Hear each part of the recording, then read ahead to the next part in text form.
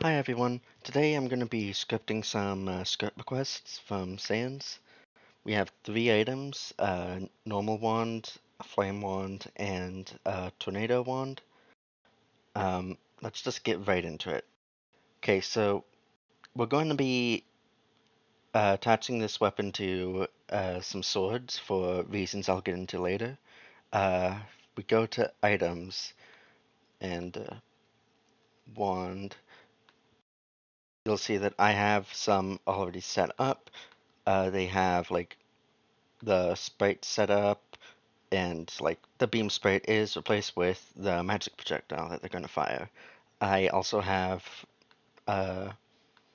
beam heart set to 0%, so that they will always fire sword beams. Okay, so if we just go straight into it, gonna see that, well, it's a sword. It fires sword beams, it splits. So first step we're going to want to do is get rid of that like little split effect. And this is really simple. We're going to do weapon script. Let's just magic.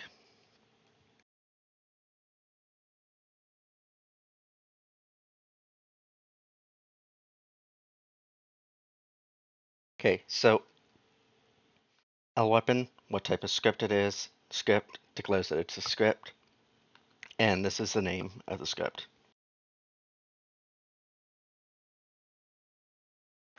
Void run, this is the, you have to declare this. Anything inside this is what the script is going to be running. This is like the main body of the script.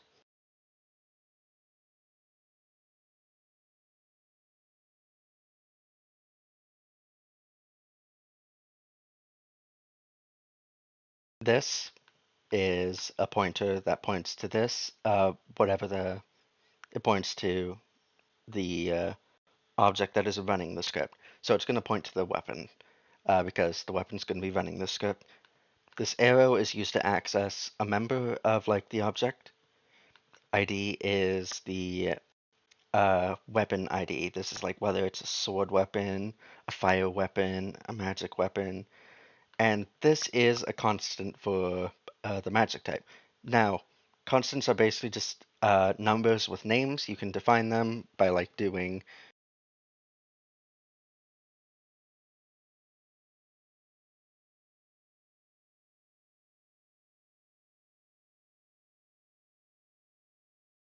const, and then like whatever the type it is. Int is the name of a number.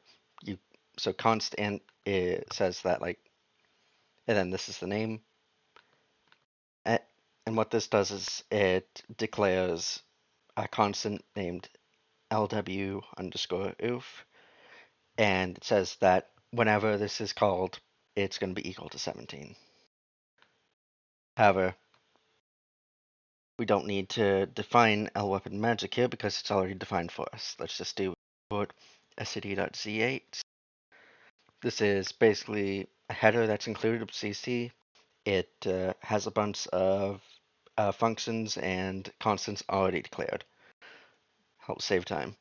Okay, so let's just save this, and we're going to save it as wands.cs. I already have one saved because I tried and attempted this earlier. And now, we're gonna do here. You can do load and just do load wands.cs, and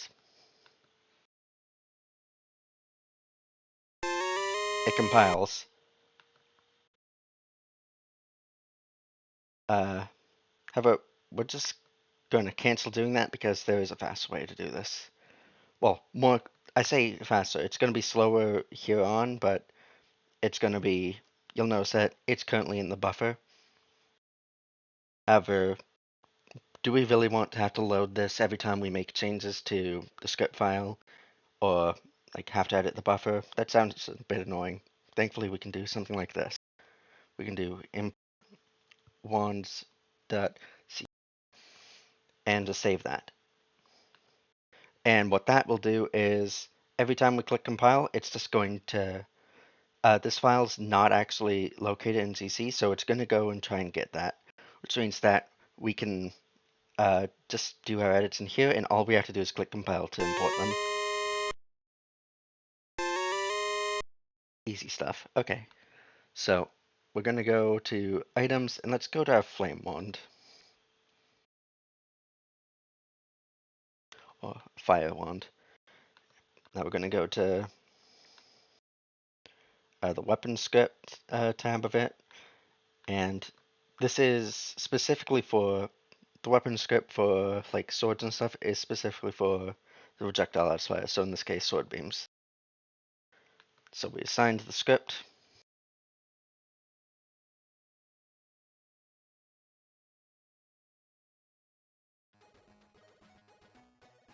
Saved.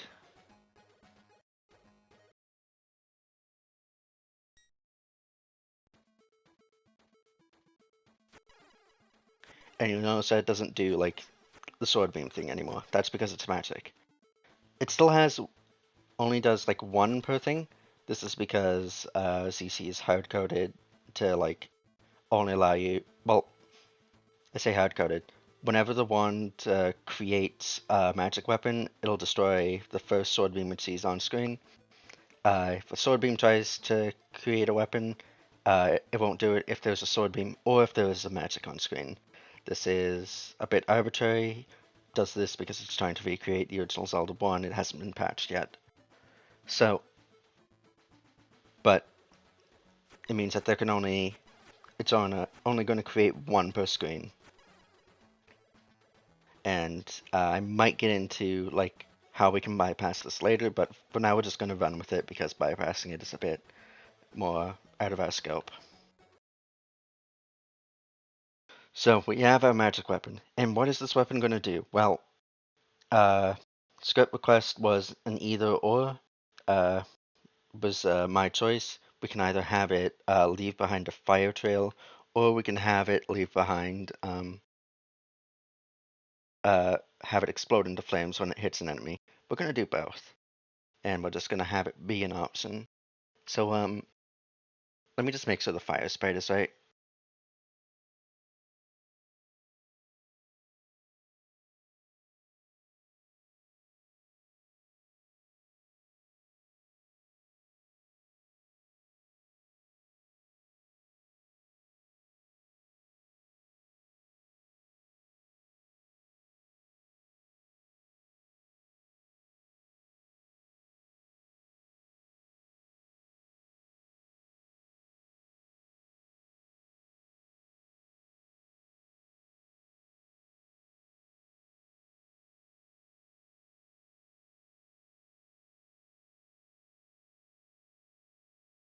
Okay, so it's 12. So I'm just going to, if you do like these little slashes here, it's a comment. Uh, these are just for you to read. The script won't do anything with them. It'll ignore anything in the line after these two slashes until it hits a new line. So we're just going to do, just so we can remember and we don't have to look later.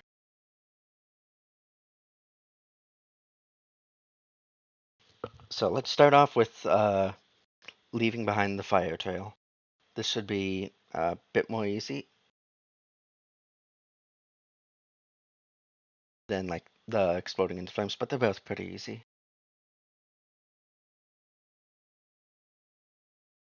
Okay, here I'm creating a number, like a timer. Uh, int means you're declaring a number. Timer is the name for this number. 0 is its initial value. Unlike a constant, however, uh, if you don't declare it as a constant, this can change. So we can do timer plus equals 2. And what that will do is it will add 2 to the timer. This plus equal 2 is the same as doing equals timer plus 2. But it's just a handy shorthand.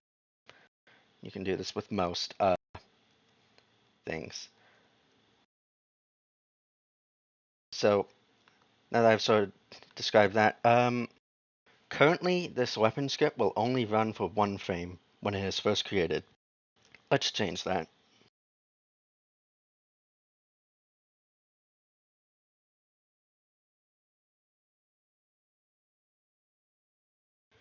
This is a while loop. Uh, the stuff that runs inside of it will run for like basically it will this is think of this as a loop. While the stuff inside these brackets is equal to true, uh, it will loop through the contents of these brackets until it is no longer true. However, because we have set it to be true, um, well, it's never going to not be true. You could do like if timer equals 0, and this will loop it for as long as timer is equal to 0. If you want to do that, note that like if you're comparing something, you need to do this double equal thing. This is the compare thing. You're comparing it to 0. But for our purposes, we just want true.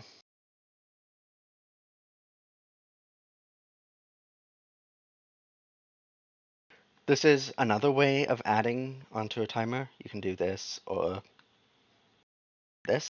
Either works. This is equal to timer plus equals 1. It's just a shorthand. And we want a frequency for how often it's going to be leaving flames behind. We're going to be, I'm just going to put this in here, in freak, and you might be wondering why I'm putting in void run. I'll get to that in a second. But I'm going to do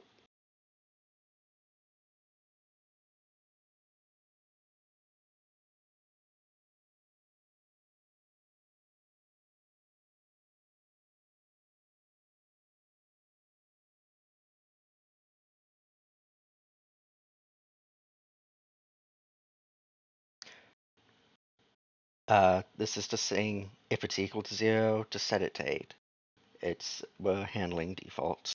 You'll understand why I'm doing this in a second. But now we're going to do timer percentage equal and freak. Now, what this does, this is a symbol for modulo. Modulo gets like the remainder of a division, but its most useful application is looping a number.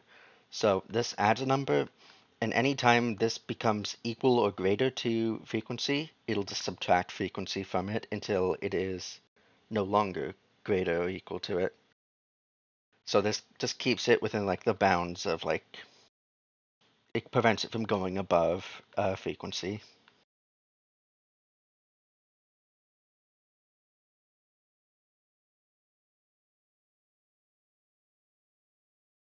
Oh, and I should probably explain what this wait frame does. This wait frame makes it so that the script uh, it makes it so that the script waits a frame for like continuing on. If you're doing like this while true thing, you want a wait frame in it if it is impossible for the script to escape this, because this is saying to like pause the script and let the engine do things. If there is no wait frame or the script doesn't end on its own, then the script will run forever, and it will not let the engine do anything, which will mean that the engine will freeze. So if you have a while true, generally you want a wait frame in it.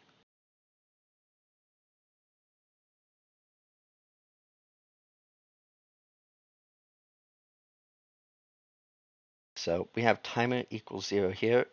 This is an if statement. I didn't really explain it, but uh, if, well, it means if this stuff is true, or like if whatever it's checking for is true, then the stuff afterwards, or the stuff in the braces afterwards, if you have braces afterwards, will run. Otherwise, it won't run.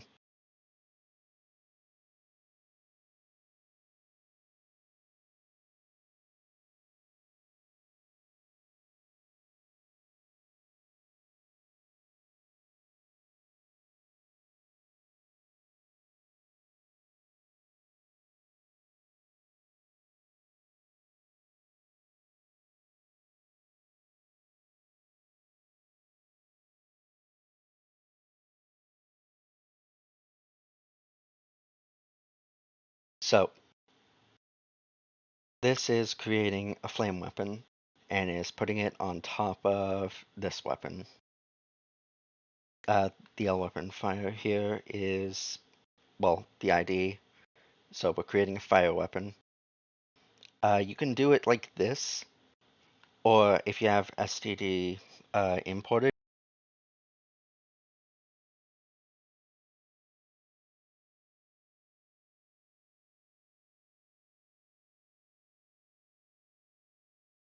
this is a handy shorthand that just creates it and places it. Note that there is no screen arrow before it. This is because this is a function, or this is like the an internal function that like you're saying telling the screen to create a fire weapon, whereas this is a function that just calls all the stuff we uh, but like does it a bit more compactly.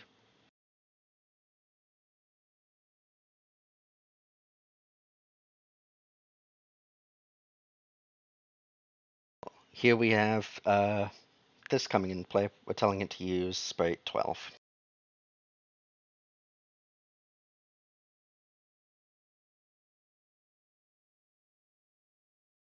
Okay, so we can have it do the one that it is doing, or we can also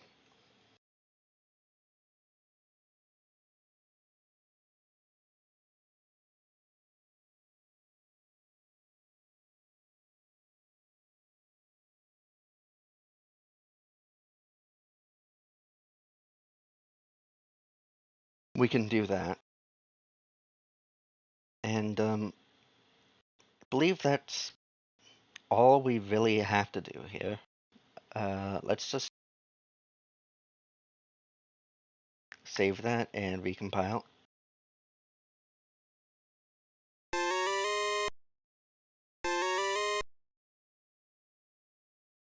And I suppose I should probably show off what putting the stuff in the void run does. If I go to wand fire, you'll see that, oh look, freak damage. It's the same things I put here.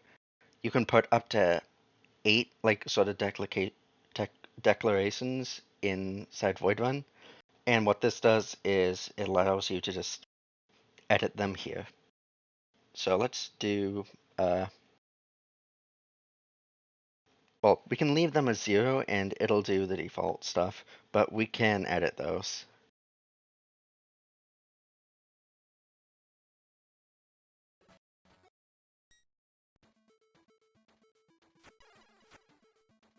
Oh dear. Appears that they are moving upwards. So when we created it, there's some default values that you might have to clear. Let's do name step equals 0. It appears to be initializing with speed, and that's the main thing that's causing it to move. You want to set its speed to 0, and they're moving up because the default section is, but we probably want to change it is equal to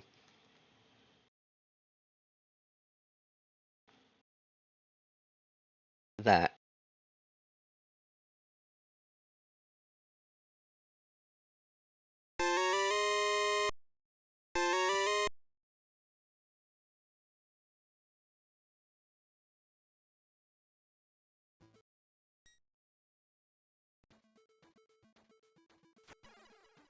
But look at that.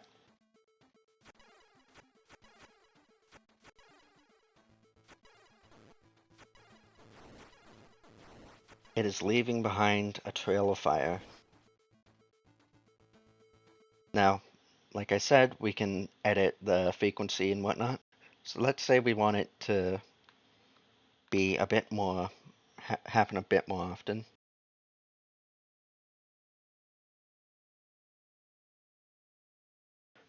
We set the default value to be 8 if it is 0. Let's try setting it to, I don't know, 4? It seems like half speed. So this means that every 4 frames it will create a fire instead of 8.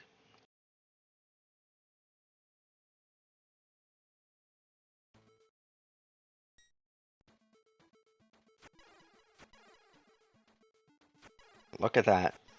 Isn't it beautiful? So that's the flame trail part of it done. Let's test how it works with mirrors. I am not entirely sure how reflecting works with like scripts, but there's always a chance to find out.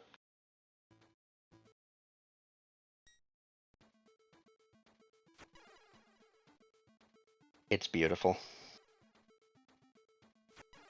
Of course, that's reflected magic, so it'll hit me, but these won't, even though it itself is reflected.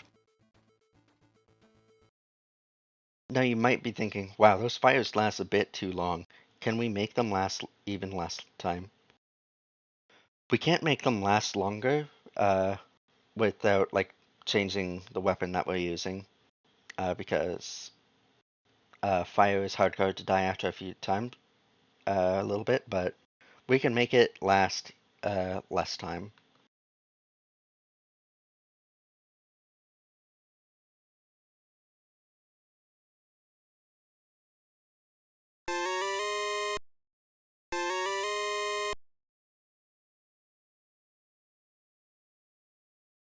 I messed up. I didn't do anything with that. Sorry. Okay, so we decided lifespan here. Let's actually do something with lifespan instead of declaring it.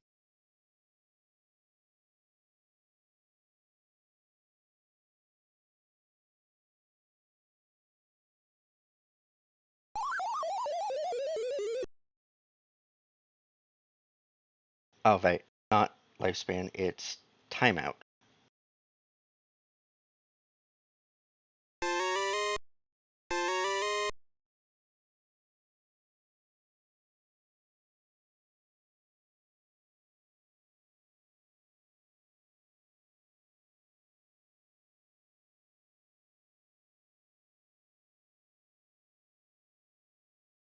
Let's have it delete itself after 30 frames.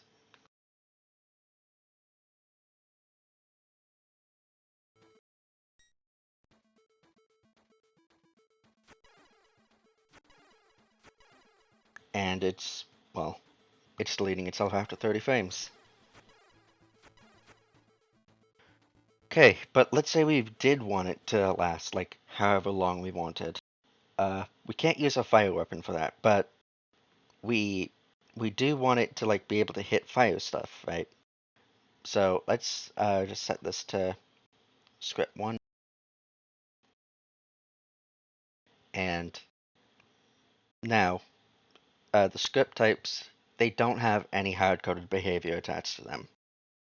So this is the important step 1.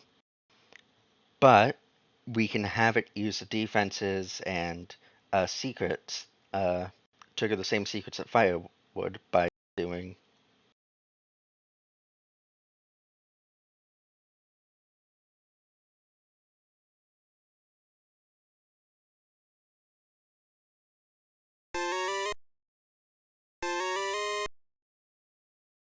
And I suppose I should place a burn trigger.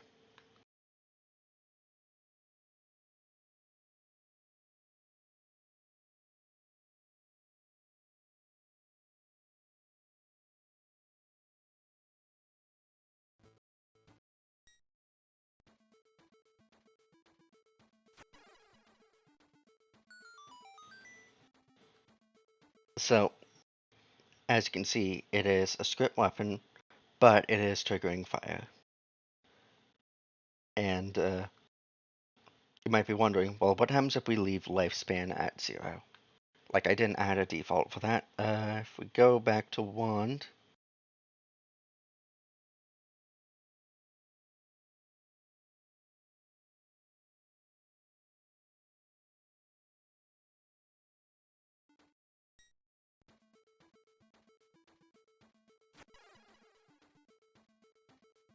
a lifespan of 0 means it doesn't die on its own.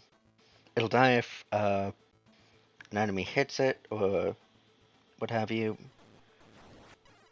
And this is one downside. Fires wouldn't get deleted normally when an enemy hits them, but we can also change that. We're going to have to declare a new script.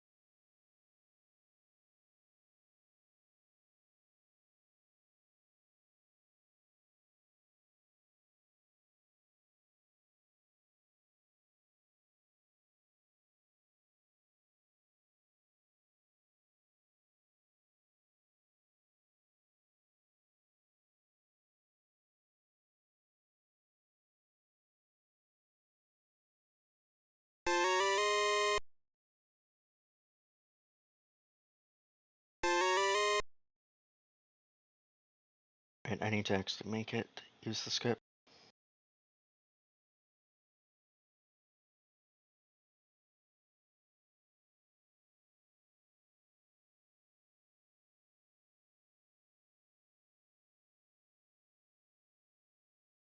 Make sure the name's the same.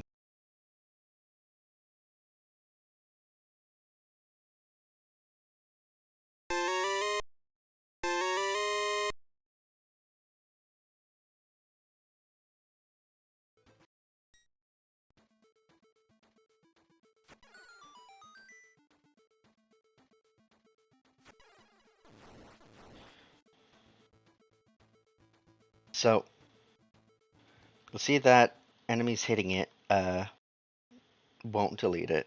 It's keeping itself alive. But the real test here is, will it delete itself if it has a timeout?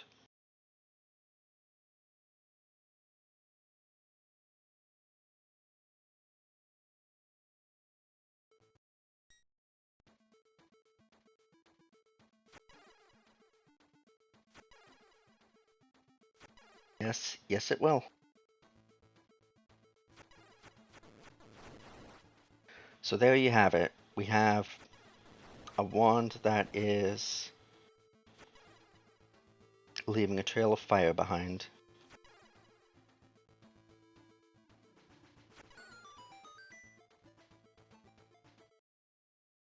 Just a little check of polish. I believe most with an initial draw. Let's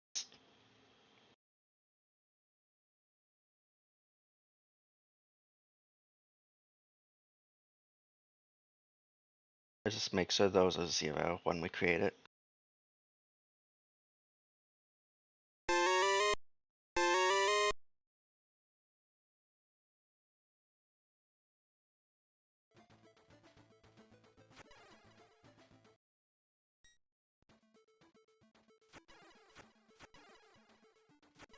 You'll notice that before the fires were slightly above, but now they are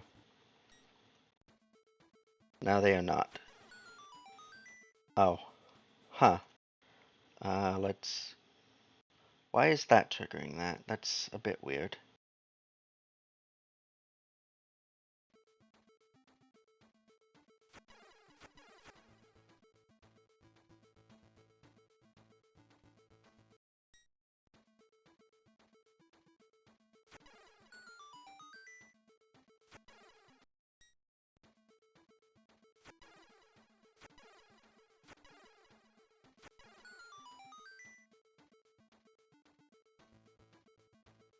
Ah, well, that might be a ZC bug that I need to look into. But either way, we have a one that creates a flame trail behind. Perfect.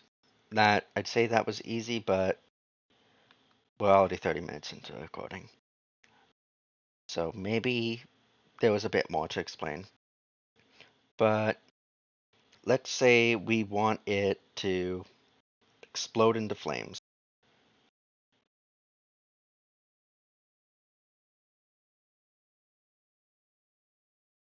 Well, first,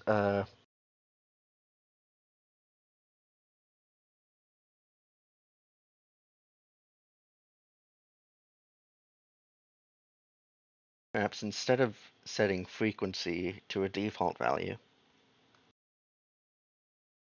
we shall have it only do this, the this whole shebang.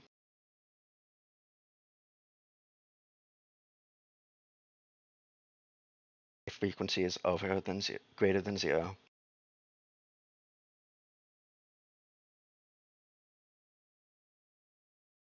So now you can just disable this behavior.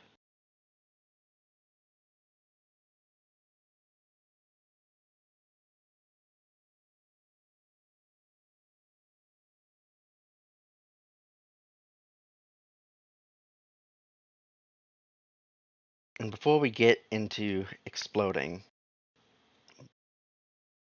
one thing that was also requested was to have it delete it.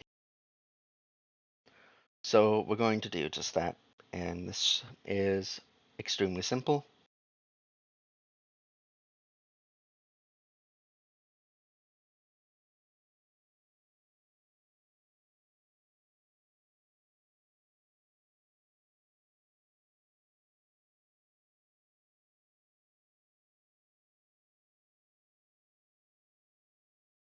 This is an SCD function to get the center of anything. Here we're using it to get the center X and the center Y of the weapon.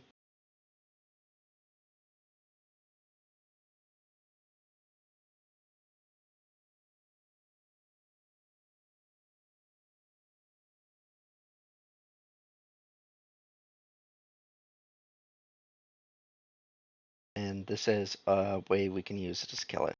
We can also do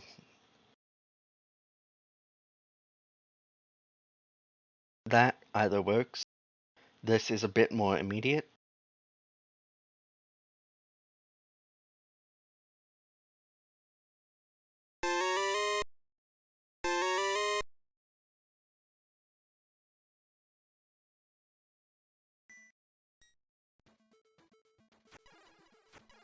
And it deletes itself on a wall.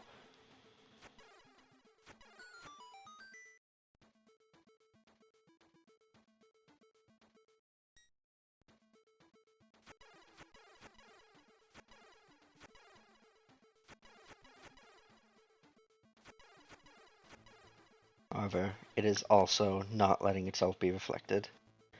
That is a problem.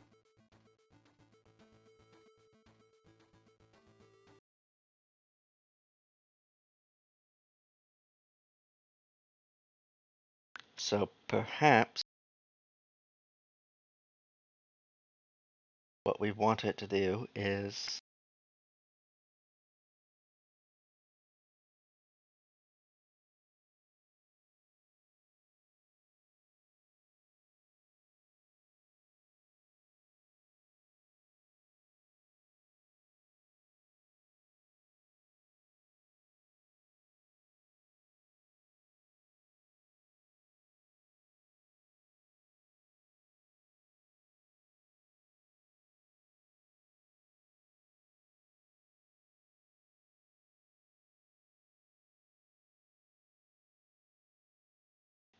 it might actually be better to make a function for this. So let's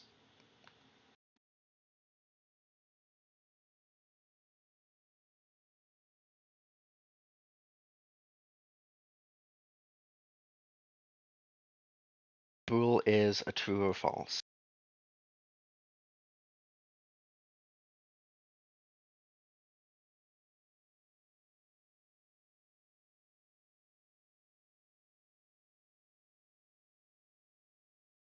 Turn true at the end. Now we are going to get whether or not there is a mirror.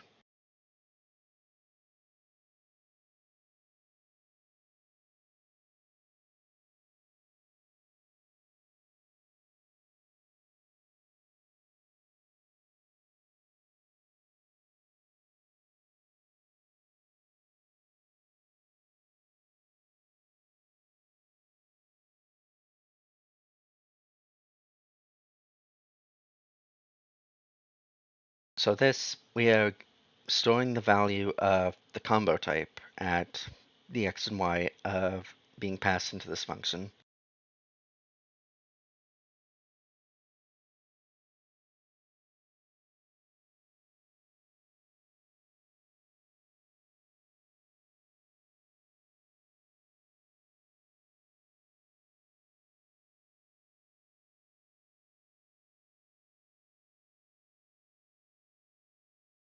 And we can just keep going on like this. If it is equal to mirror, if return false, if it is equal to mirror slash, return false.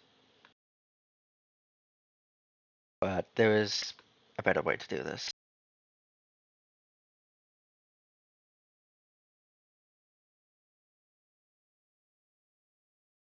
Switch statements.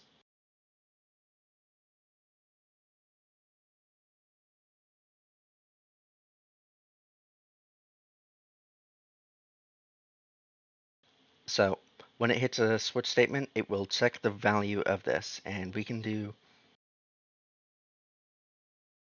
case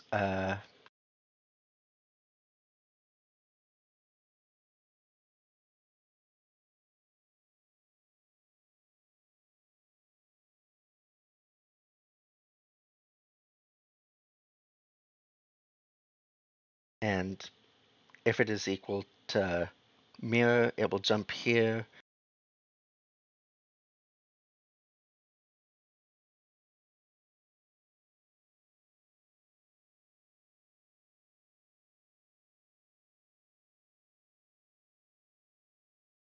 If it is equal to mirror slash, it will jump here. Uh, because it will run through this entire thing. So you can have it so like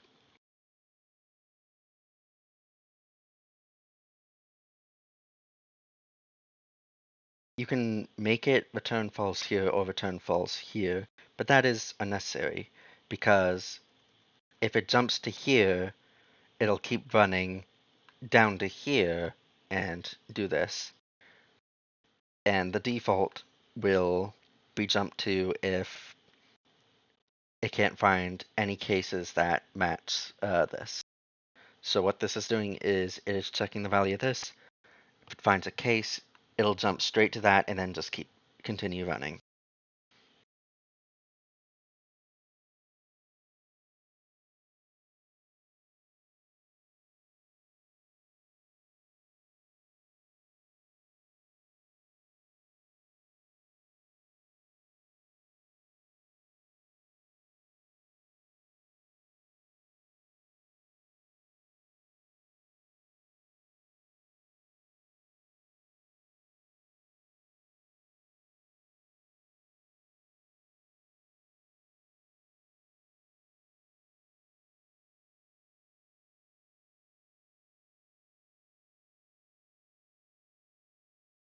Thought there was a mirror custom combo.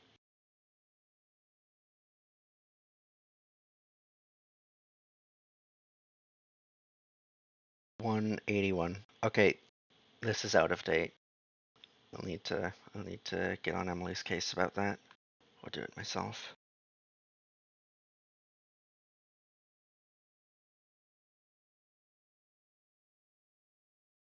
But because it's a number, you can just do that. Or we can declare our own constant in the case that std.ch is not updated.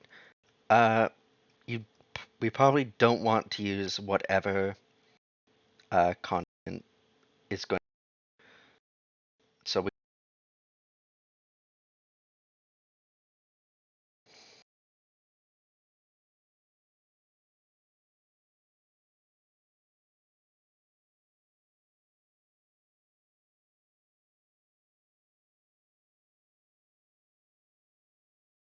and that seems unlikely to be caught by std.ch.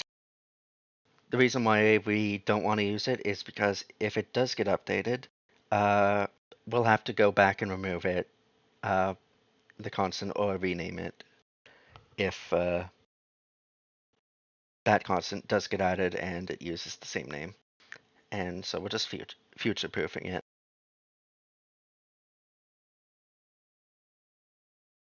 Okay, we probably want to just have this break. Break is break jumps immediately out of a switch statement. Like it'll just jump to what's after, which in this case will be return to. Return also like immediately exits this function. Return like returns a value that this function is presumably being called for, so that will also exit.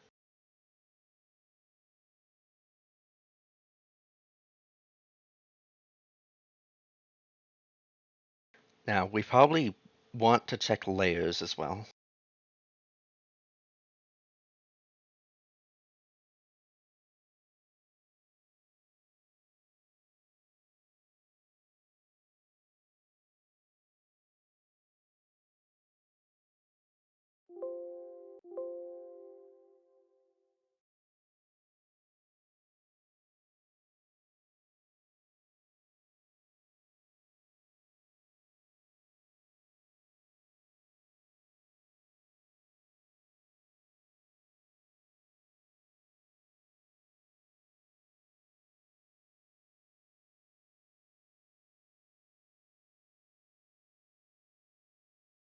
So we could do screen combo t, or we can create a map data variable which loads a temp screen. Let's put a that there. And 0 would be for layer 0, 1 would be for layer 1, 2 would be for layer 2, etc. We can do this as like an easy way to get access to access to uh, combos on other layers and stuff. But what we want to do is we want to loop through the first, we want to loop through layer 0, 1, and 2. And if there is a mirror on any, like, any of those layers, want to, we want this to return false. So I'm going to introduce you to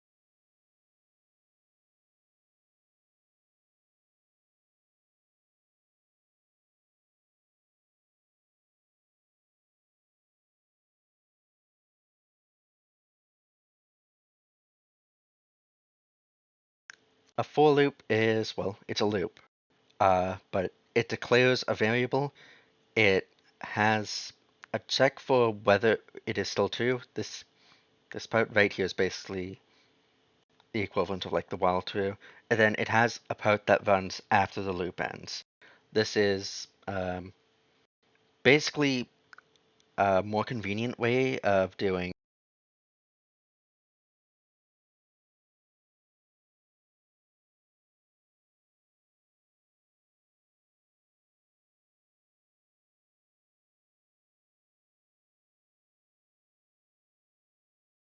It's it's basically doing this. Well, doing that.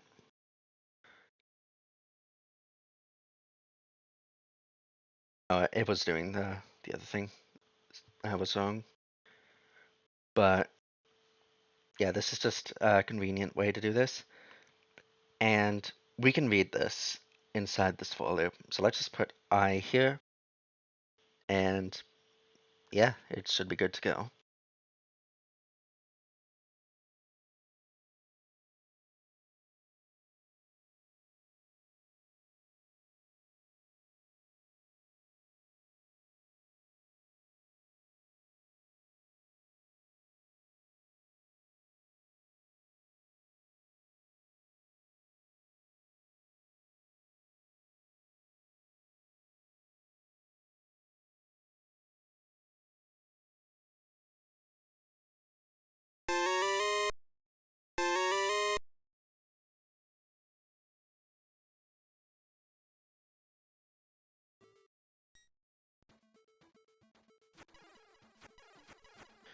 And yeah, it's doing stuff. However, I have a feeling, yeah, it is. The fire is removing this, but if, well, we probably want it to like go through that if it is a fire trigger. So let's go back to that check mirror thing. We can just rename it to, well,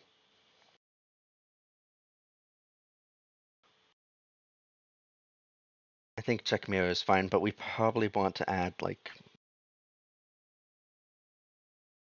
check fire. And we're going to be checking fire for this.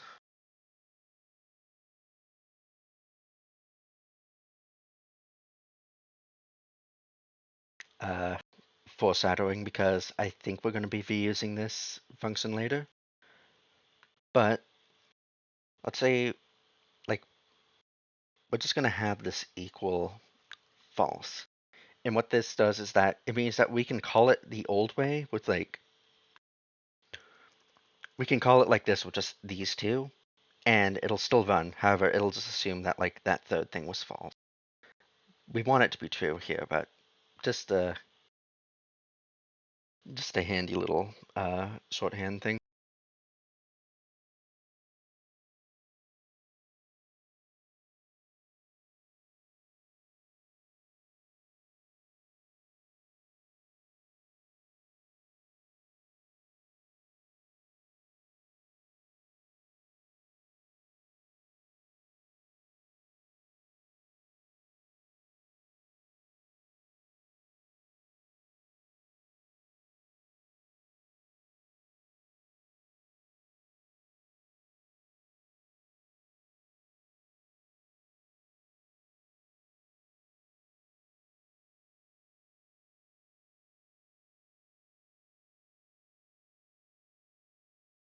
So we're storing the flag and the inherent flag of these respective combos.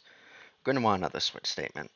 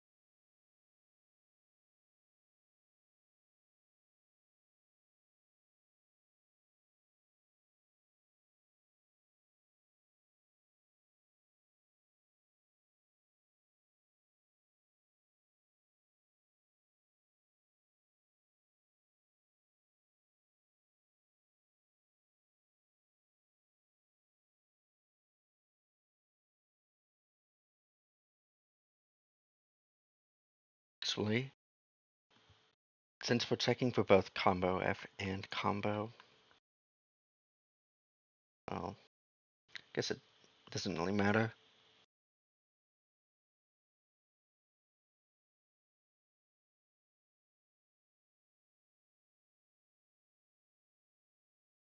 Does mean that if we want to, you'll have to change it both here. If like if there's any new flags you want, like if you want ignore flag,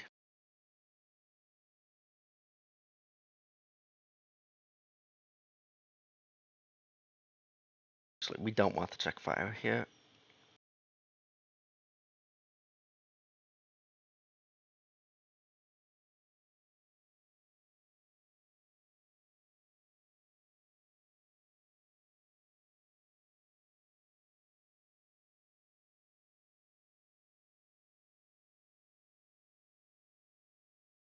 This is for like after the if, it'll run until like either like if there's braces until like the end of the braces or until the next semicolon. Just this thing at the end. So you can do that, and like this also works.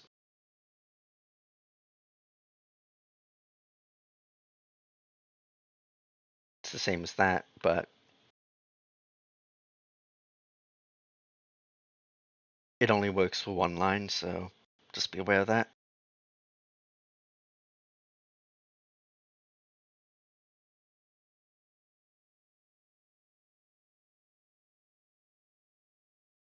I'm just doing this because it bothers me.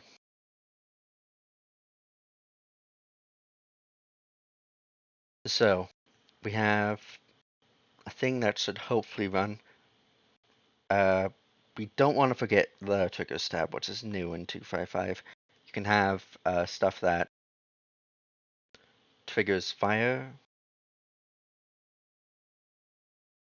and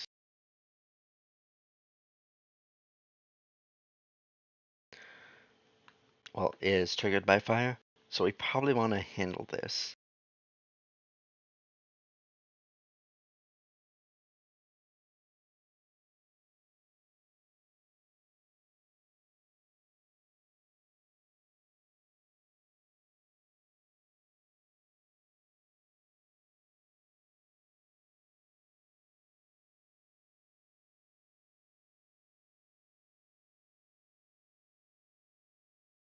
However, in order, we can't just do like the thing.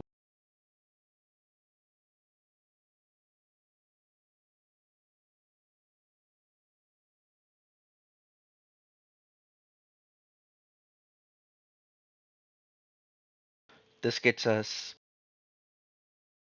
combo D is the number of the combo.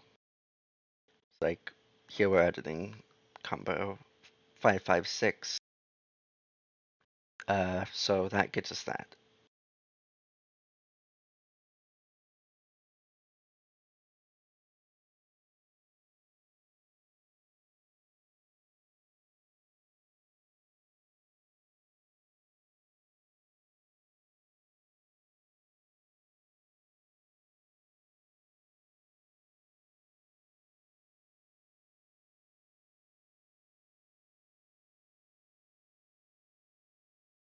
It's entirely possible that my std.ch isn't updated because I haven't downloaded a latest version from GitHub.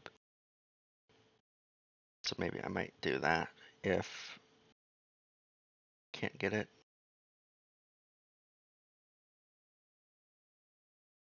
So we got combo D.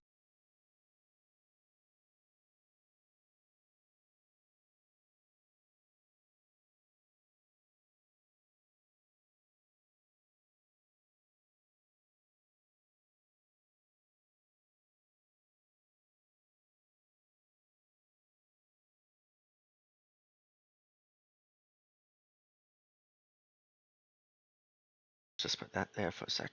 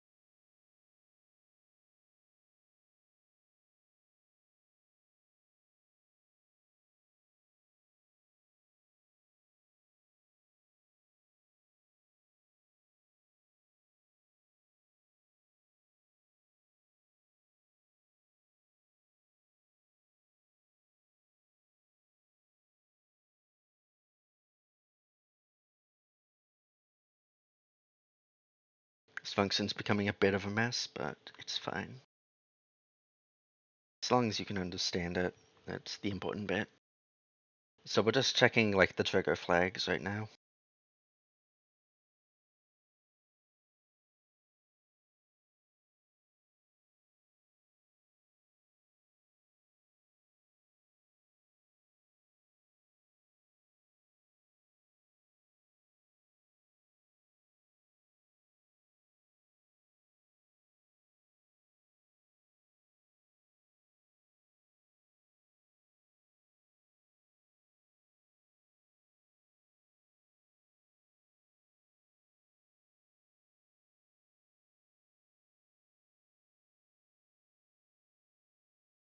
We can have this all in one if statement by doing these like vertical lines. To get them, you just hold Shift and click the button underneath backspace for mouse keyboard.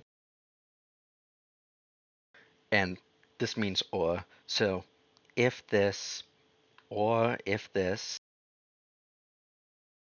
or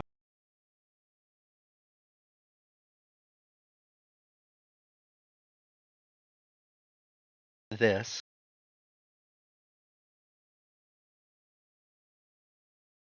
Yeah, this is another way of doing switch. Switch was better for this, but for this, I think if statement is probably the better play.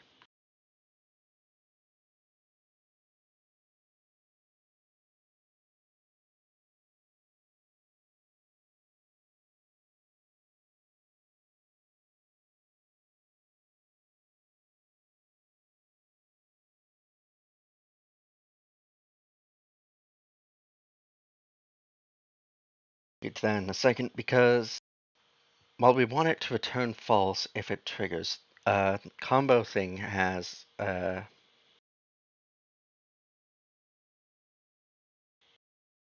I can find it, kill triggering weapon. We want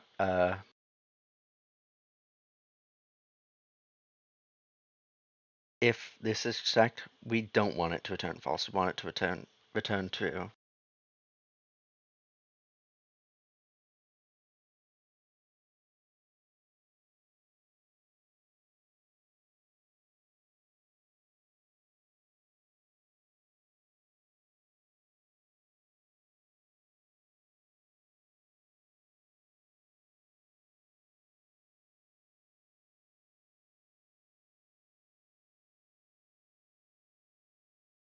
Let me just check the source to make sure this is the right one. Oh, that's. I think this is the right one, so we're just going to use this. And if we're wrong, we'll know. Thing with scripting, you have to be willing to do a little bit of trial and error. That it's not like it's something you can get better at, but sometimes you just have to try around and find out.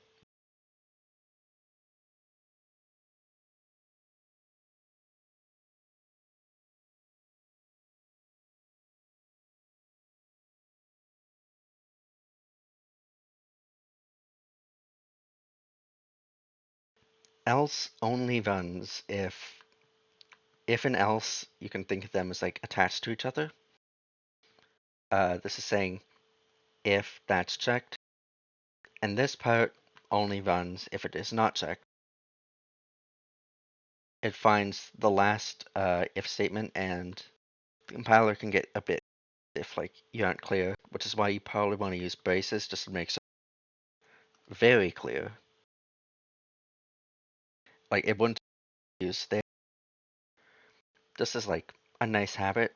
Braces are good. Some people don't like them. I personally like them. I don't want to forget that.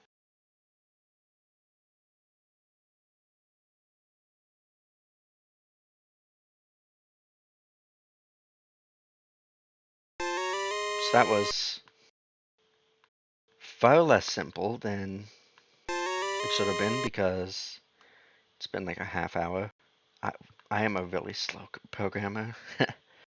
Or maybe it's because I'm slow at explaining, I'm not sure.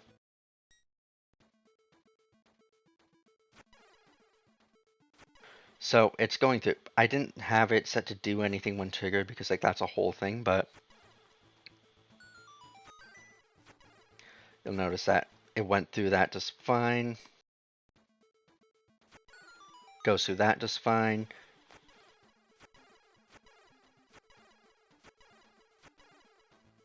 So yeah, and let's say we want it to kill the triggering weapon.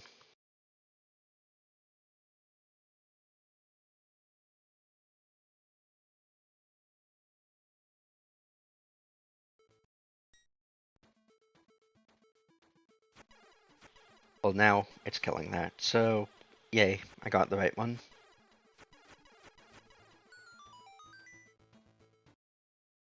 Okay, I guess one last little bit of polish that we can do is when we remove it, we can try creating a flame.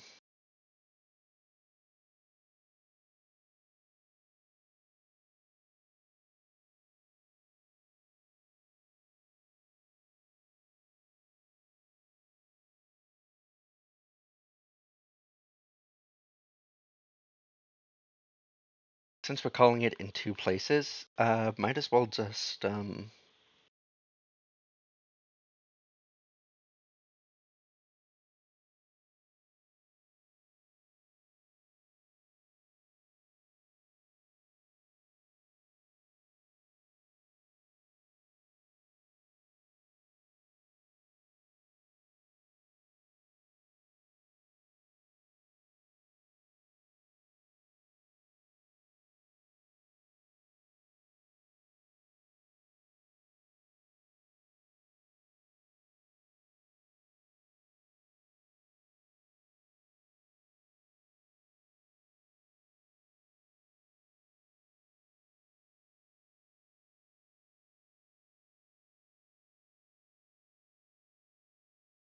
you can do these little functions just to make things more organized.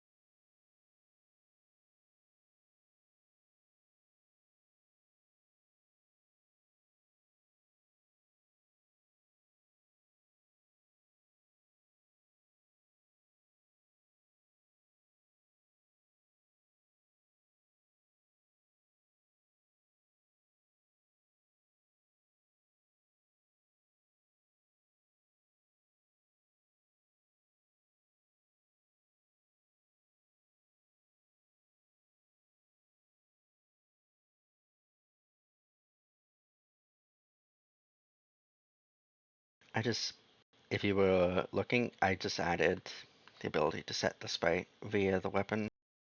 Having it hard coded uh, doesn't seem like we can have it, but there's no reason to have it hard coded here, and we can just have it default to a default value if it's 0.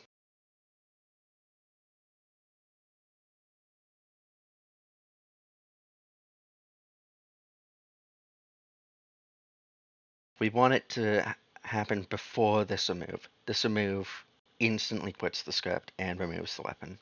So just keep that in mind when you are calling this. Meanwhile, if you call like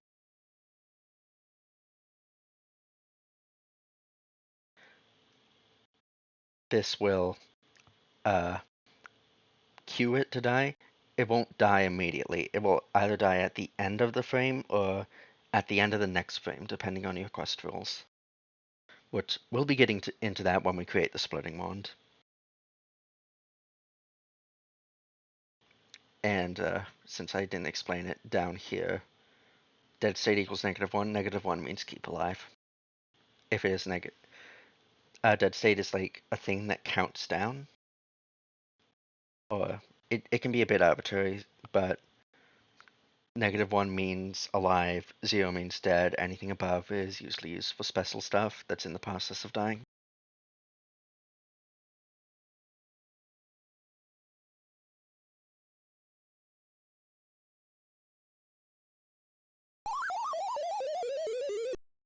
Oh shoot, I have not done damage.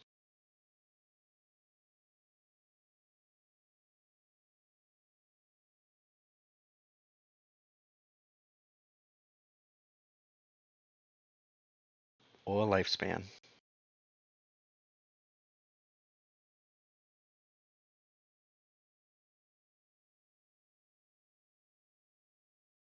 I think I'd like to order lifespan after spite.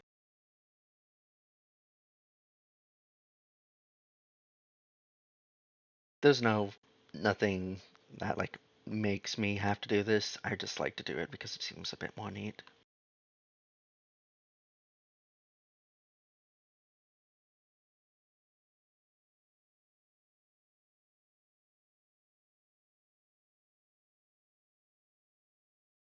Likewise, these don't have to be in capitals. I'm just doing it because it's neat.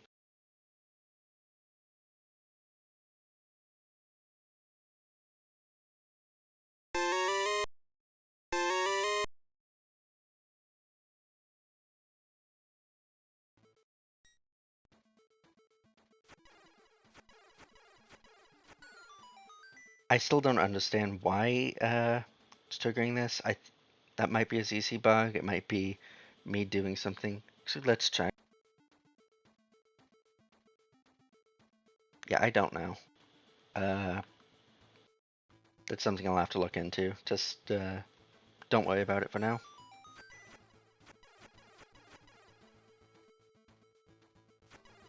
So what that did is that when it dies, it'll create a fire where it died. It's just a nice little bit of polish. So now we get into exploding into flames.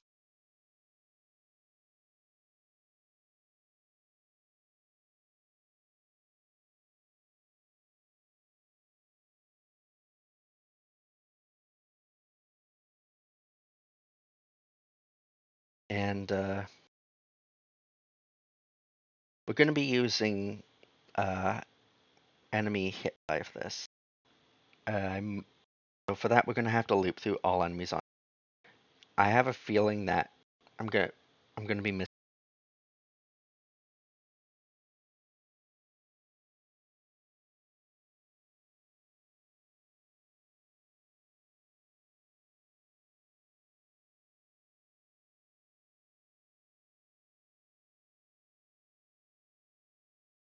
So some things start off at 0, like when they're being listed. Sprites and stuff generally don't. So 0 is not a valid NPC.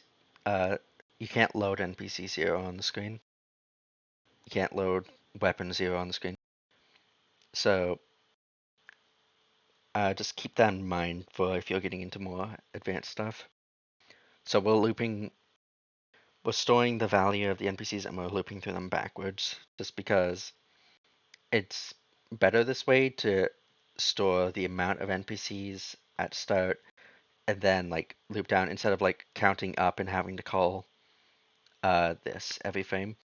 It's not that much slower, like it's barely even noticeable, but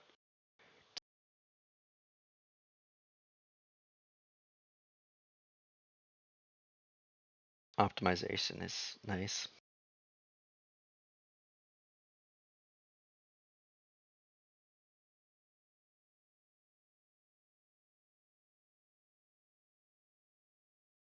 Okay, so this is looping through all NPCs, and well, yeah, we have NPC N here. We can N for anything. We're going to be checking hit by.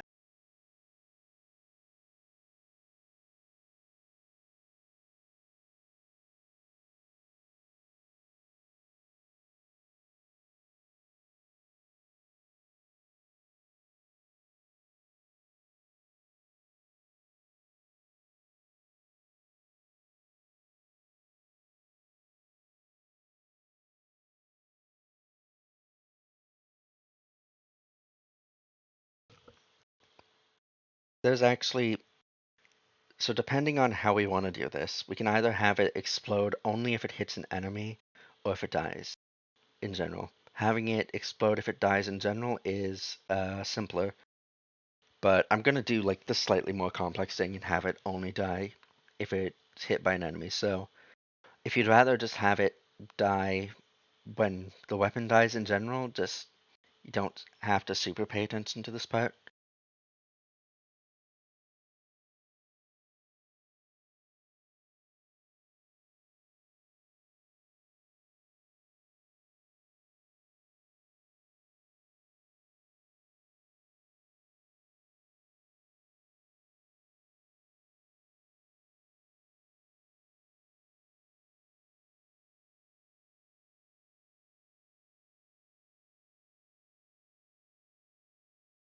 I think there's a Q error that affects this. These were bugged at some point.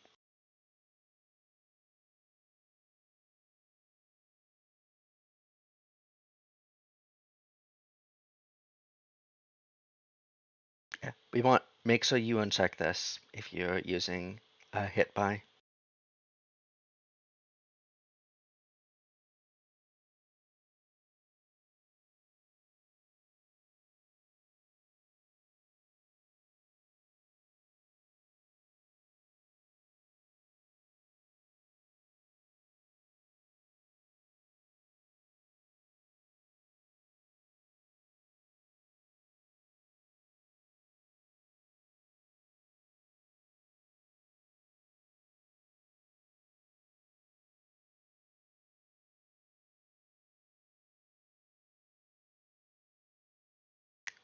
So this is how you'd check if the weapon hit an enemy.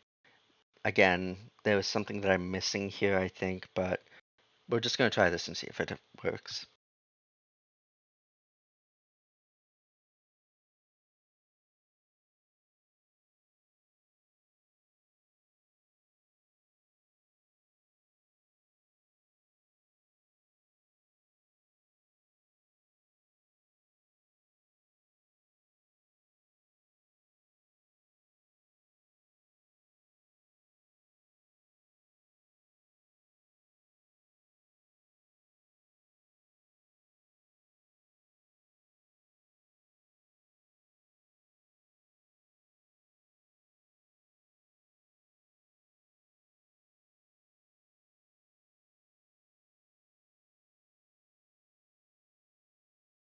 Okay, so this is getting the value of 360 divided by explode amount.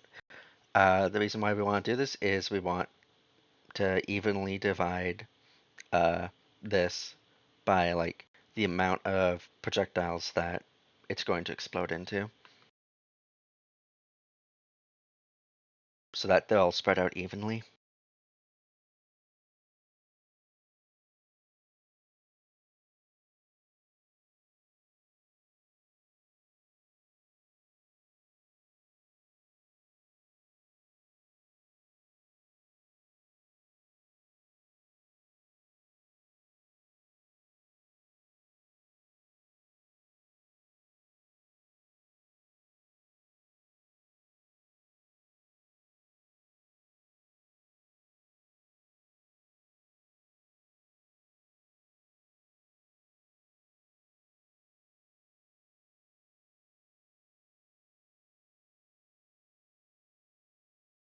So because we, well, actually, I'm a bit dumb,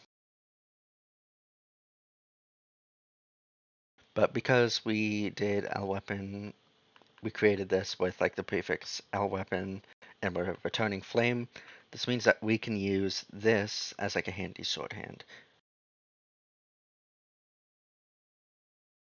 Um,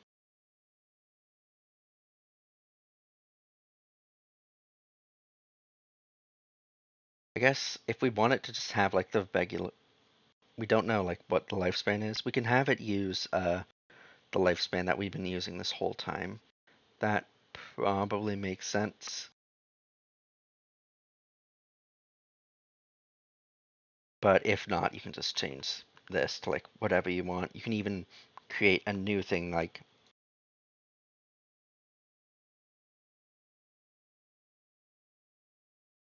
and just have it be able to be set. Just be aware of that you can only have 8 of these per script, so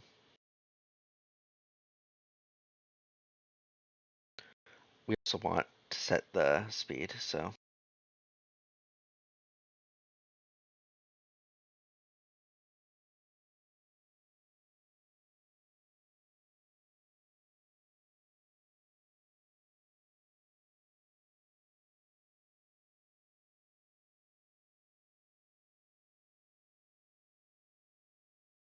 we set angular to true so that like this is moving in an angular at an angle instead of moving at um,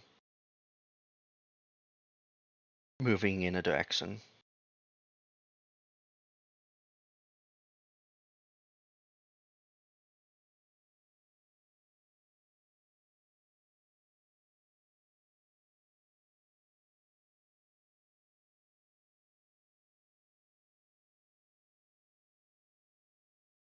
Here we're setting the angle. We got angle vary here, and this is like how much is between each one. And because it's counting up from m, this means that if we just multiply m by this, we'll have an even spread. We also want to set the direction. We can set it here or we can set it afterwards. It really doesn't matter.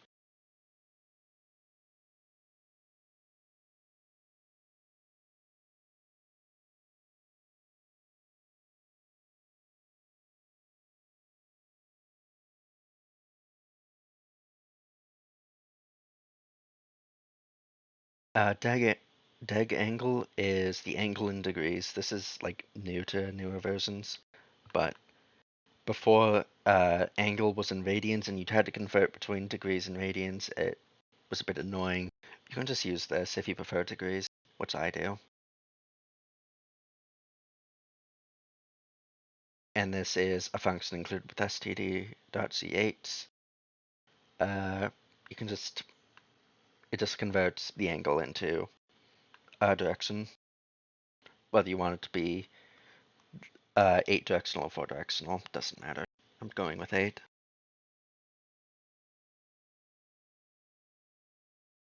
Lastly, we want to set the speed.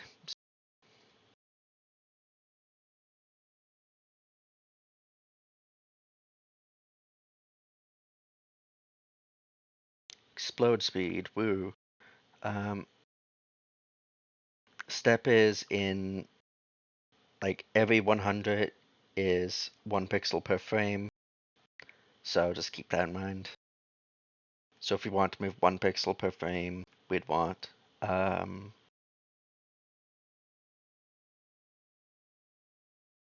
we want, sorry, I'm blanking. If we want 1 pixel per frame, we'd want 100. 2 pixels per frame, we'd want 200. The default speed for Candlefire is 50. So we can probably just default this too.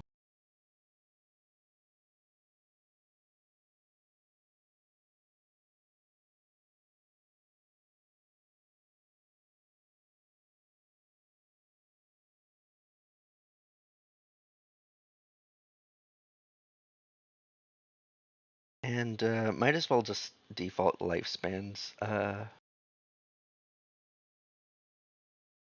We don't have to initialize it as this. We can do it as a fire.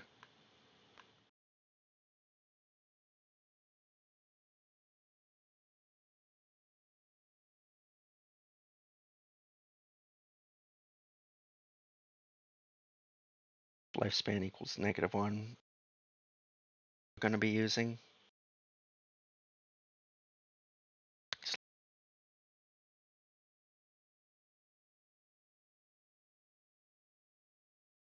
Value. Let's not overcomplicate things.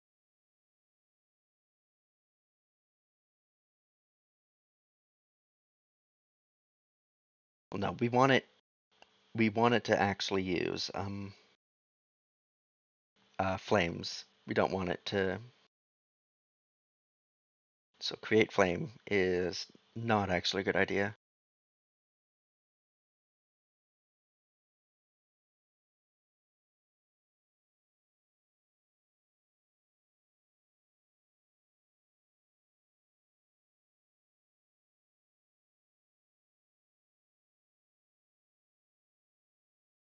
Because when we removed the hard-coded fire stuff, we also removed by well by changing it to script weapon. Script weapons don't stop after a few frames like fire does, but that's something we probably want here for the exploding fire.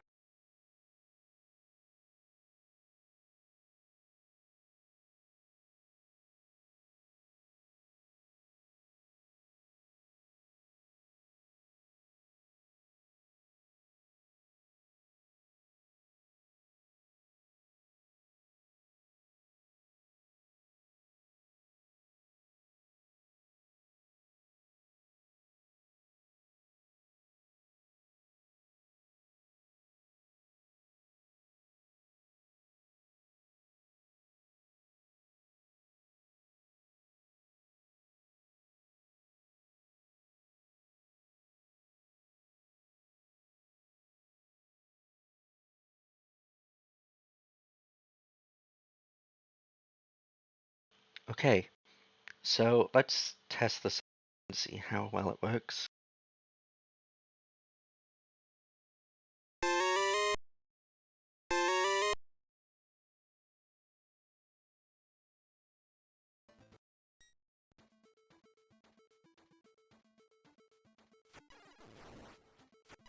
So currently it's doing nothing, which means that I was right. Hit by only updates. Hit by has some timing shenanigans, and since we're trying to read it from an L weapon, generally we usually want to read hit by as weight draw. So let's just put weight draw here.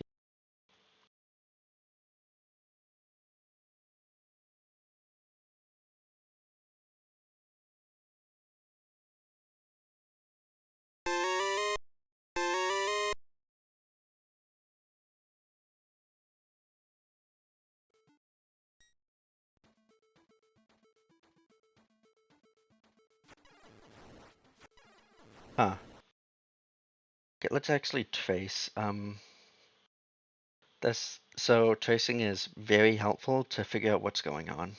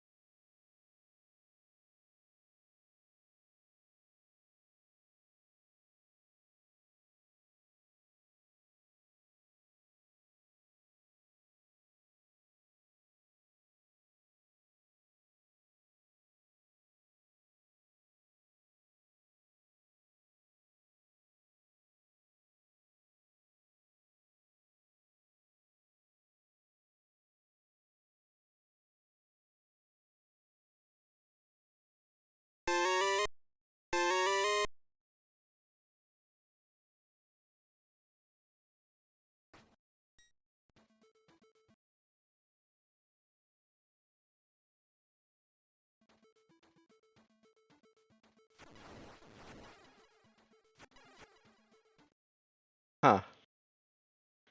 Did I... There's a bit of trial and error here, but...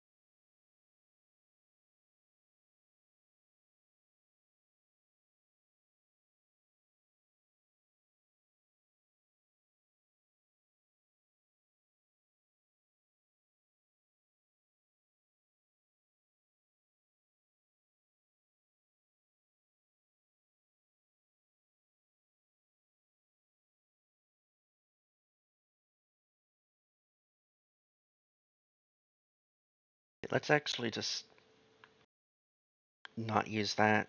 Hit buy is a bit weird. I don't know why.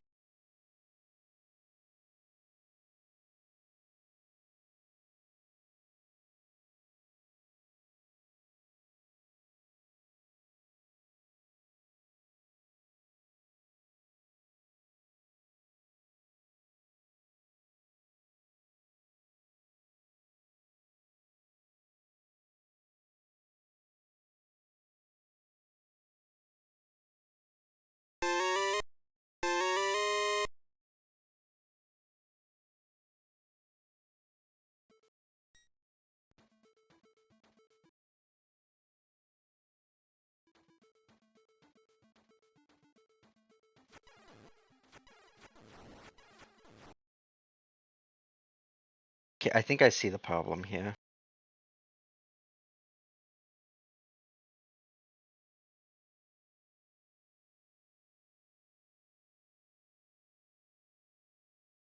You sometimes have to do a bit of problem solving.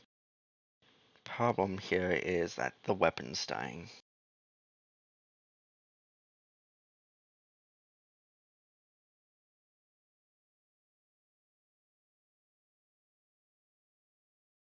Yeah, make sure that's checked. That's going to be important regardless of which method we do for it exploding. I should have caught that.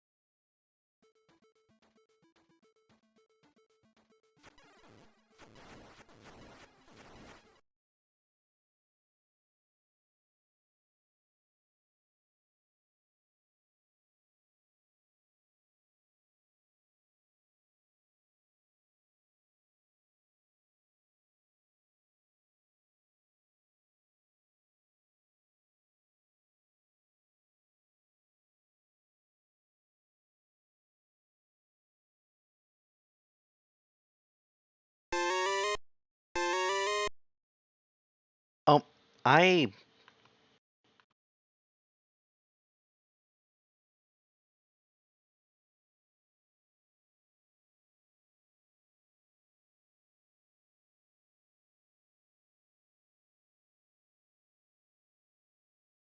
that would probably help. Might have to cut that out in editing. Assuming I even edit this, it's possible I might not.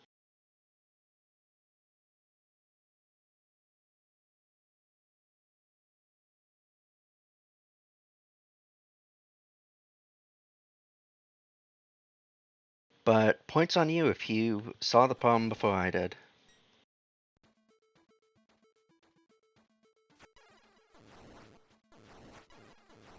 Yeah, see, there we go.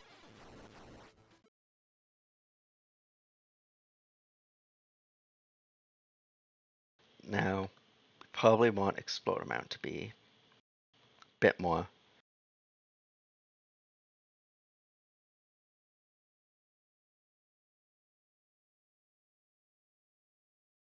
I think we can just leave the default for that. We'll just change it in the editor.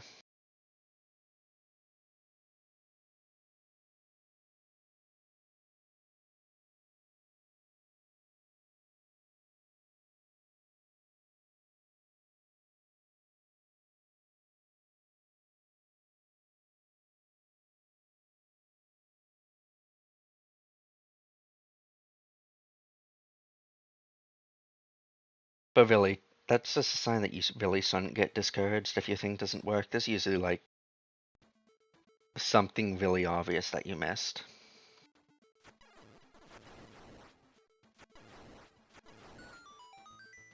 There. That is. I still don't understand why that's happening. That is the flame wand.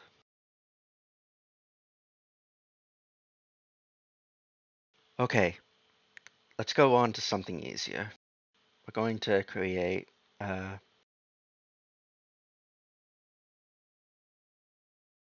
neutral wand. The neutral wand is basically a wand, but when it dies, it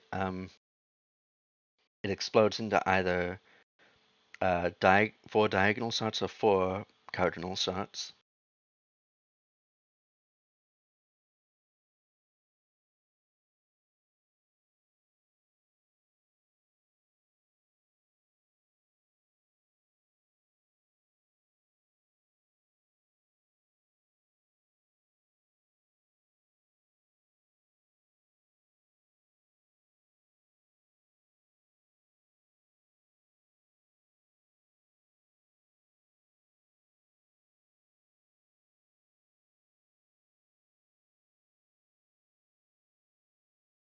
We aren't fully done with the flame wand yet.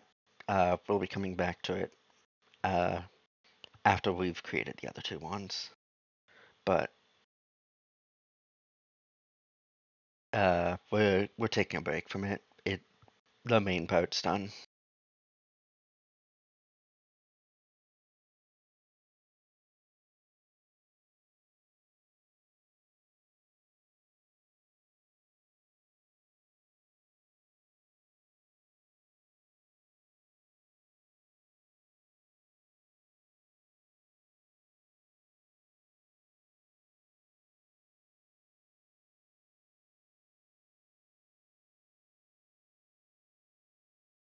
Copying the thing that removes it on solids here. And you can also sort of think of this as like, what if I wanted the flame wand to explode into flames, whether it hit a wall or like just died in general? This will this will show you what we want to do. Set dead. That's another constant I haven't been using. -1 is -1. Yeah, I have not been using completely. Yeah. So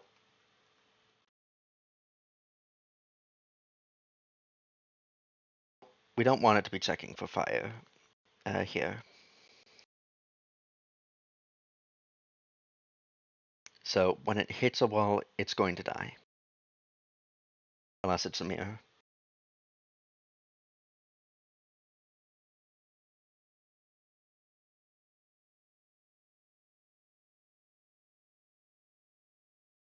Now, dead state will be dead if it hits an enemy, hits the edge of the screen, or in this case, if it hits a solid. That's a new thing that we're added. So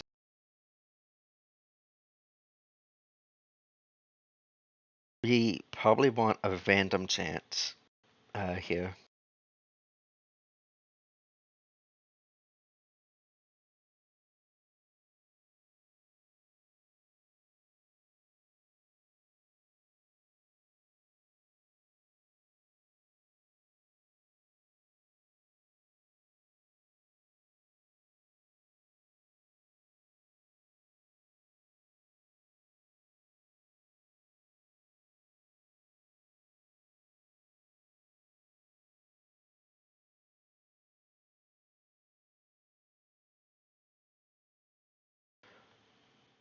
Vand is a function.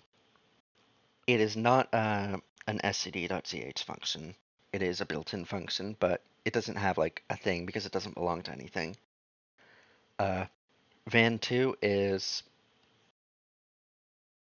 basically this gets a random number between two choices. In this case, either 0 or 1. So Van2 is basically a coin flip.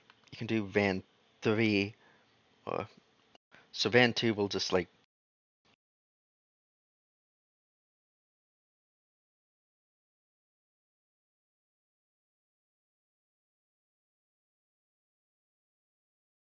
and well, yeah, that's basically how it works. It will never return the number that's like being passed into it.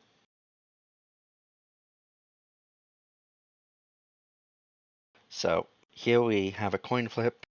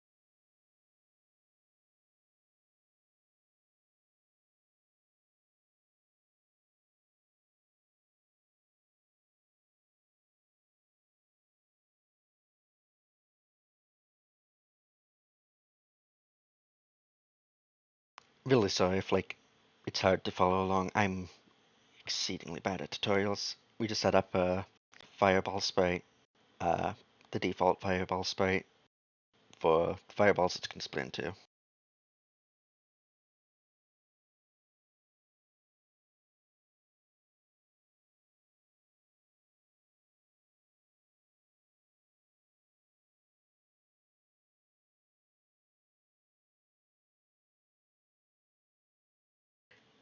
Reminder that it needs to be this quest role that we set.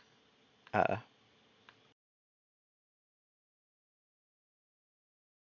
Find it by just searching WDS. This needs to be set.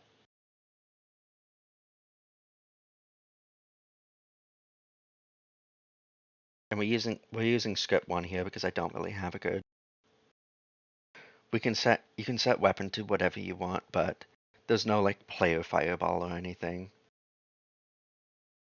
There is reflected fireballs, but those can hurt you, and that doesn't seem like something you'd want.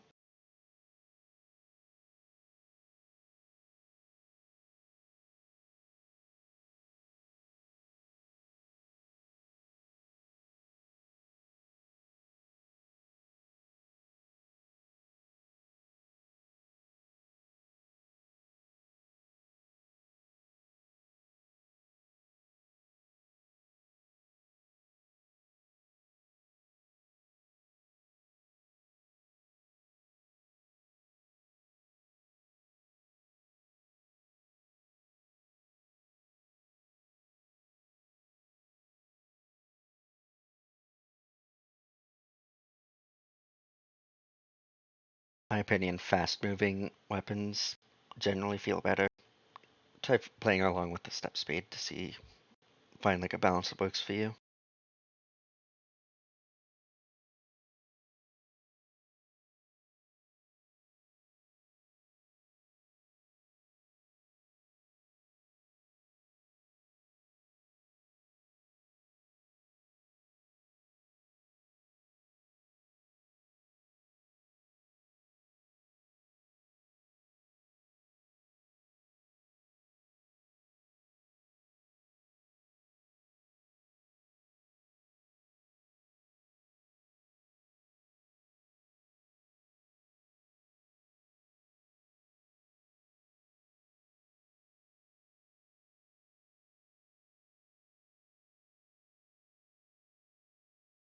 Now, I already went into like angular movement down here, and we can either do angular movement for this, or we can do uh, direction-based movement for this. Direction-based does mean that the diagonals will move faster because um, they'll be moving like the step speed in both directions at once, while angular will do some math. So personal preference is down to you. I already showed off angular movement down there. So we're just going to be doing uh, directional movement.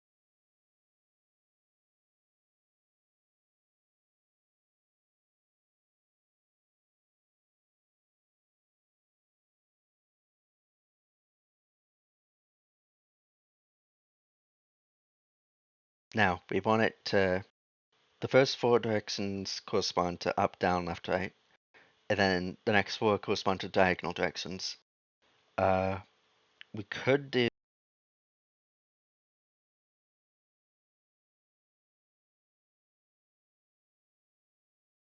we could do this.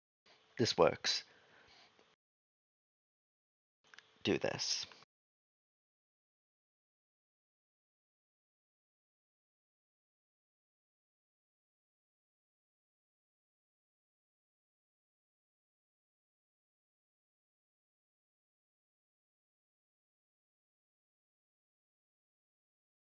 This is what we call ternary.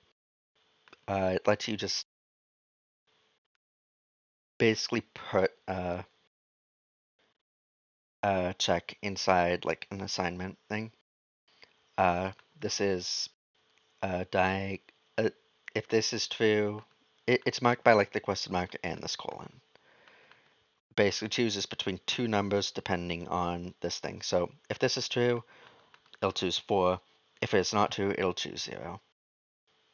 And this is just handy. It's if you can't grasp it, don't worry. Just do like the plus equals 4 thing. But this is it. We're either adding 4 or 0 to this depending on diag, which is random. Also, make sure that you do. We declared diag beforehand because each rand call we do, well, is random. If we did it in here, then like we'd have like it randomly choosing between being diagonal or being like cardinal for each one it creates, and we don't want that. We want them to either be all diagonal or all cardinal. And am I forgetting anything? What did I do when I was creating stuff down here? Damage sprite, lifespan. We don't need any of that. You can have that stuff if you want, but yeah.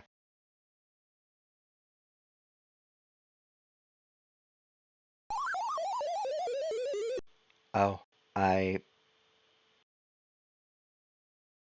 Categorization matters.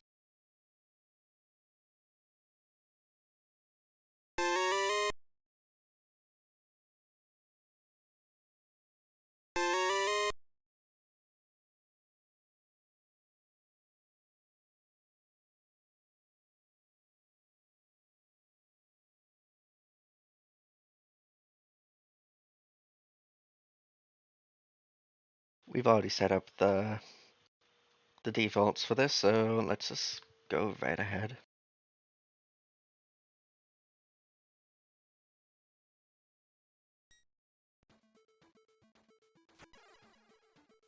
Oh, that's no good.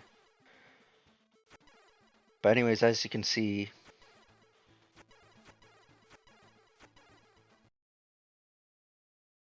it's doing it. This is because it is being dead for 2 frames, and we don't want that, so we want it to kill it.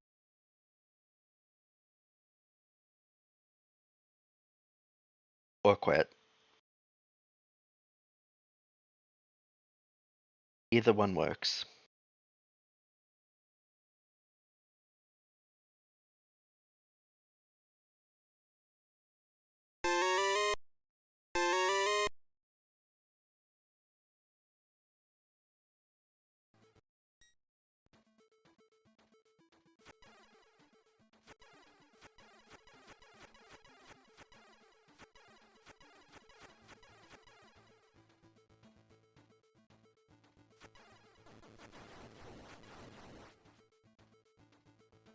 Okay, it appears that I am not smart. I did not.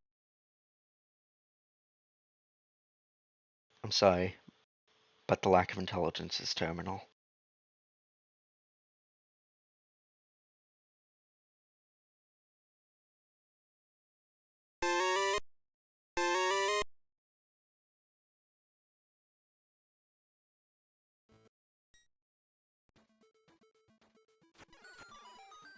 I keep pressing the wrong button.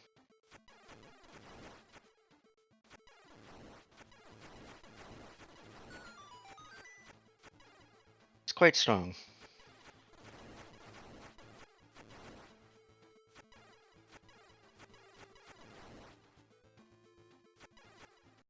No, I'm curious. Does magic work with this?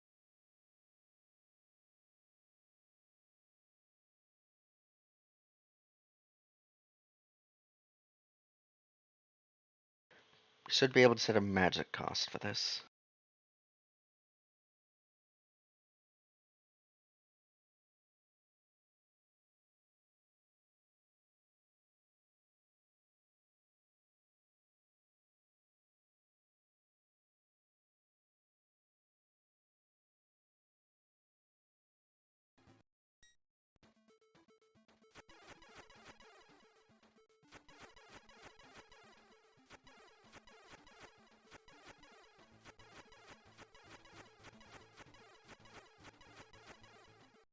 Okay, so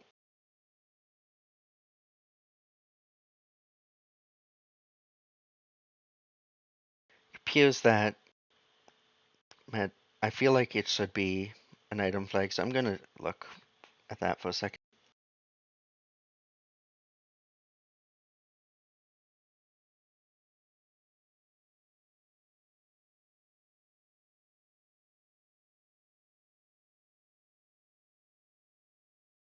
Yeah, I'm not seeing anything, so um, thankfully we can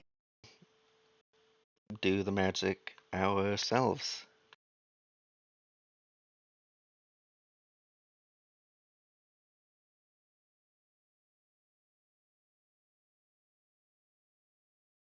Um, no clue where to put this, so let's just put it. Uh,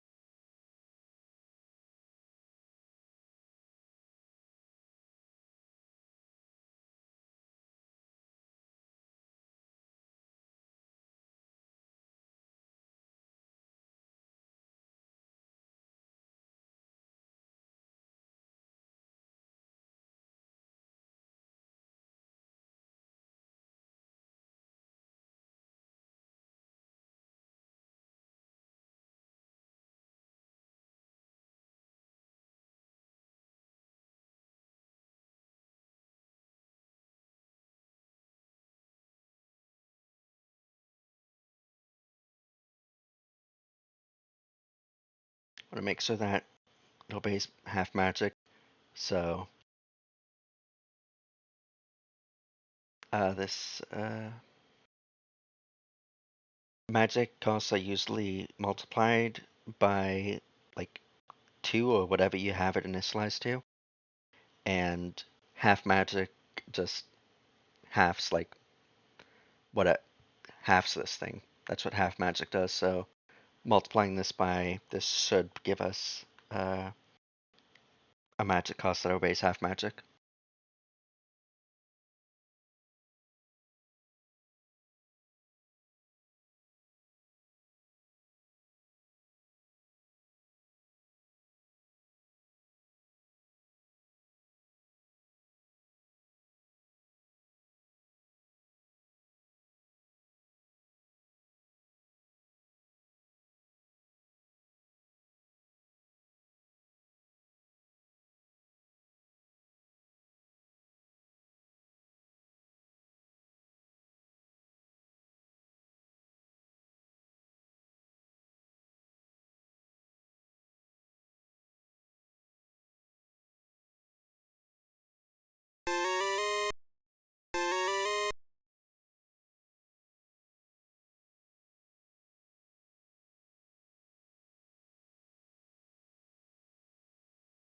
We want to remove the magic cost from this because we're just adding our own. We can.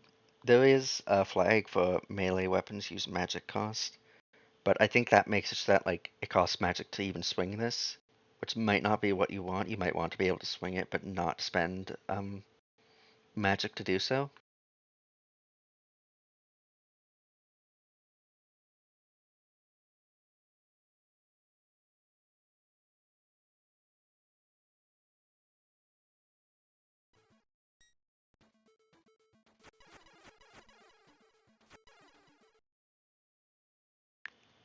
But it's not using the use sound. It's using the sound even though it's deleting itself. So we want to play this sound. I actually probably should have changed it to be a magic sound, but right.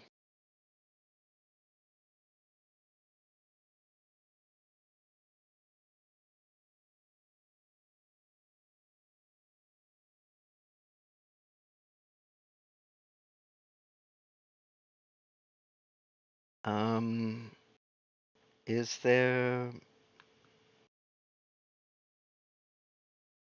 no way to change the sound for sword beams? That's a problem. Um,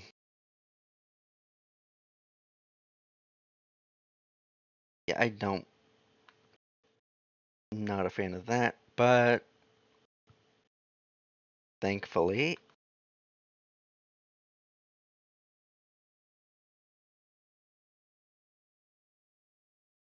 what is the sword beam sound?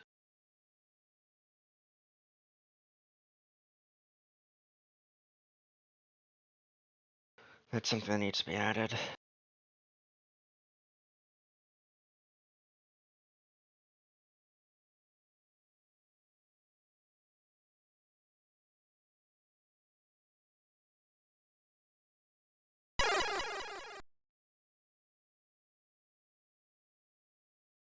Could have sworn that you could edit this sound.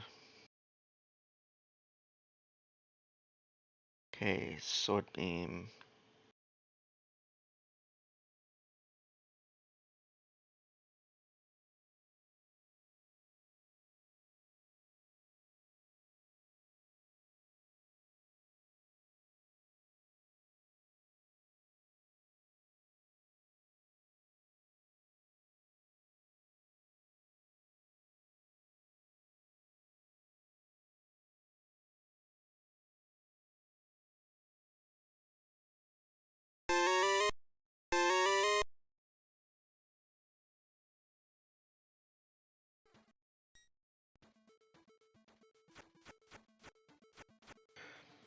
Well, would you look at that? It's not playing the sound. Oh, well, it's playing the sound and then immediately not playing the sound, so.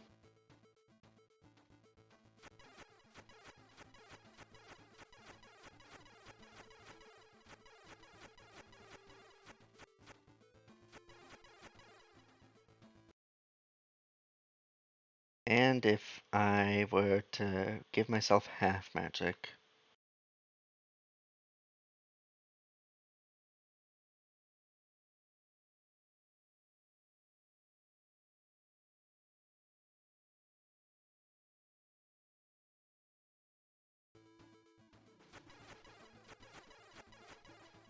well, it obeys it.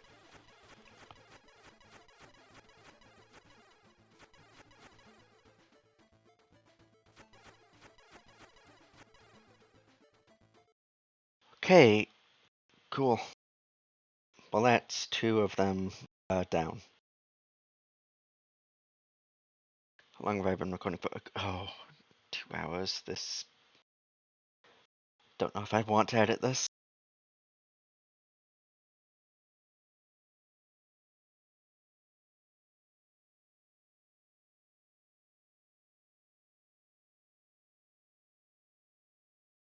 You know what? I am going to pause the recording here, and I think I'll just splice part 2 onto this.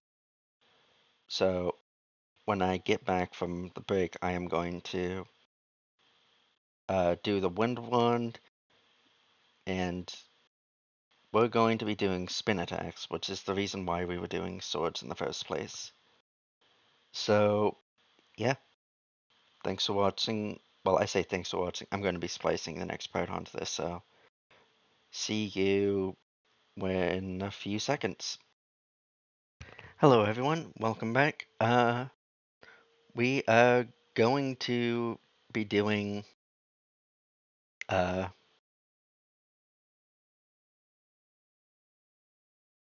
we're going to be fixing a few issues that I noticed during my break, and before we continue on with making the wind wand. So first of all, uh, that quest rule that we checked, it causes uh, keep the script to prevent the things from timing out. So we are going to fix that. Let's create a new variable.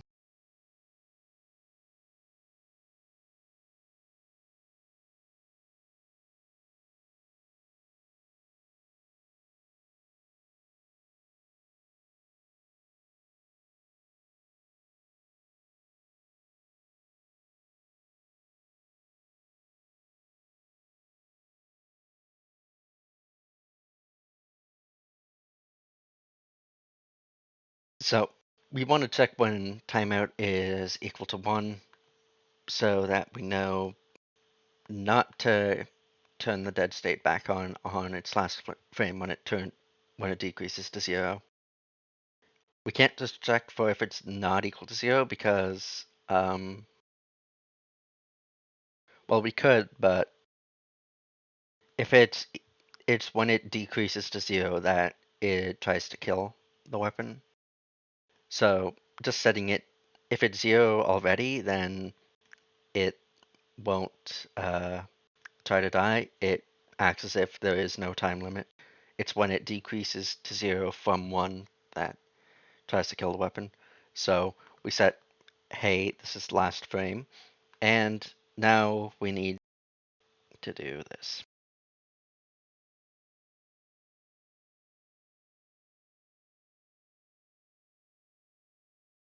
So this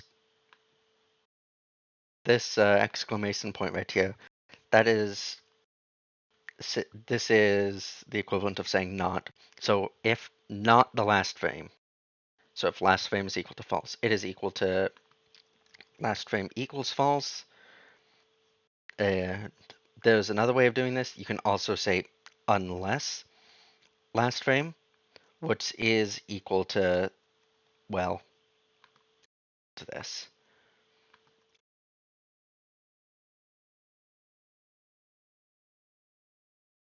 So unless it's last frame, keep it alive. Okay, and next, we don't actually, despite this being magic, the magic itself doesn't trigger flame stuff. It leaves fire behind, but the magic itself does not light stuff on fire. And that is a really simple change. We are going to. I had it in my search bar.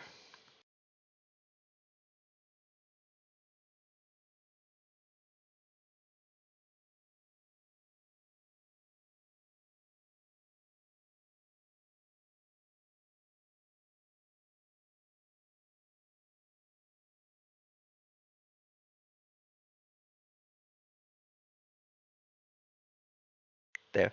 Simple. So, what that does is we can do this with any of this. This is like blue candle fire. This is red candle fire. This is wand magic fire. This is Din's fire. Fire. You can set as many of these to true as you'd like to have it burn whatever you'd like.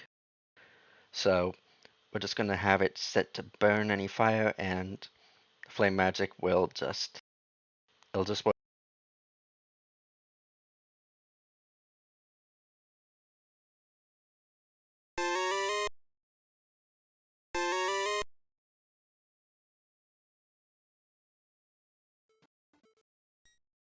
course, let's test this. First, let's test the fact that it sets stuff on fire itself.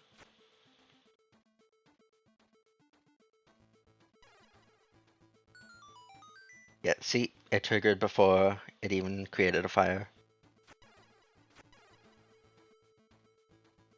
And now, well, you also saw that the fire is dying.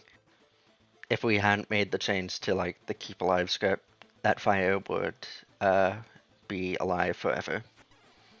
So that was a bug that I probably should have caught back then.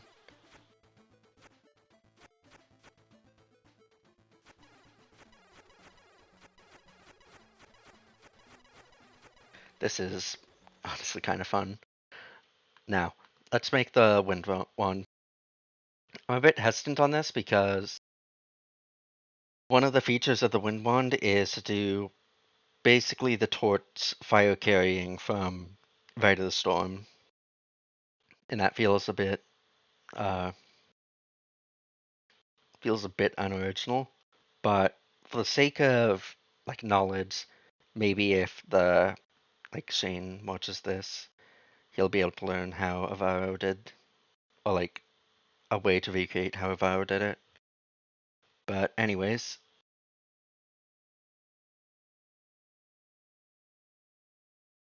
we are going to be doing the exact same thing.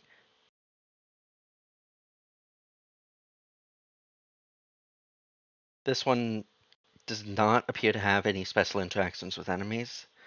I've already sort of shown how to have an interaction with an enemy, or at least how to split when it hits an enemy.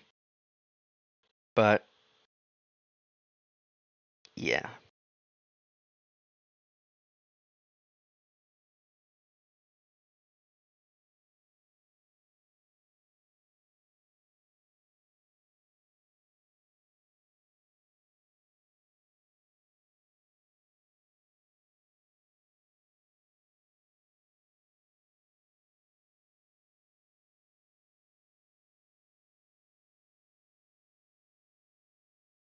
this is going to be doing pretty much the exact same thing that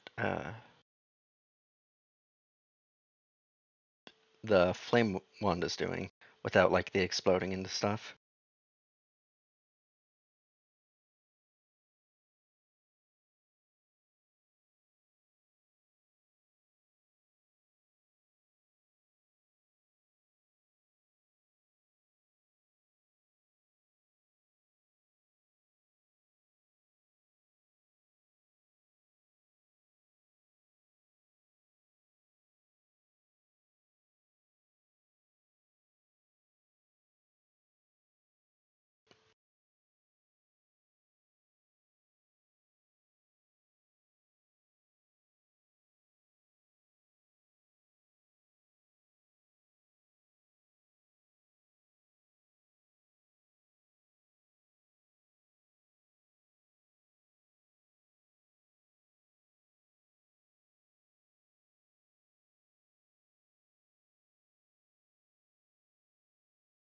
So this will be doing two things. It'll be leaving behind trails of wind, and it will also carry, when it passes through a torch, it will light itself on fire.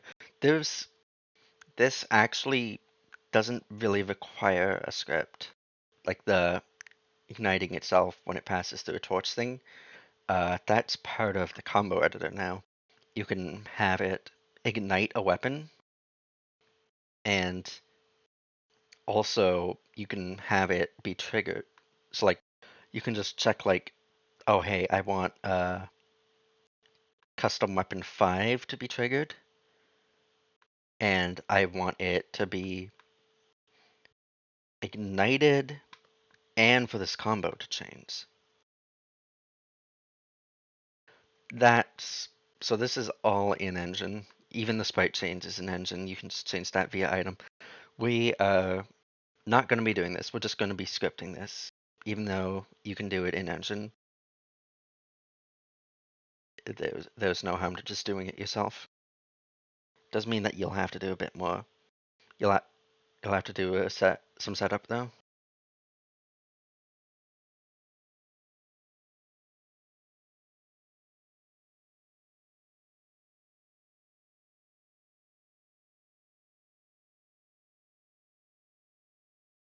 I'm just going to copy the create flame function here.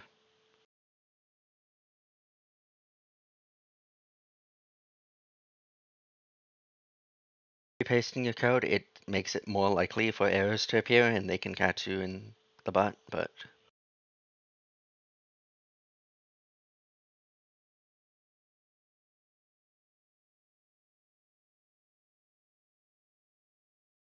I don't think the wind's going to be doing any damage, but it's more likely that the wind will probably stun enemies. But that's up to you. We're going to just have our stun enemies.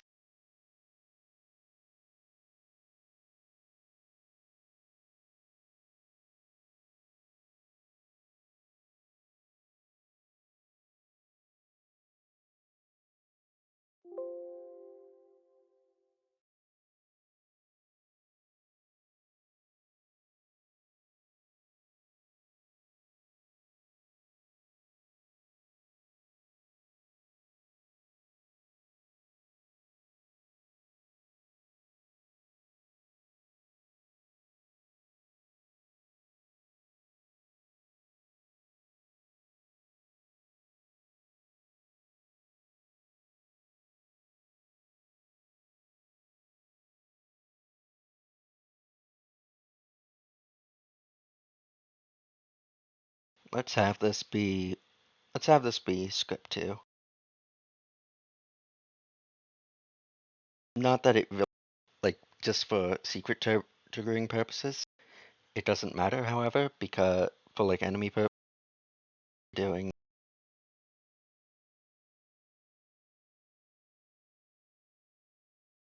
this turns off collision for the wind. So this wind isn't going to be damaging anything.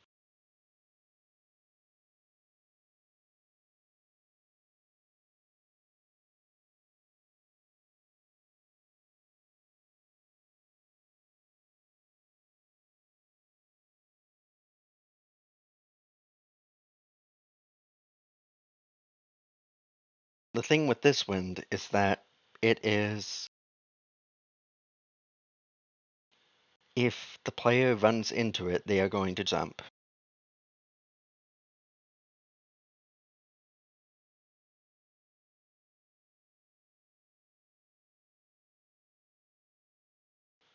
So you're noticing that you can just pass a script, like you can set the script of a weapon inside a script.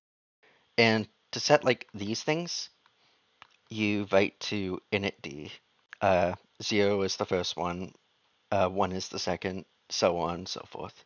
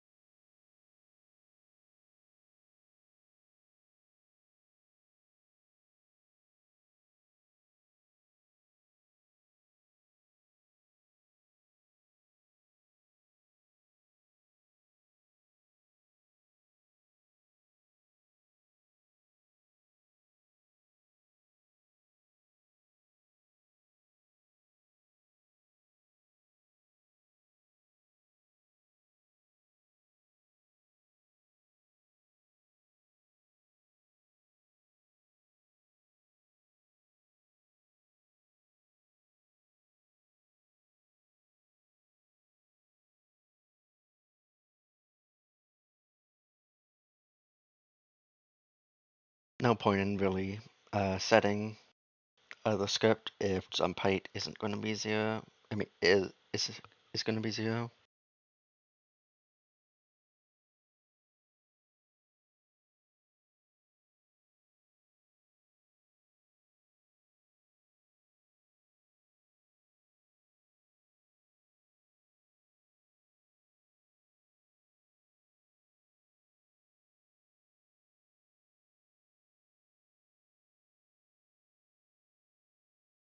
Always wait frames. Don't forget them.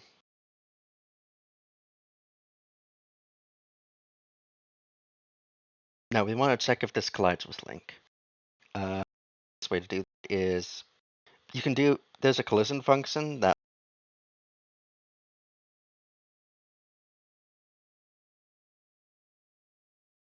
will return true if it collides with link. Um, However, that's not very customizable, and it can be a bit too sensitive. We want something a bit more like, we don't want Link to the player to barely touch this and then like be sent flying. We want them we want there to be player intent. So vector collision is our friend.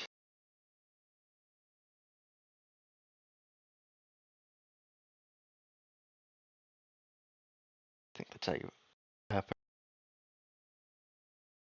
now this takes 8 arguments. Uh, first the first 2 arguments are the top left X and Y of the first object. Second 2 arguments are the bottom right X and Y of the first object. And then it's the top left and top bottom right of the second object for last view. So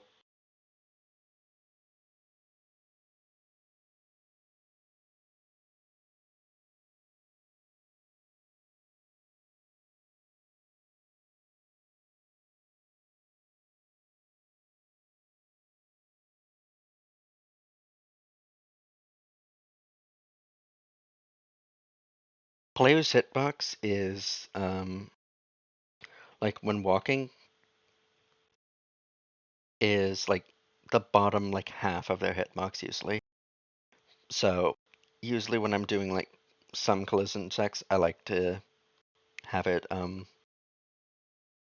do that, but it is a matter of preference. Up to you. So those are the coordinates of the first object.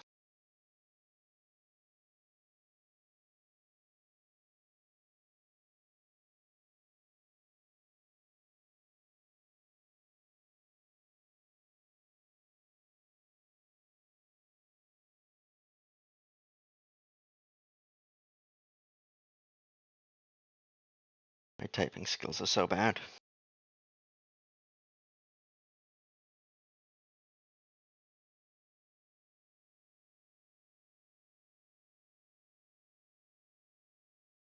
Actually, you probably want to take into account the weapon's width, even though like this is going to be uh, 16 by 16 for our purposes. It doesn't hurt to just be a bit more thorough.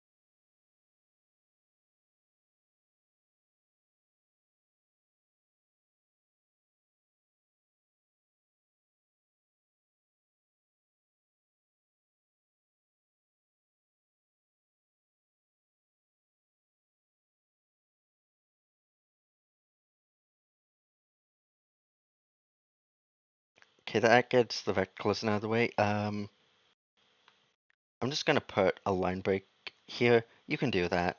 It's doesn't hurt as long as like there's some things, but this isn't the case where they matter. You can do this just to make it look a bit more neat. And now we only want it to make Link jump if Link is already pretty low. So what we are going to do is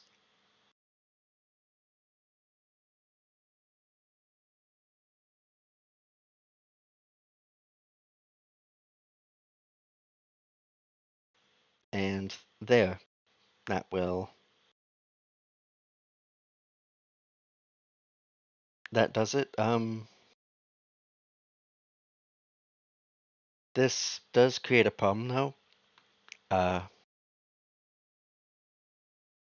this Z is usually only used in top-down, but what if we're using this in a side view area? We don't want that. We don't want like this check to happen if it's in side view. Thankfully, we have uh,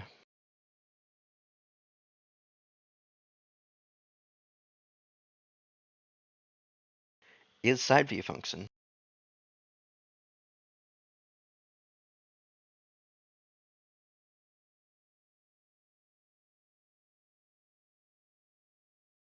So you'll notice that I put these in parentheses. I hopefully I've been calling them parentheses this whole time.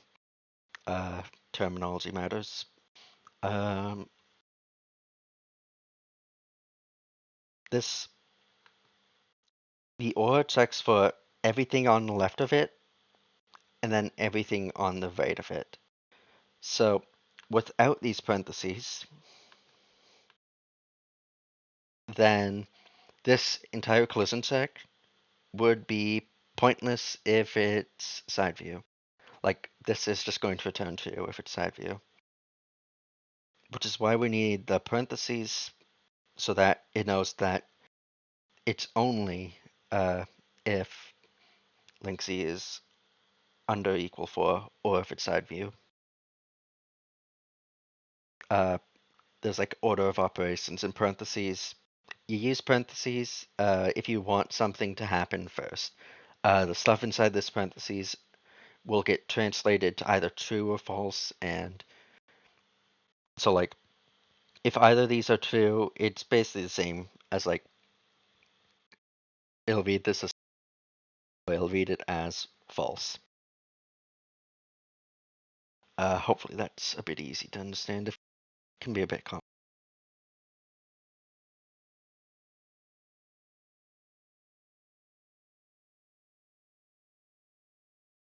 And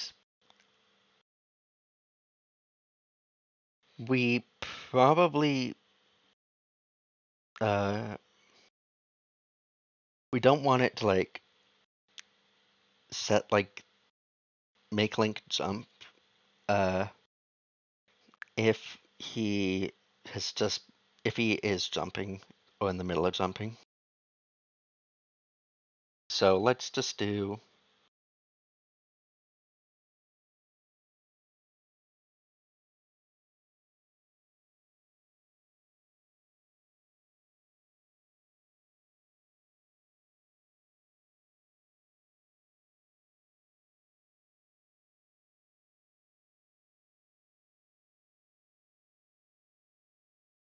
you can put parentheses around these. It doesn't really matter.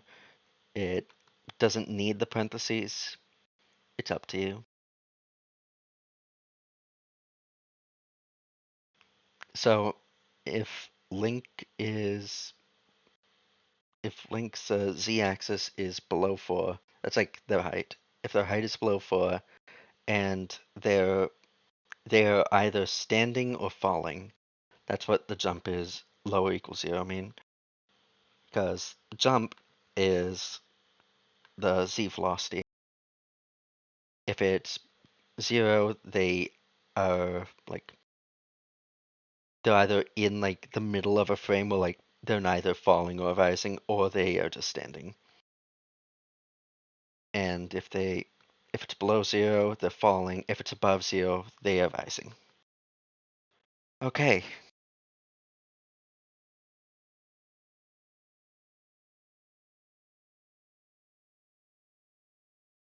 And with that, that's done. We have ourselves a wind weapon. Is everything good to just test this? I believe everything's good to test this, so let's just, well, test it.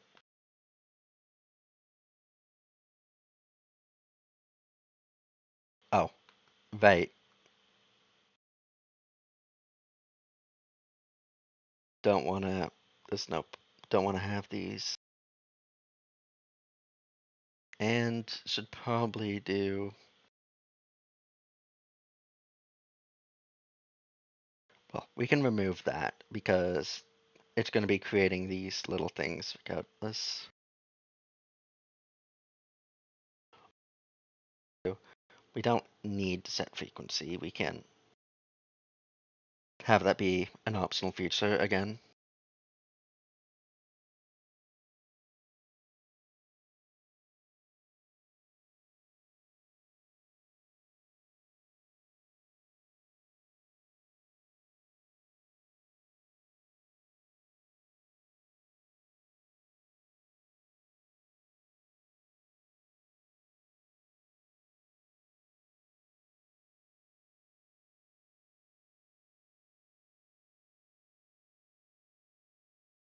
Okay, let's test this out.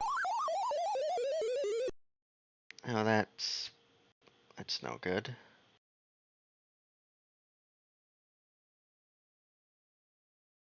Capitalization matters.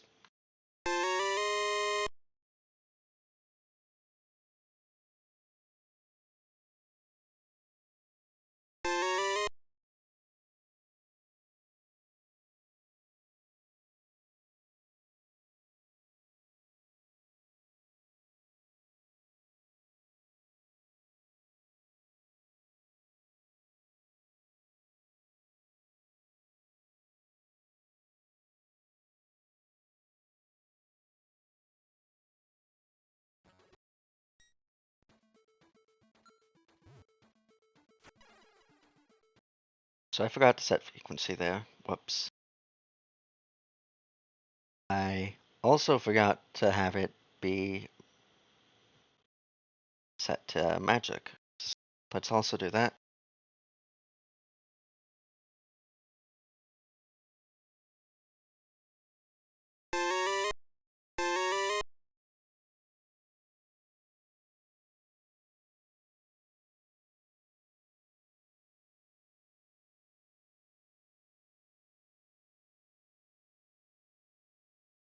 I also forgot to set a default sprite for the wind, but that is fine. We can do that.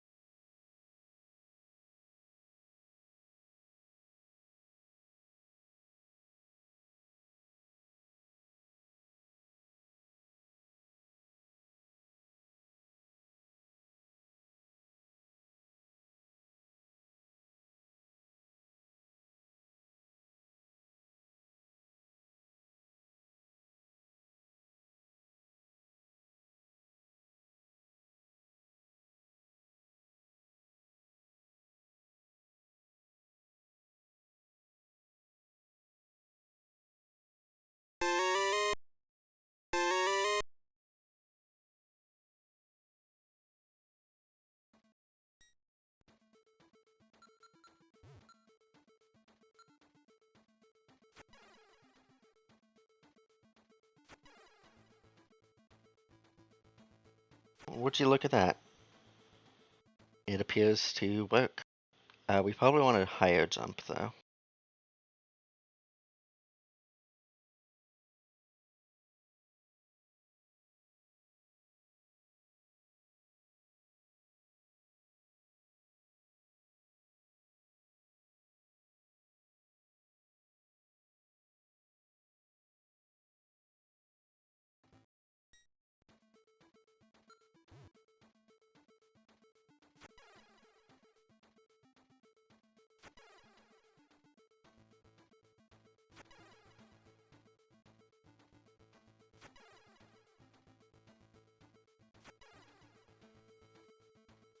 Woo.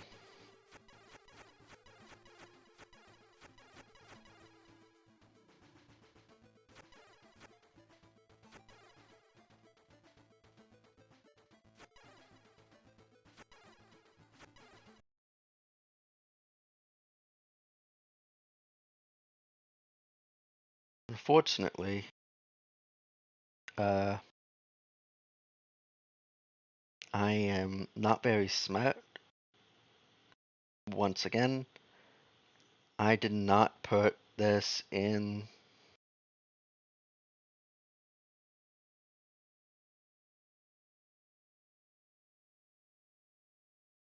the loop. So it was only running once at the very beginning when it's first created.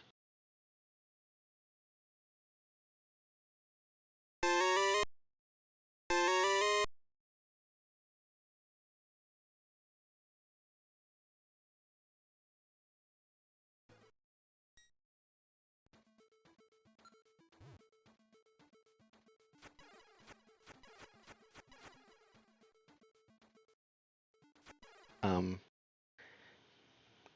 did I recompile? I didn't save. I didn't save the file. That would do it.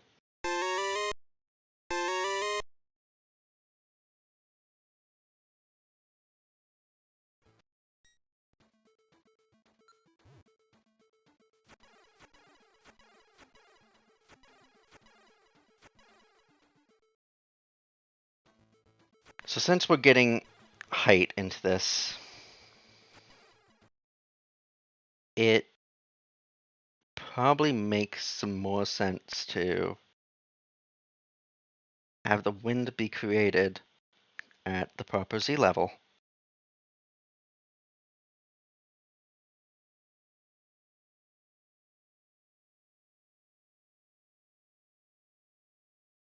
And since we, well, we need to,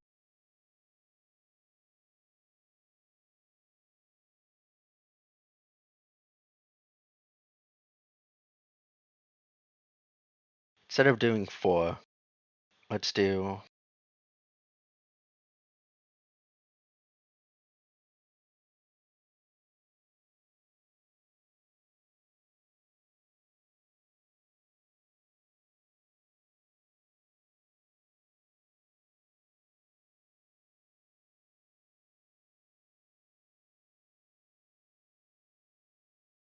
and also let's do that they above or equals to it. So they are within a range. See,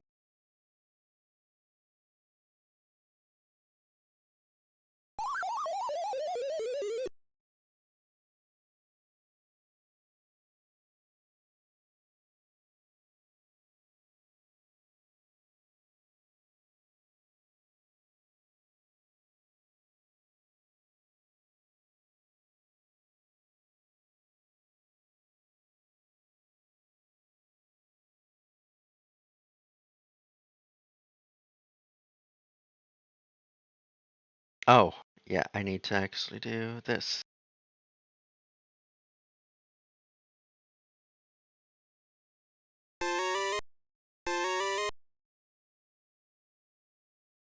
You need to get used to reading those errors. That one was saying that the function with those amounts of parameters wasn't created, which meant that I screwed something up between these three.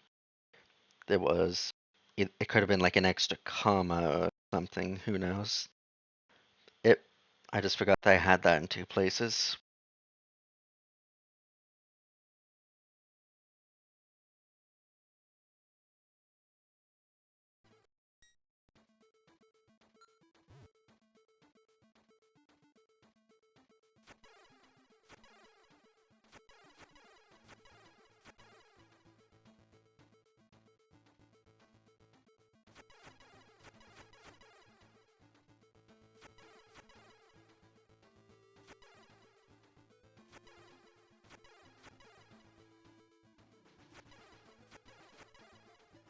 So there's some fun platforming uh, things that you can do with being able to create a higher up wind. Might be fun, or might be unintentional. Who knows? You're the script maker, you can patch that out however you'd like. Okay, so the final thing we need to do before we go on to spin attacks is we need the ability for this to get lit from torches. And it's as simple as, I say simple as,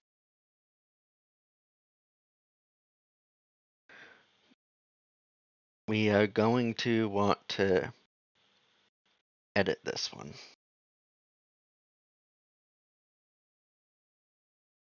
Or we can create a duplicate of it. Uh, it's up to you. I'm just going to add on to this one because it's easier to, you know, it's just easier for me.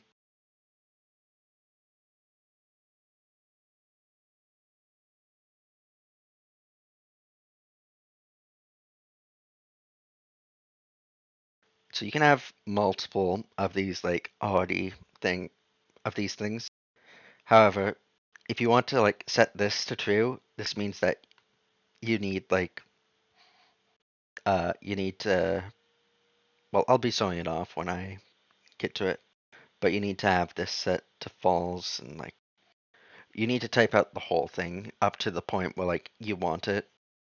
It's like you can't skip this part if you want to set this part. You can skip both of them, or you can skip the ones at the end, but do this one. But you can't skip like any of the ones in the middle. You have to type them all out.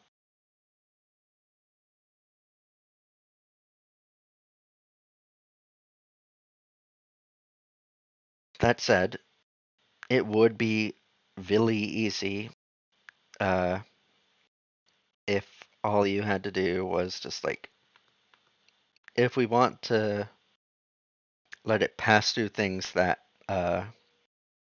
ignite it, I think we're going to start off with that. Let's say we want it to be ignited and we want it to pass through things that ignite it.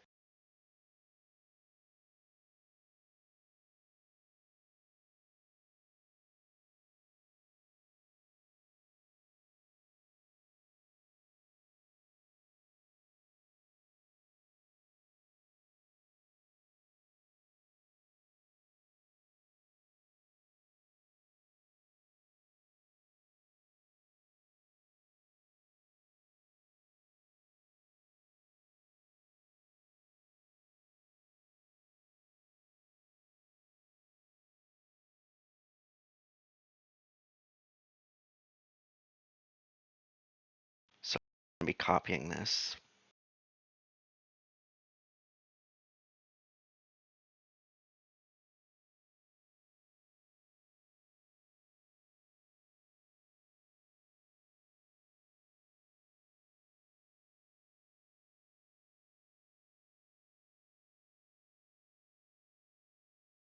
And we're going to be taking this. These are the ignite flags.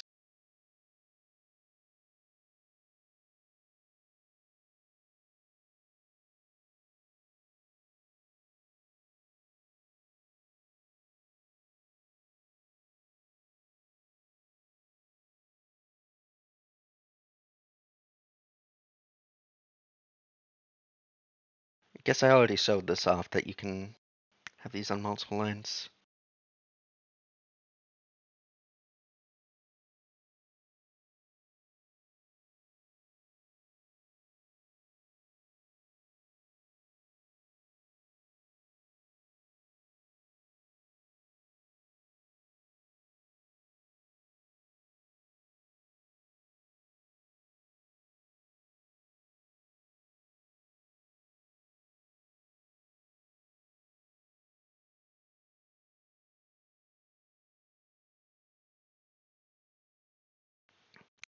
Perfect. We can probably just this or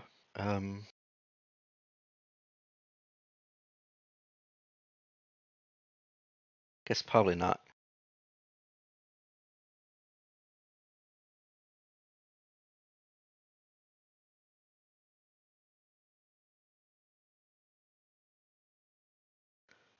So now we have it doing that, and we probably want it to Um, Mirror check.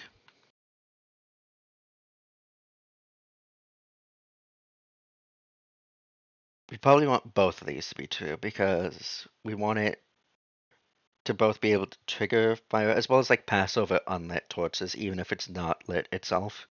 That makes sense.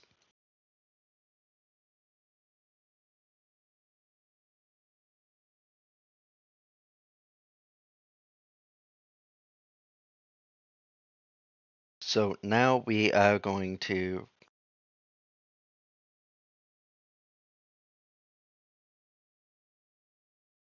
we can check it on the combo flag for whatever we're igniting to just like, hey, have this. We can have it trigger by custom weapon and check this to make sure that it's only doing this stuff. Or don't check it if like you want it to if you want the torch to become unlit when it ignites it.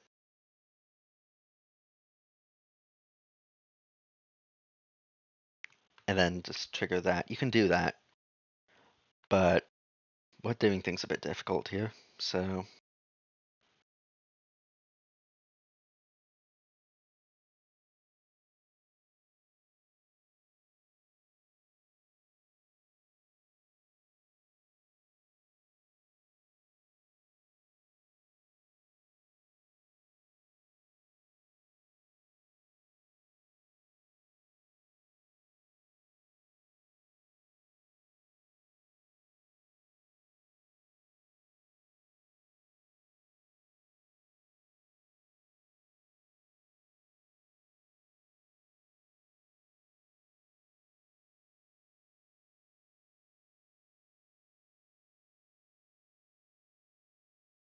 it's like it probably would be better just do this like in the engine, like using the built-in engine stuff, because like you can set like ignite sprites for like weapons and stuff, but I'm repeating myself. It would be we're just going to be doing it this way.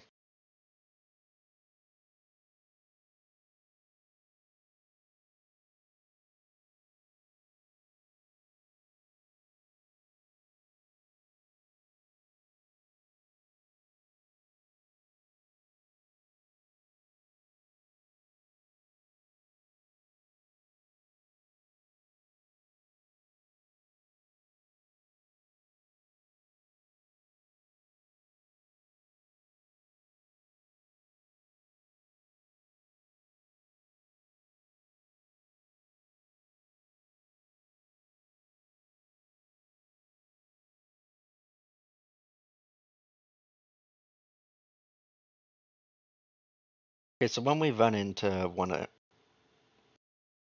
we when we run into this, probably want it to break out of the for loop. So we just do that. This will break it out of the loop. Like it does the same thing as the switch statement, though switch statement isn't a loop, but regardless, you can break out of this. We probably want these to be separate.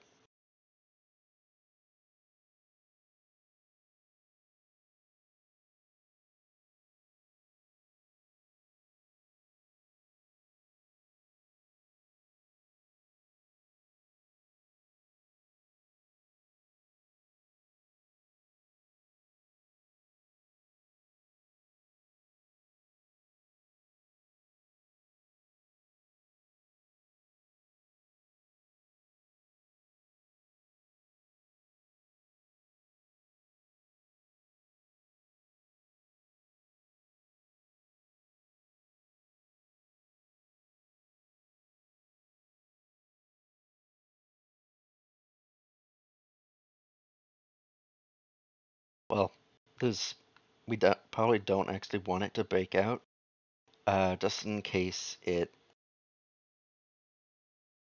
uh, just in case it run you have like these on separate triggers or anything, but you know.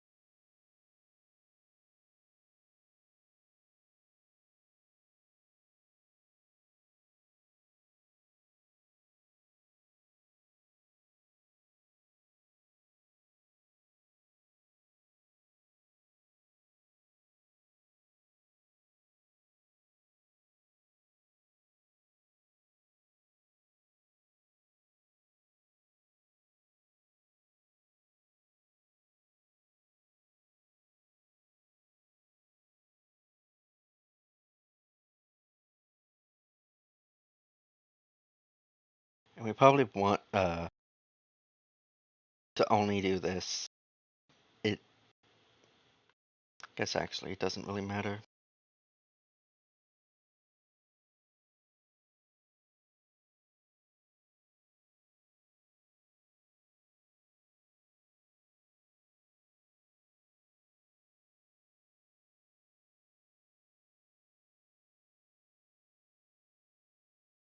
Okay, so now we have like a system where like weapon goes through lit torch ignites it, and yeah, probably want it to change sprite.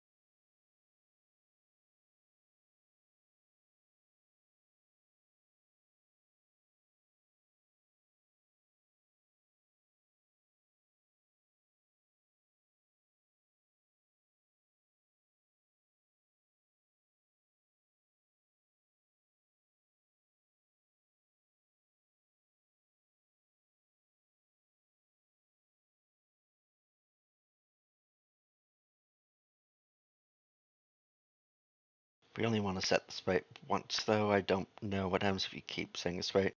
Well, I think if you keep setting the sprite, it'll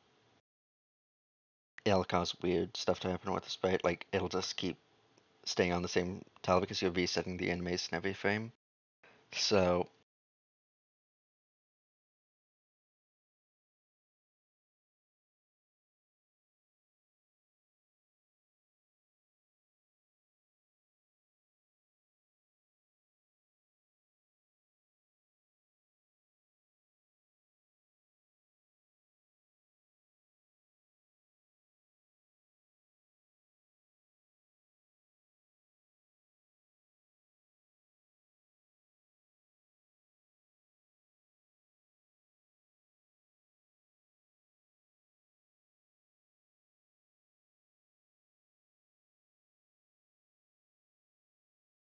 yeah, and that should just work.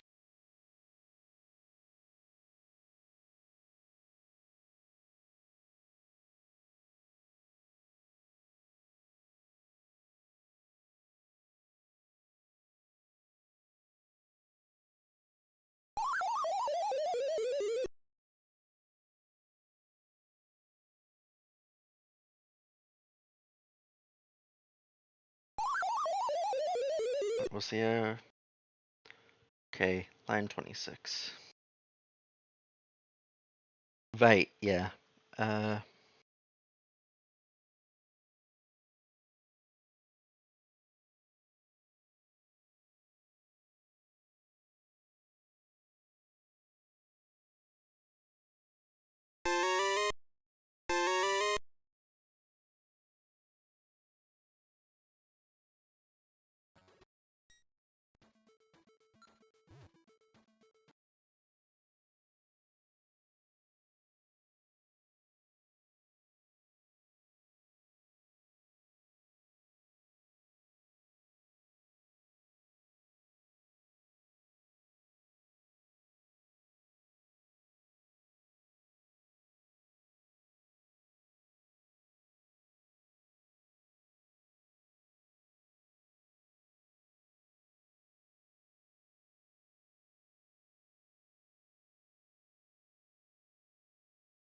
Probably want this to just use that.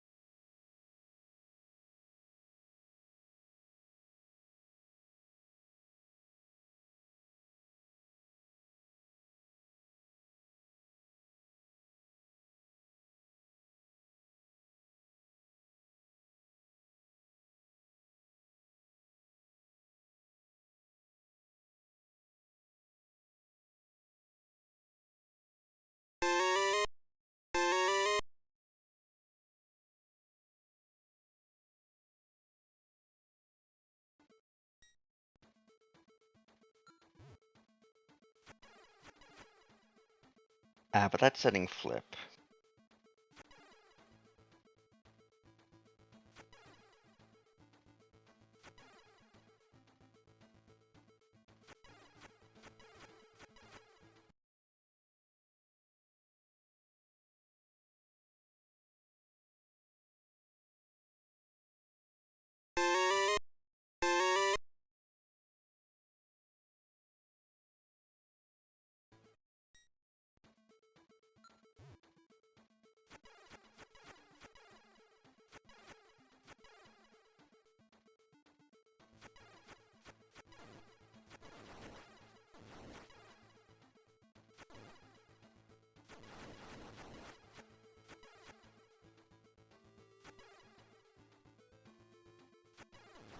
I guess we could make these like little wins damage enemies, but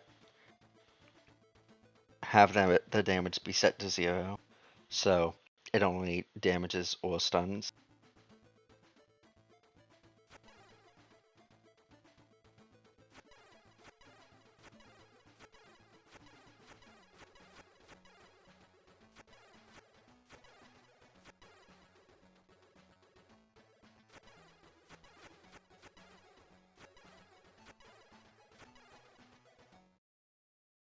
So cool, we have a thing that can ignite. We don't have to use this though. We can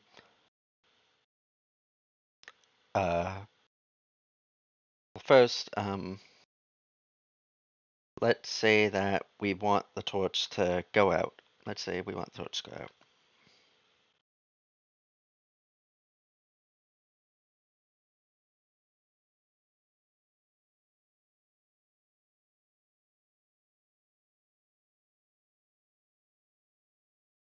But only if it has an inherent flag.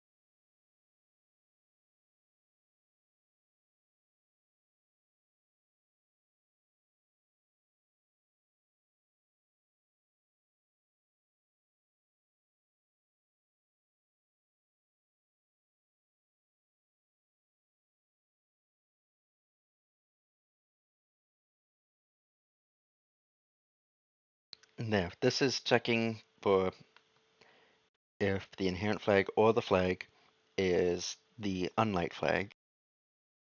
And if so, then it adds to the combo and that sets the flag to 0, just does a bit of cleanup.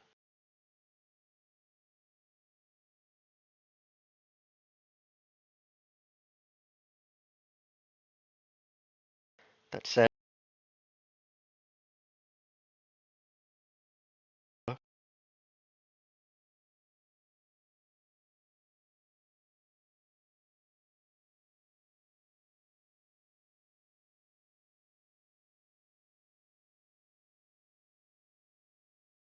can create a variable there.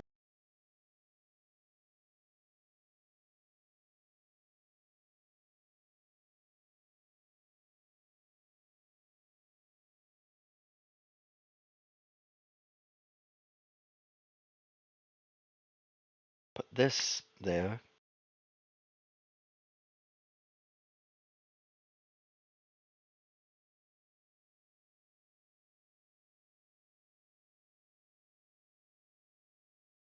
And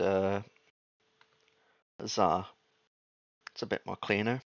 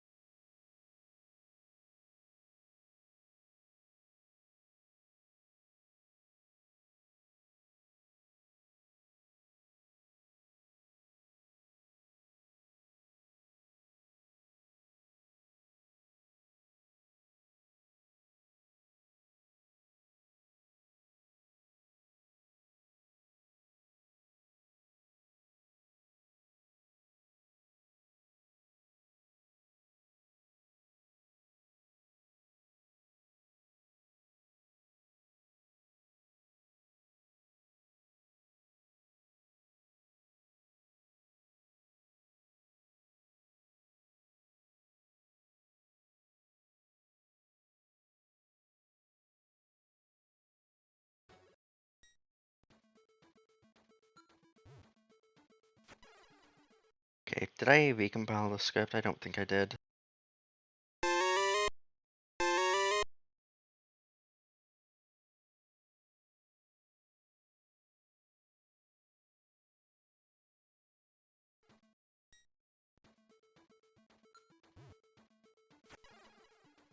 And just like that, we have an unlit torch that only unlights once.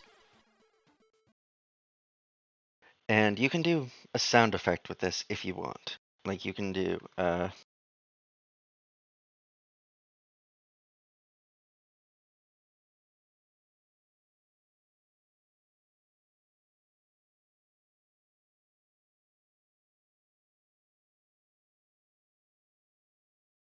I'm so unorganized.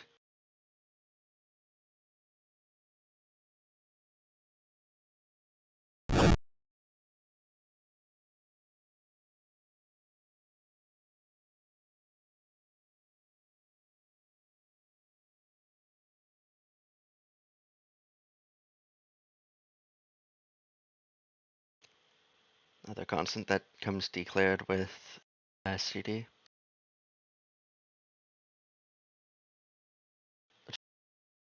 It always does it whenever it lights.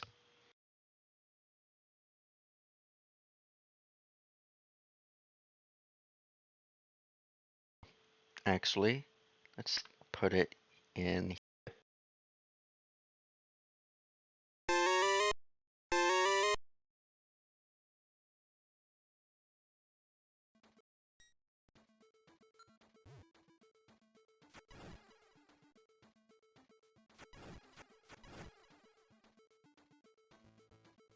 Now, this torch is unlit. We could do a fire trigger to make it relight itself. There's going to be a problem with that though. If we just do like, well, you'll see in a second.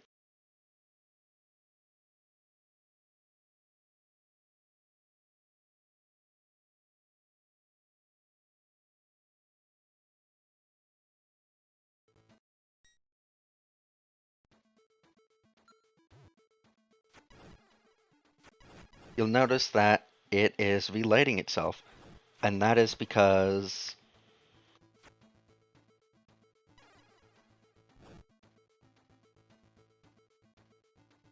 that is because it is still in contact with this, and it just lit this, so, well, it's going to relight it because it's still on top of that. Let's fix that.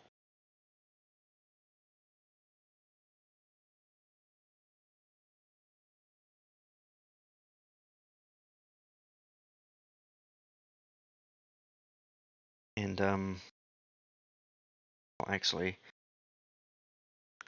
how would we go about fixing that?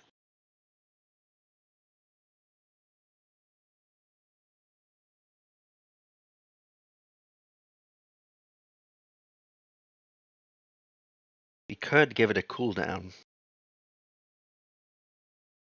where, and this seems like probably the smartest idea.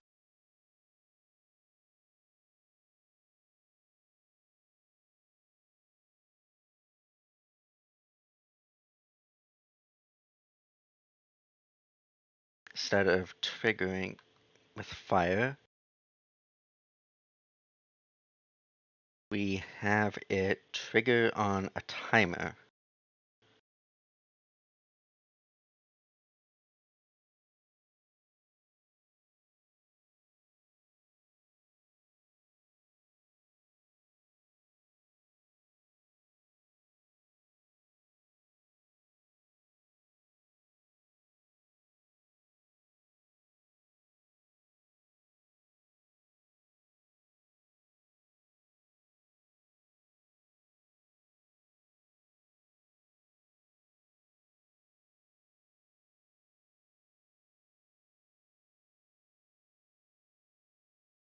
And a lot of times, scripting is just figuring out smart ways to combine scripts with engine usage to just do the things you want to do.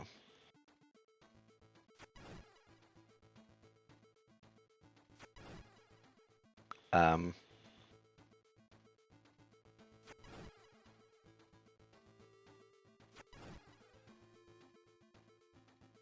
oh, I see the problem. Let's only do this if not.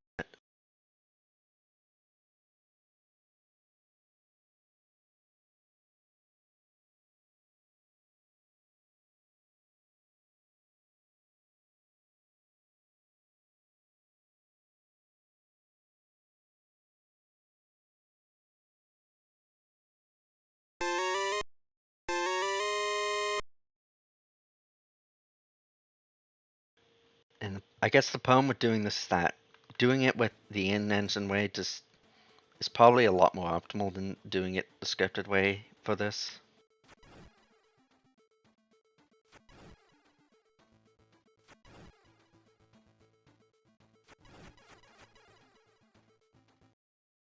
Now,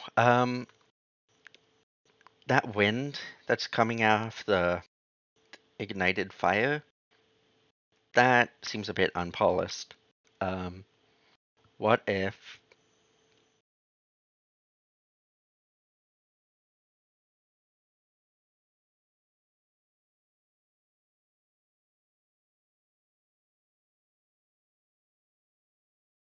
instead of creating wind,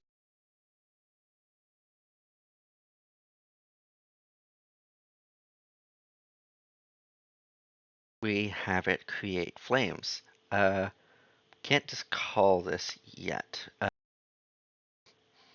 Body of another script, but simple solution here, move it outside. There's no reason for it to be in there.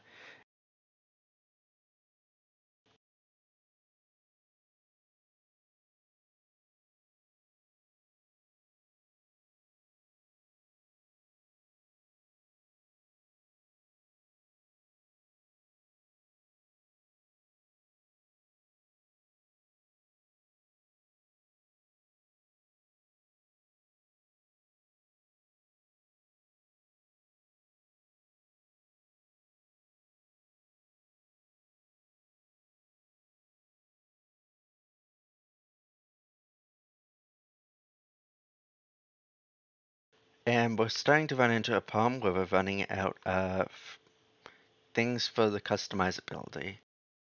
We have 5, we only have 3 more left.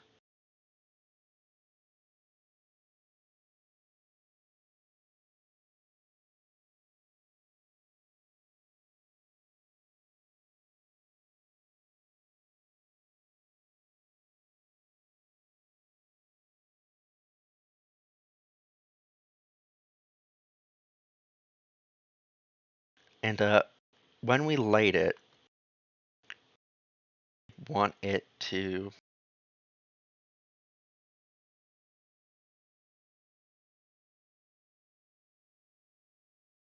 you probably want it to increase its damage, yeah.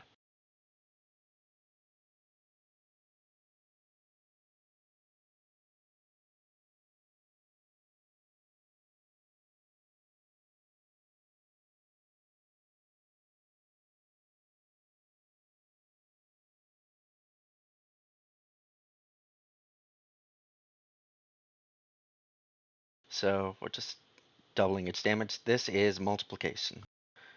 Times equals 2. We were gonna do something else, weren't we?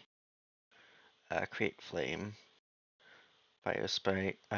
Default fire sprite. We have a default fire sprite, do we?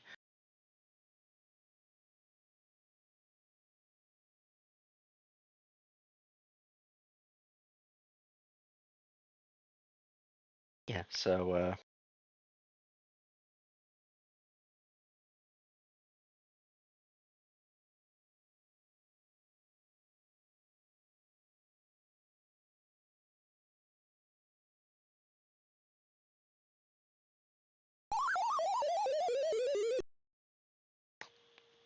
thanks, autocorrect. Very cool.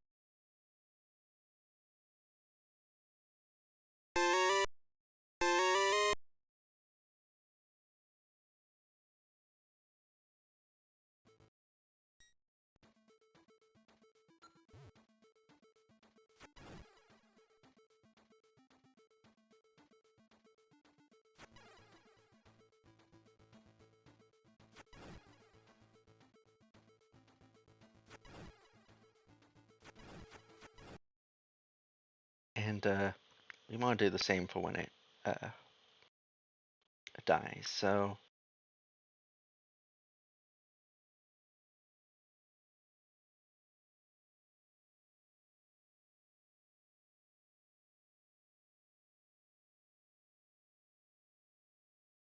let's actually go back and add Z to that.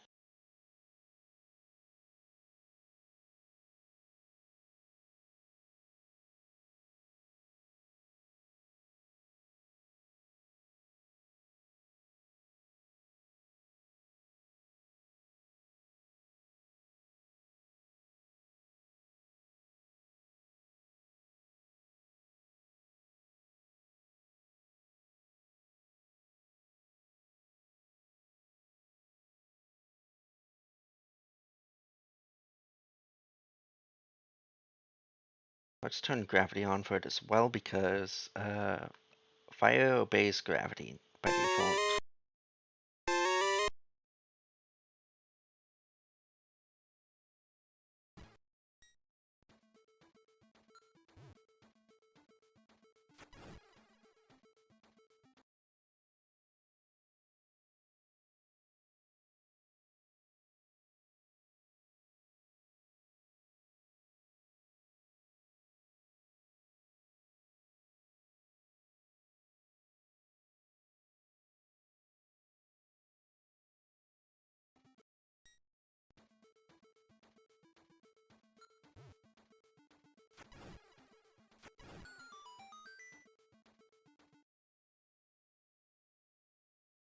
Huh.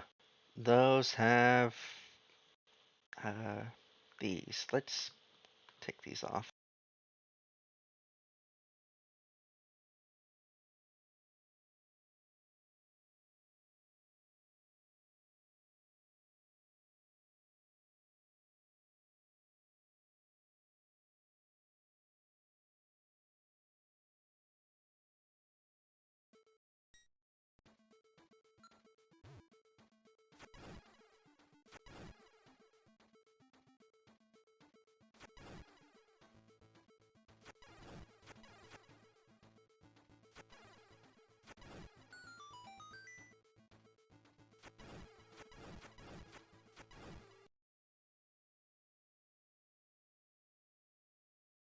Uh,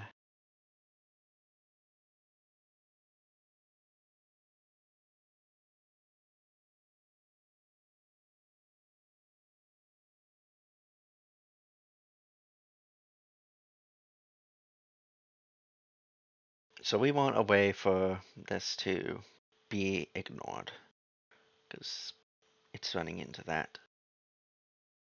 But we can just add that to our little check mirror thing.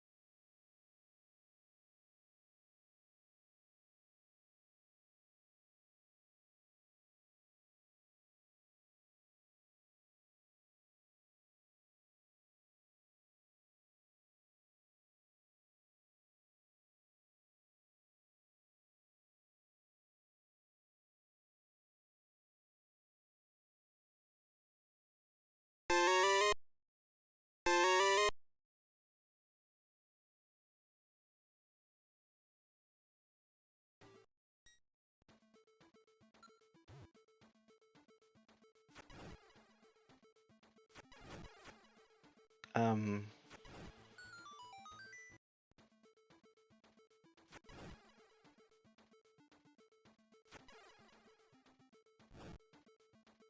did I compile that?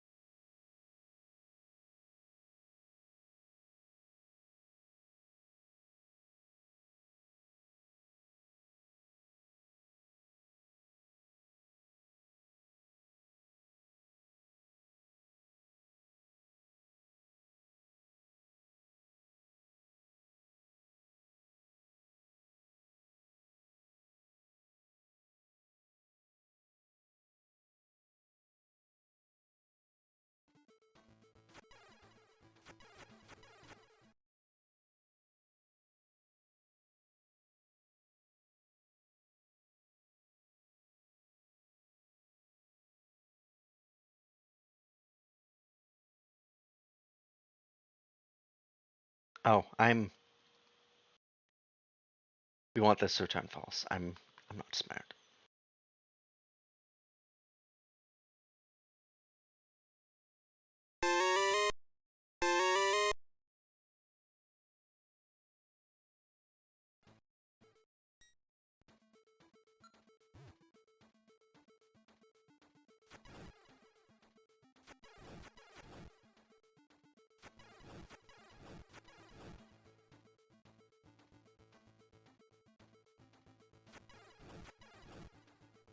Oh, that's, well, hmm.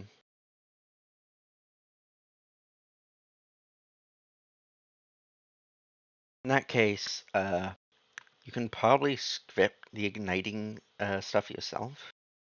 See if instead of just having it be a trigger,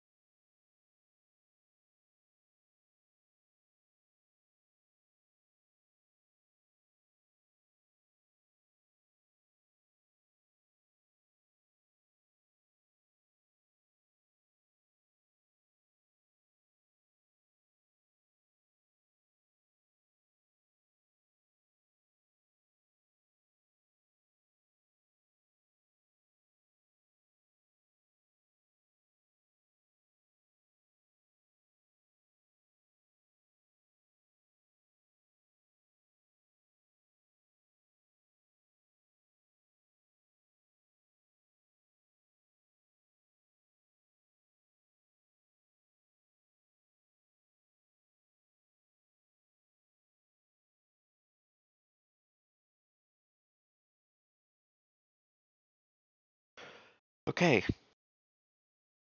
so this should make it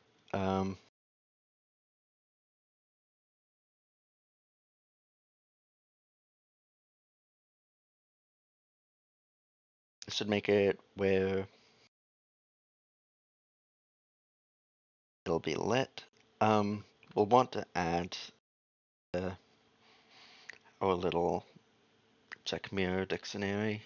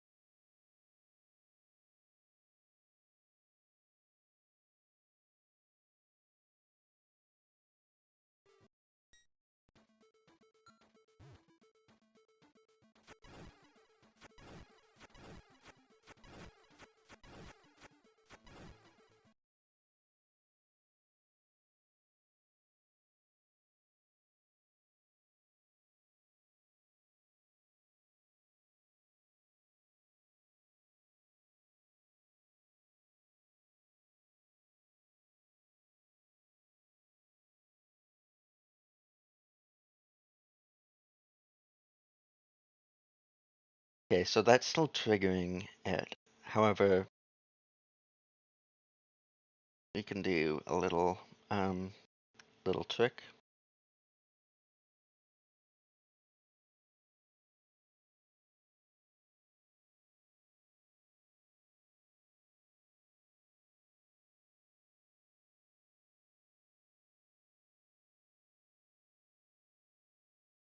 So last pose.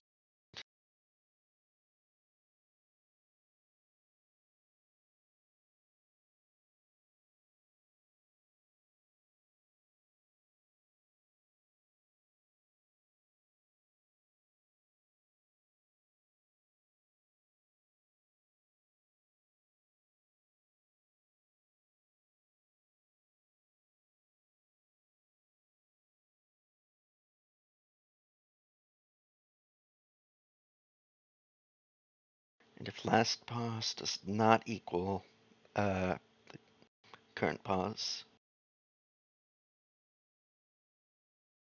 so this way it only does these checks, if it just moved over to a new thing.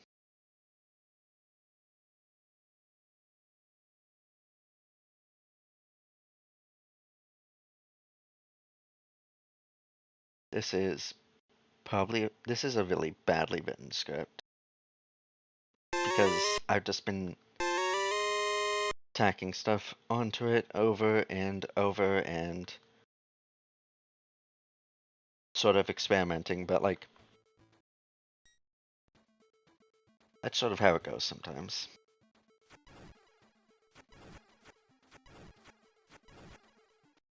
Okay. If it doesn't equal that, so why is it?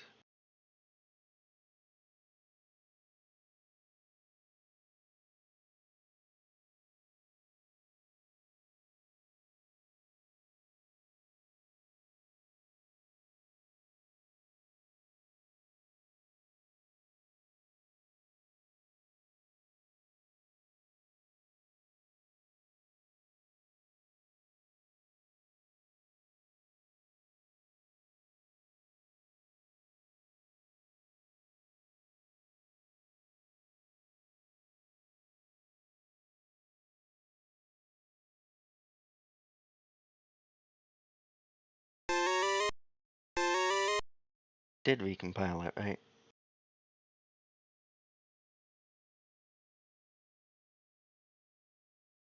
And there's no like triggering anything here.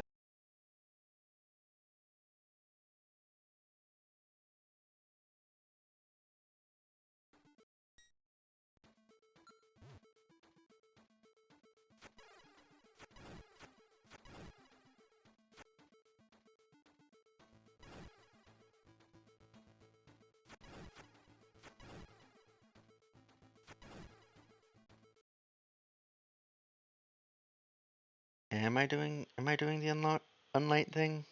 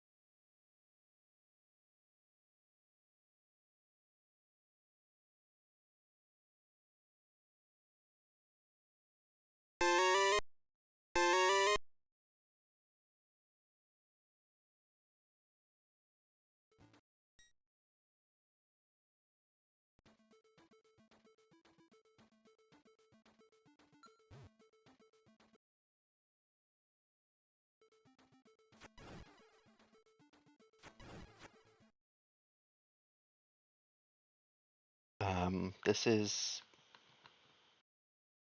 why is that not doing anything?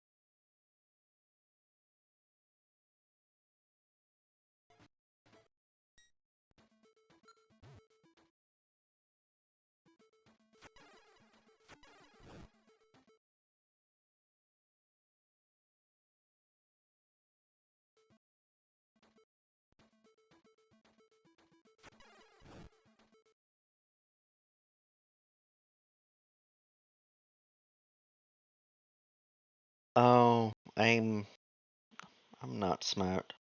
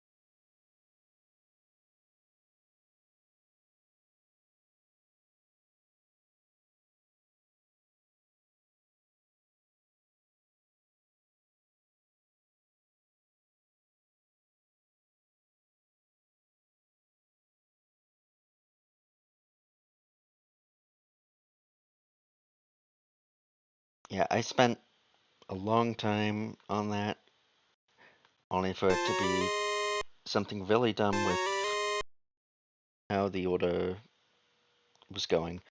Basically, it was unlighting it and then later down the code, V-lighting it immediately. That was the problem.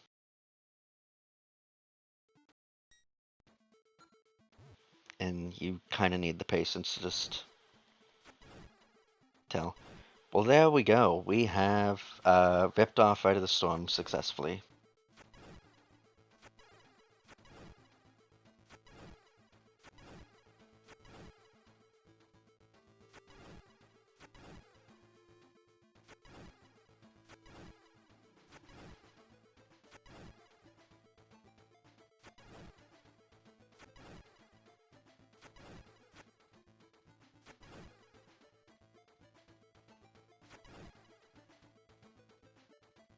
Well, cool. We have a torch puzzle, but let's say we want a script to like trigger something. You can probably figure something really easy out with combo editor, but again, we are doing things the hard way. Let's do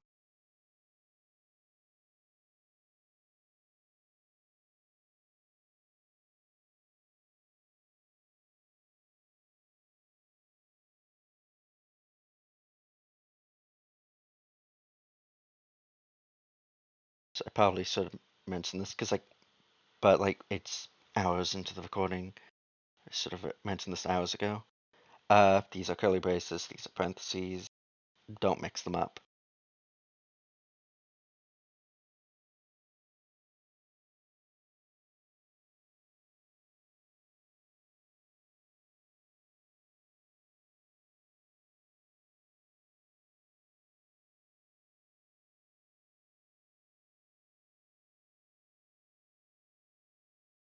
So this is the screen state, the secret screen state. This this is an FFC script. We're going to be placing this on an FFC. And the first line we wrote, if the secret's already been triggered, quit.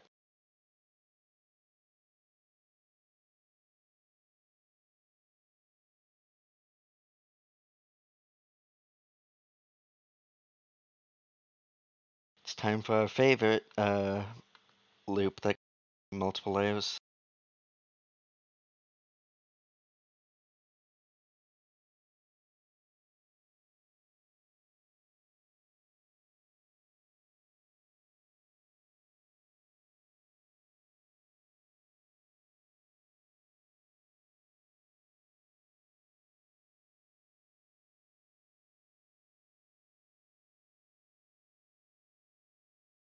And we're stacking a second for loop. Be careful when doing these. More code that has to run, the slower it is. So be careful about stacking for loops. Things can get exponentially out of hand.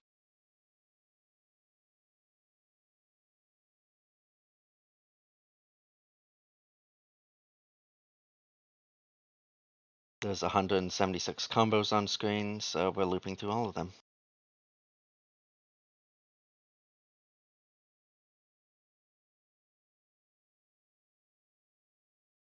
This is the combo D is the combo ID.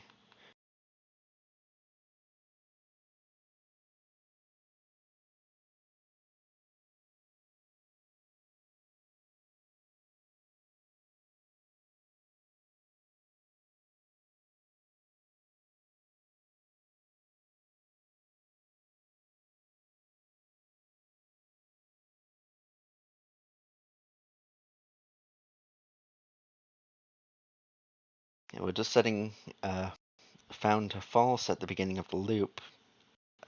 Don't forget frame.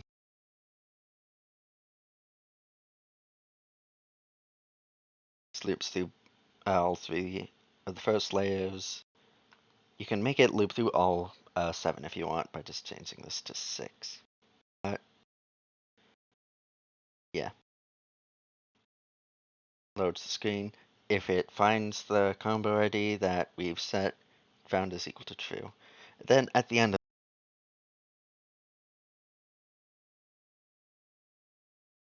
unless found, or if not found.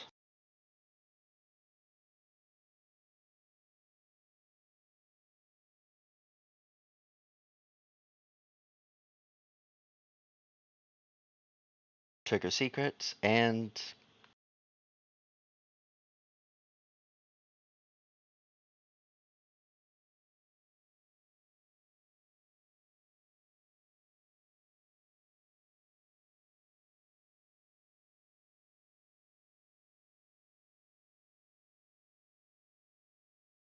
if perm is set, set the screen state to true.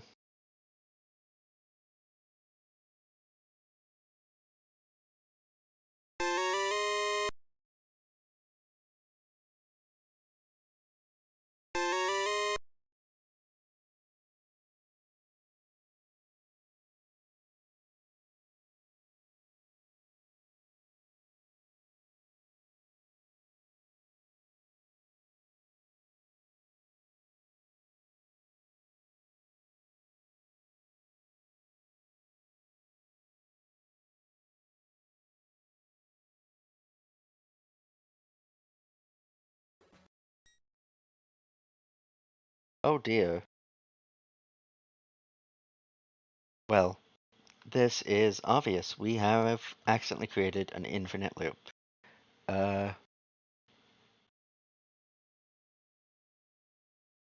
yeah, careful. Because nothing in this loop was incrementing I, so I would never reach 6.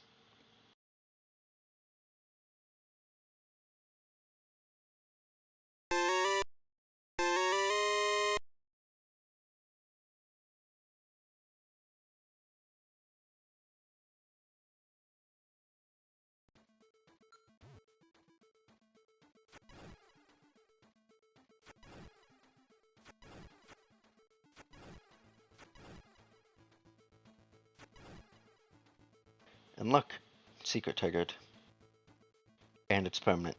It did not play the secret sound though. None of these screen trigger secrets does not play a secret sound. You need to add that in yourself.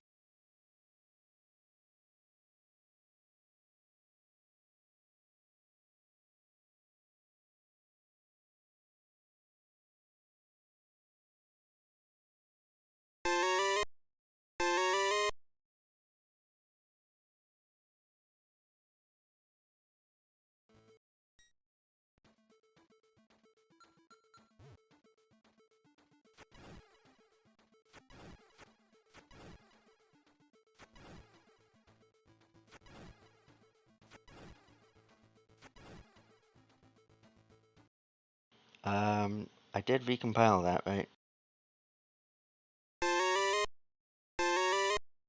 I might not have saved, or I might not have retried. No, I definitely retried.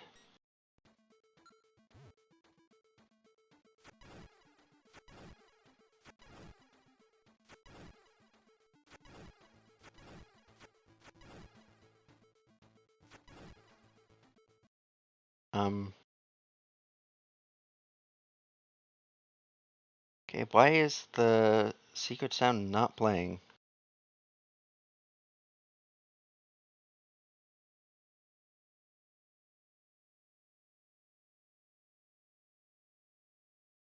Is that one of the hard-coded sounds?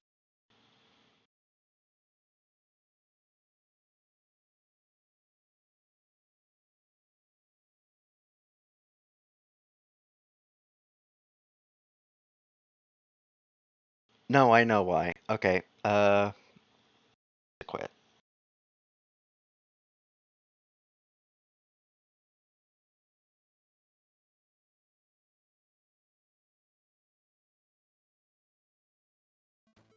And you'll see it immediately. The moment we left the screen, that secret sound played. It was playing the secret sound every frame, so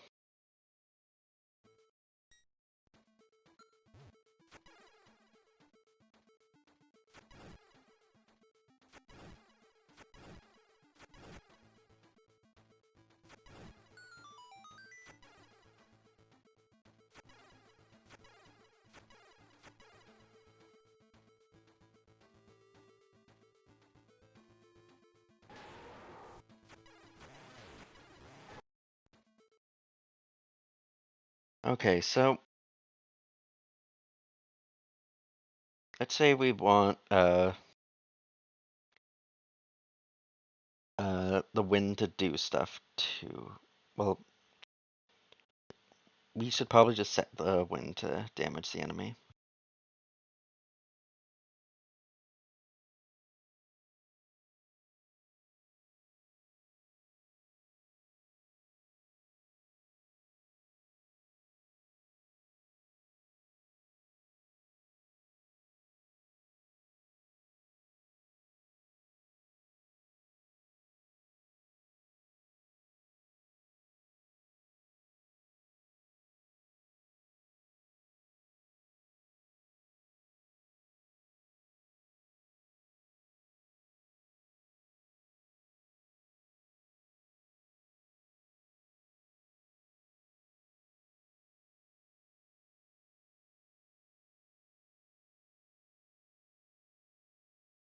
We can also make the fire a bit more frequent if we want when it get the trail get more frequent.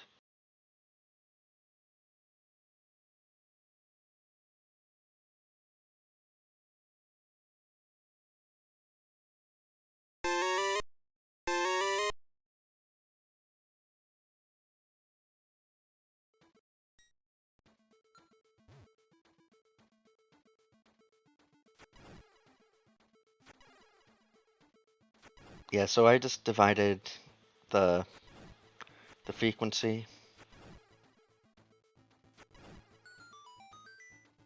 and that just makes it more frequent when it gets ignited.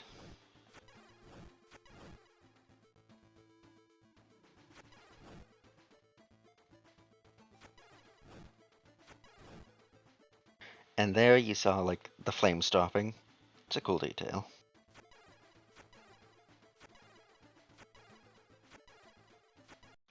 There's a quest rule that makes weapons have shadows. We can probably do that just to show.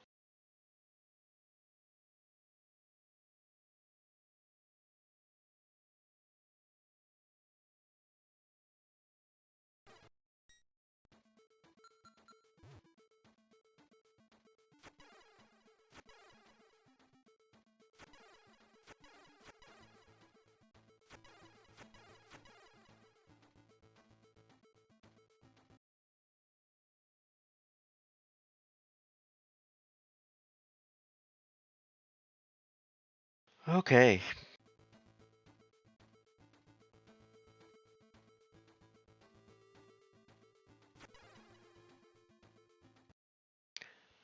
now it's time for spin attacks. Hooray for spin attacks.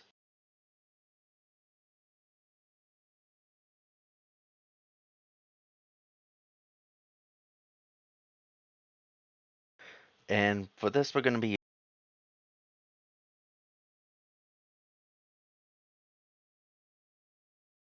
or actually, nah. We are going to be doing something a bit more easier to set up. We're going to be using generic scripts. And what generic scripts are, they are basically more powerful global scripts and you can have more of them. The problem with the global script is that you can only have one global script, which means that you needed to do a bunch of combining.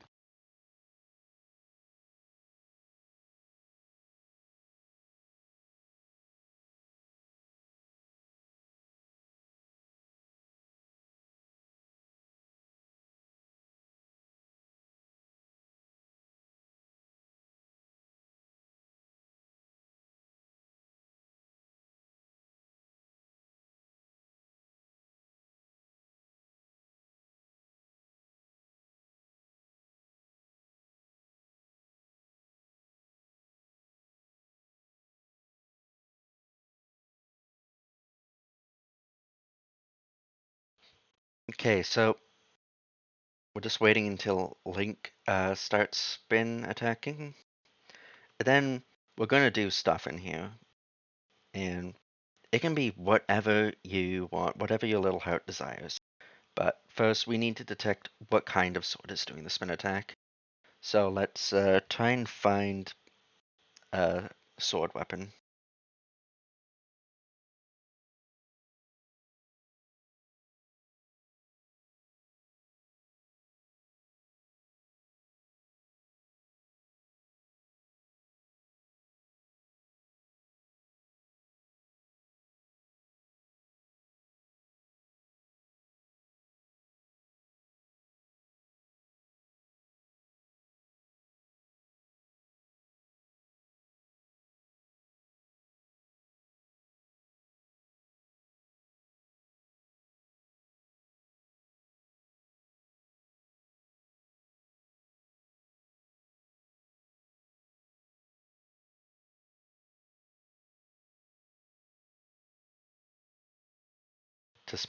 this is a simple check to make sure that sword is not null.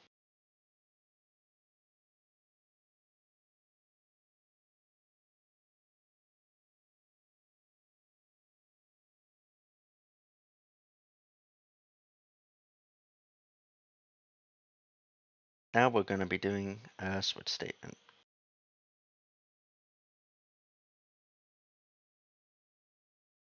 Default break, and this should hopefully get the parent of the sword, the parent item. So in the case of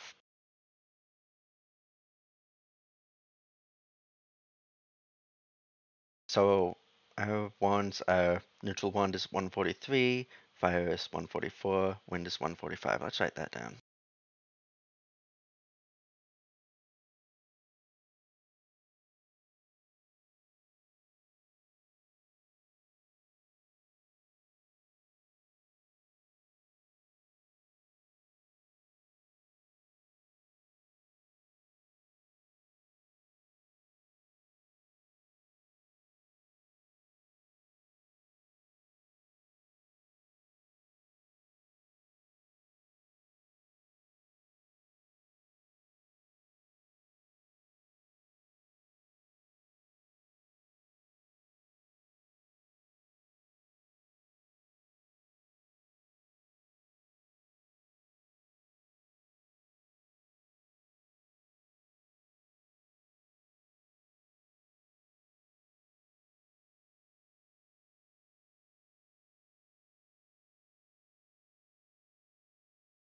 So we're just waiting for Link to do a spin attack, and we can either have it leave behind elemental properties, or we can do something special.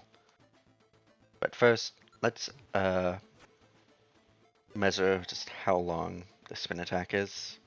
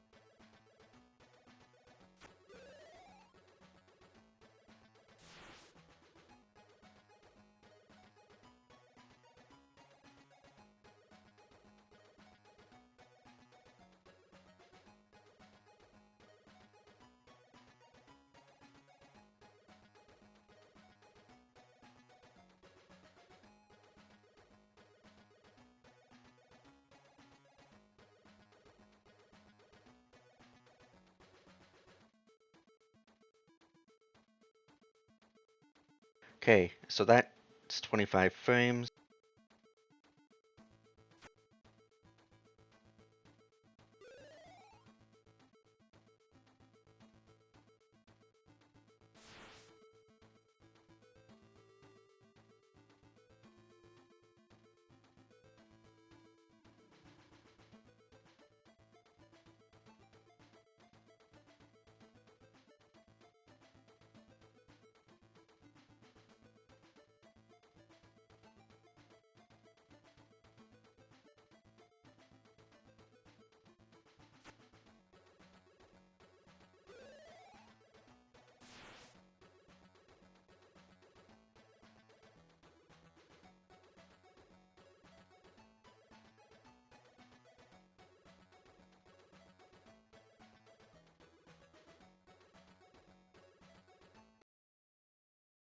Okay, so it lasts for 25 frames regardless.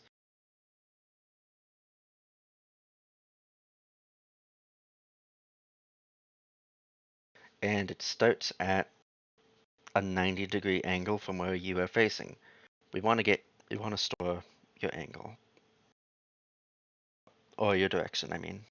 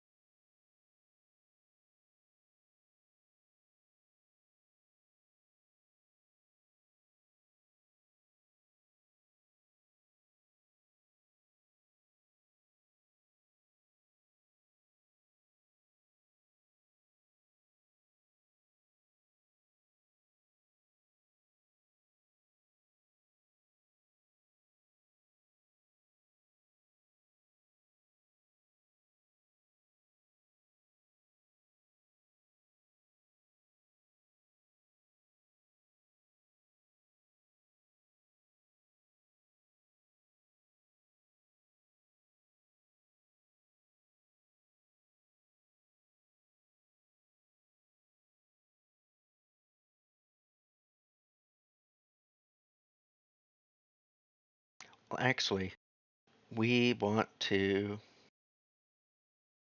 be tracing this.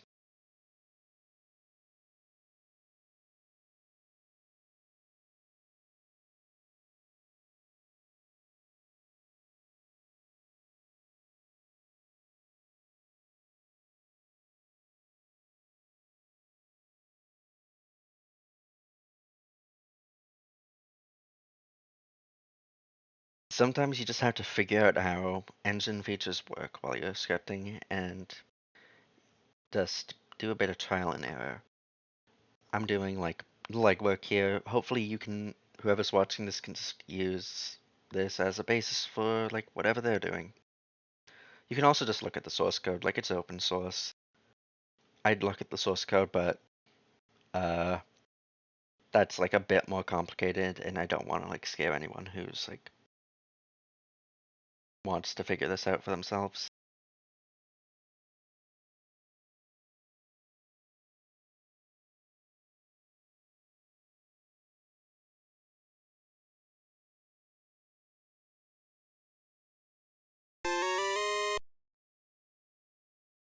But anyways, we have generic scripts, and they are over here.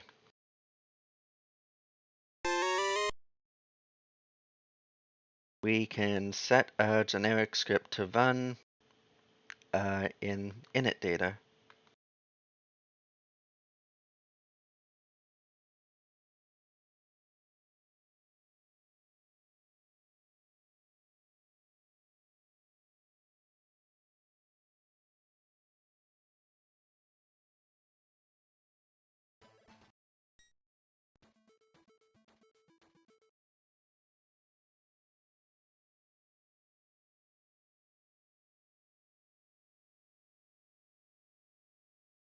Let's actually retest this.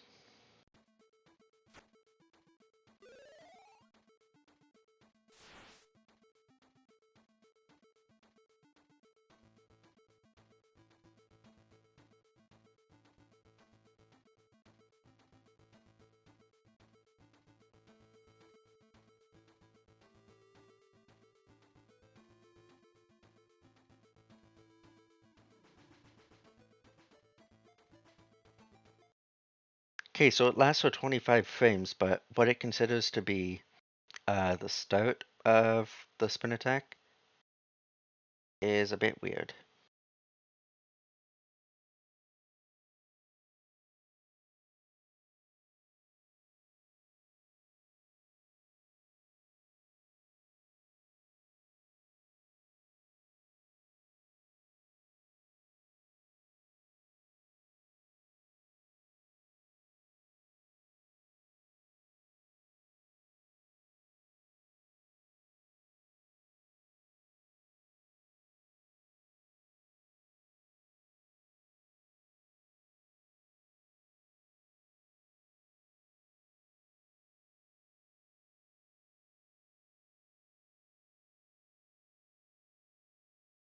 Actually, let's cheat ourselves in the hurricane spin.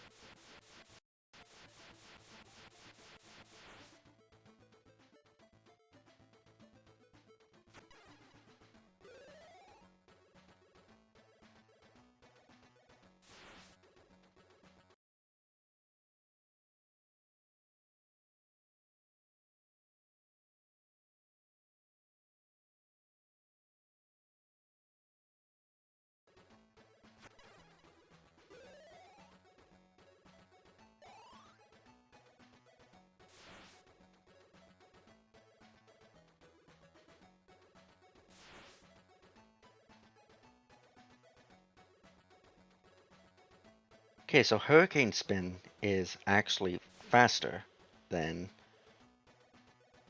uh, your regular old spin attack.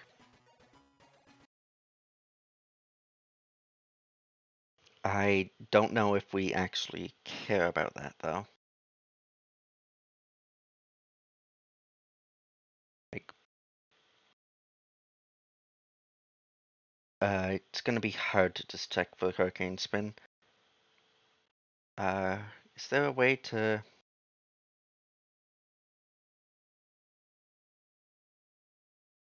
Guess we can just check the source.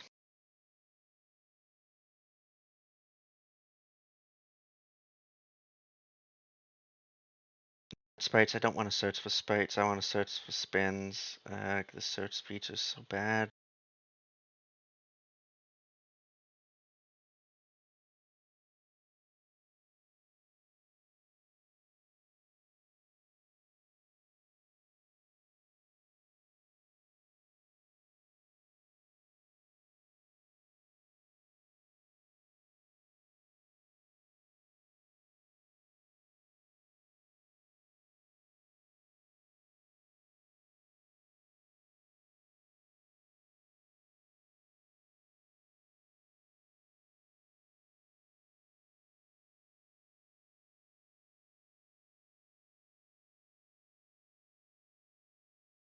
Yeah, you know what? I don't know if I care about this. We're just gonna wing it.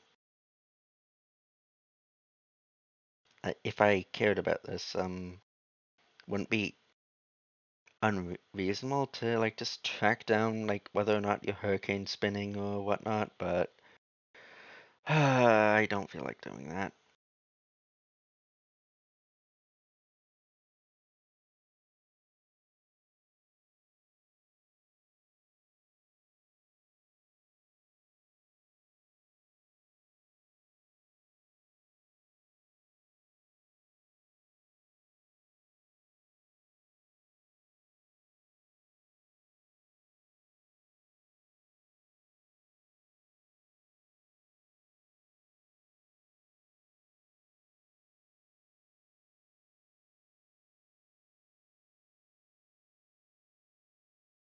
So let's just add a little thing to neutral magic.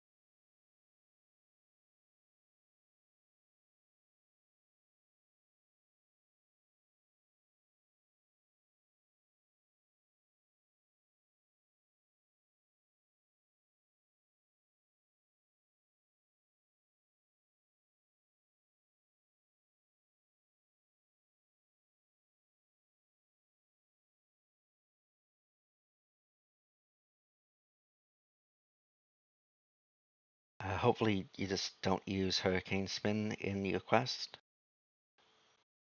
but if you do, just be aware that it spins uh, 3 times as fast. Uh, yeah, three. I think it's 3 times as fast. Just go back to searching for that.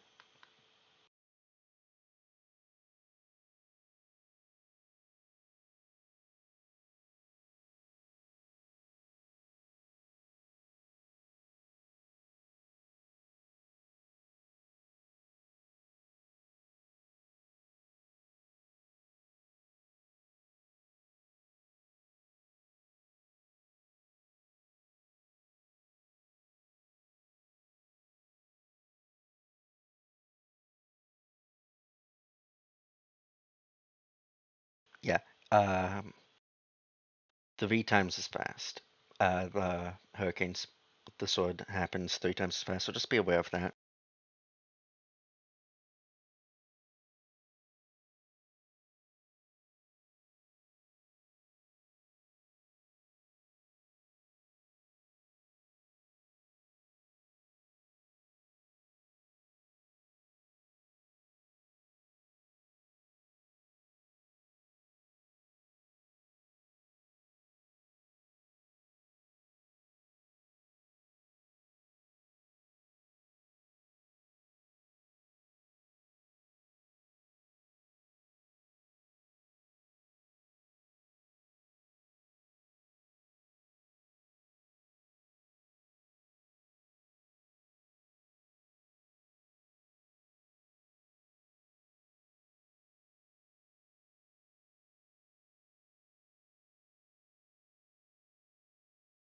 So this gets the angle from link to the sword.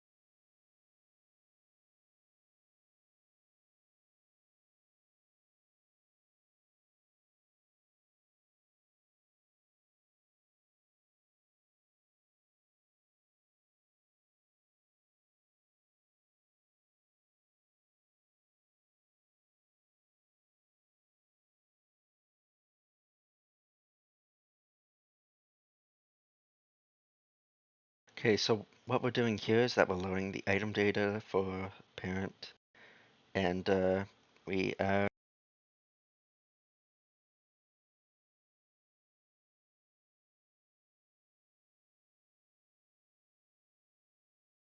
setting the scripts stuff based on what's set in the editor.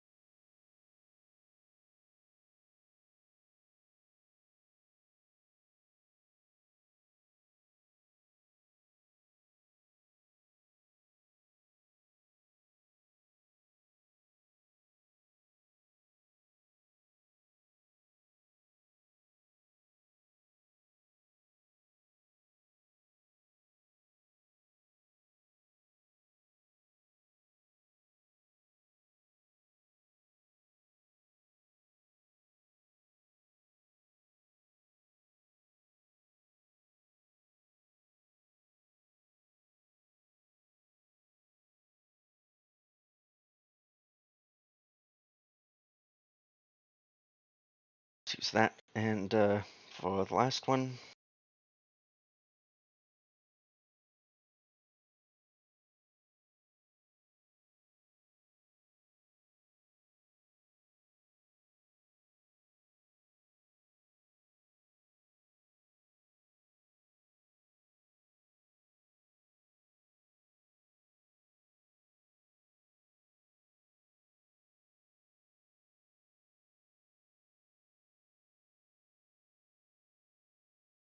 do nothing with that in the script, but we can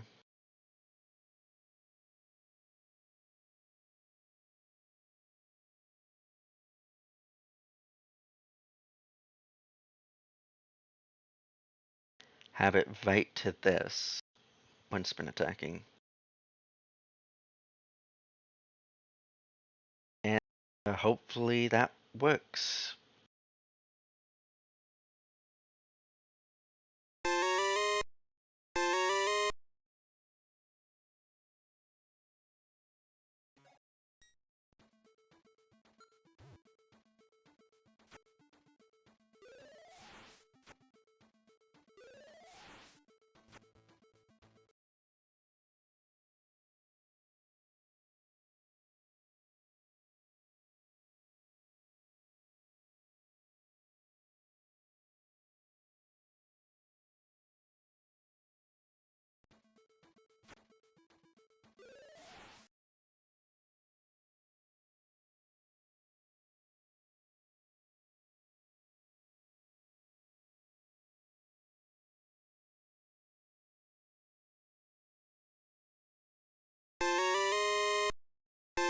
Let's make sure this is running.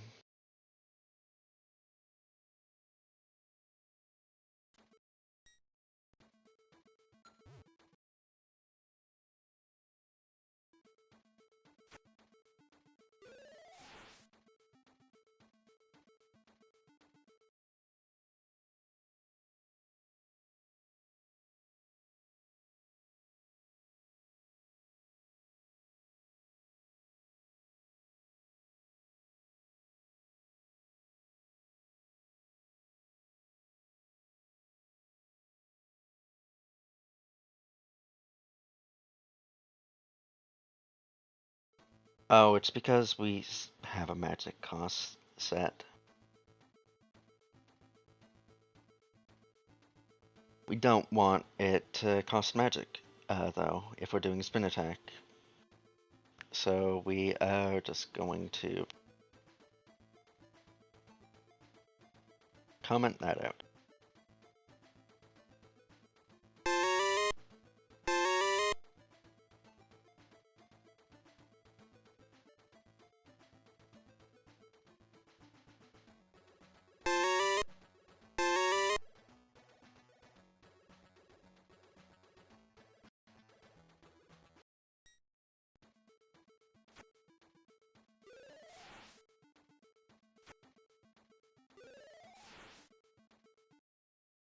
Oh, it's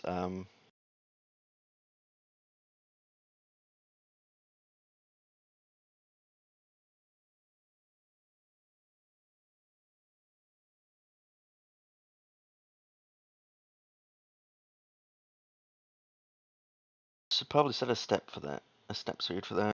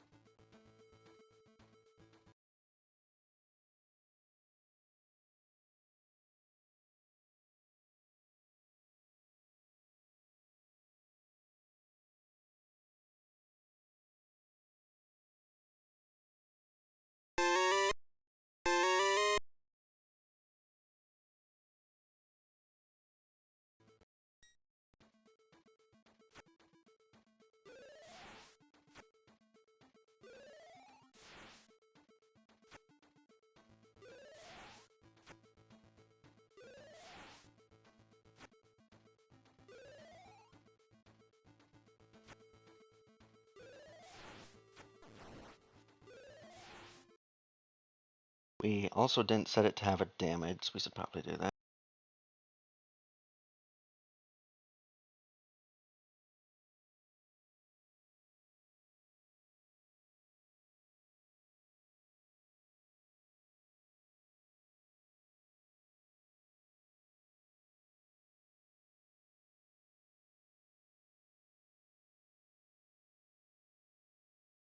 And this is completely arbitrary, uh, how you want this to happen.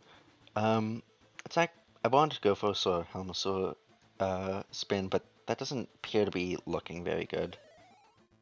So let's just I'm gonna recount this.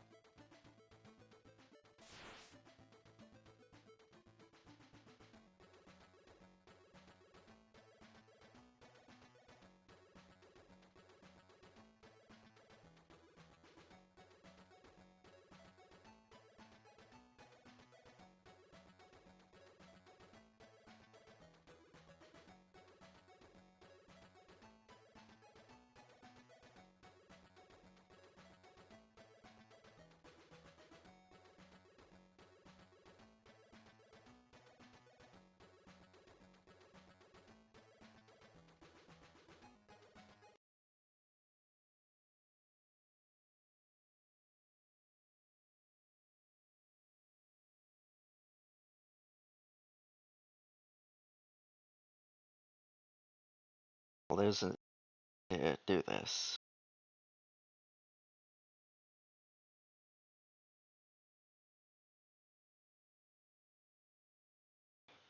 So this is saying if the value looped inside 5 is equal to 4.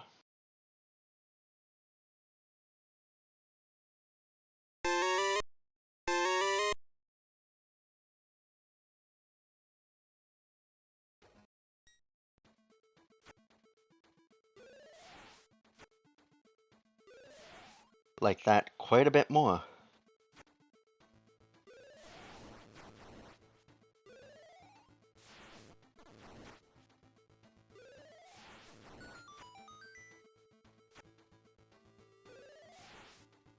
It's like you're sort of doing a splitting motion. It's quite neat. Now, of course, you might not want it to come out at points. You might want it. Well, actually, let's check how it looks with the hurricane spin. It might not look too bad.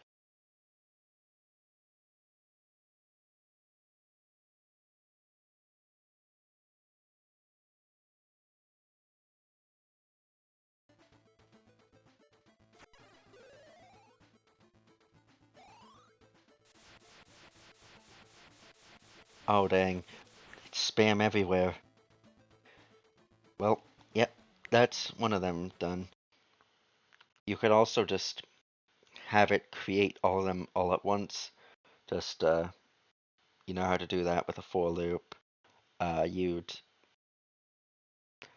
probably only want to do it once, like if the timer is equal to, let's say just if timer is equal to 4.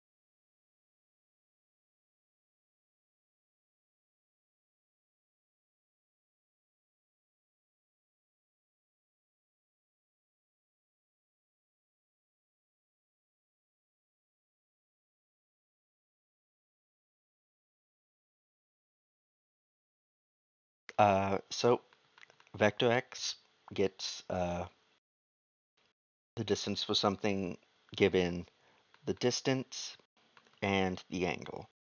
So it does the math for you. This is just so that it's on Link's position, and then like a little bit in that angle's direction. Uh, this angle's doing, we're doing 45 because we want to start off at a 45-degree angle. Then we're doing 90 times I, which will cover basically all four diagonal directions. And if you want it all for like regular directions, just remove the 40.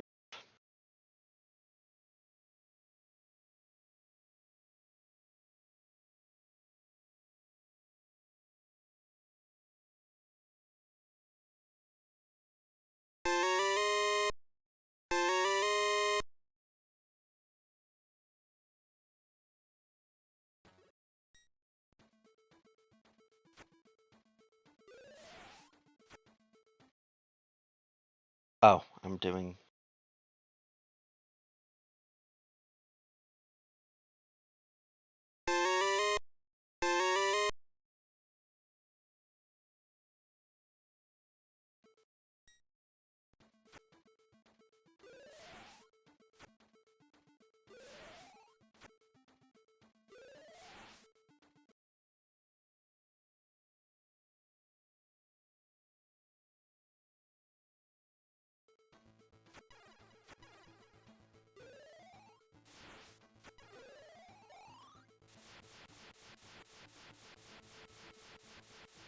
So you can do that. I prefer.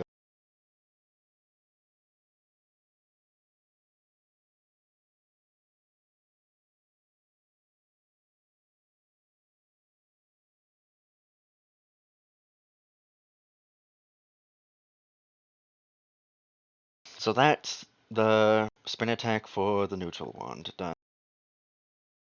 And you guessed it, we want to do case for the fire wand. We want to do this.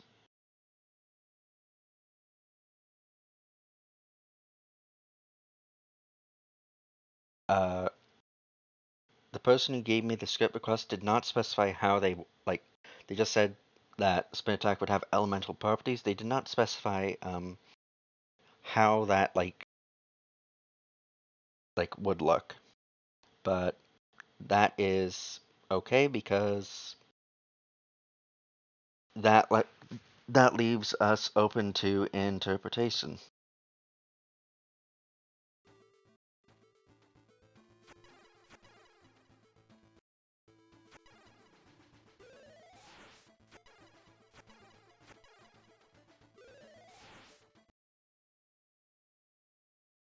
Now, personally, I think that spin attack should have a ring of fire come out. So we might just end up doing what we just did for sewing off the neutral wand.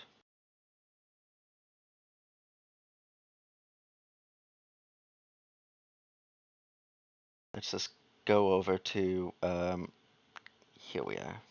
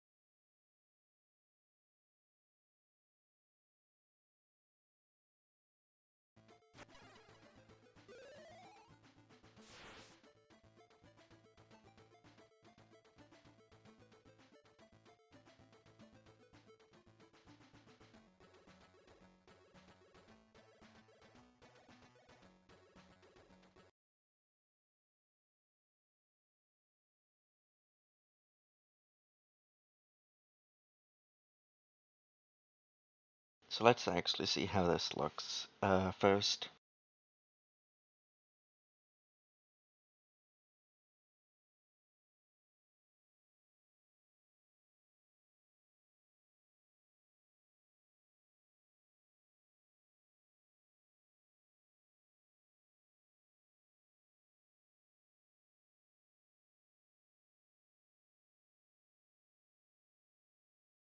definitely want to get the item data.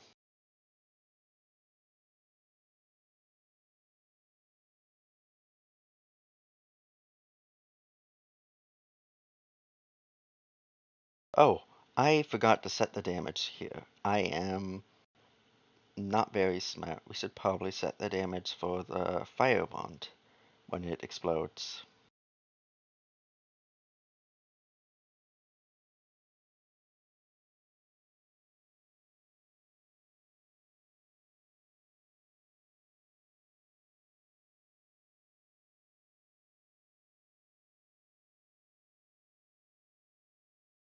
It's right there.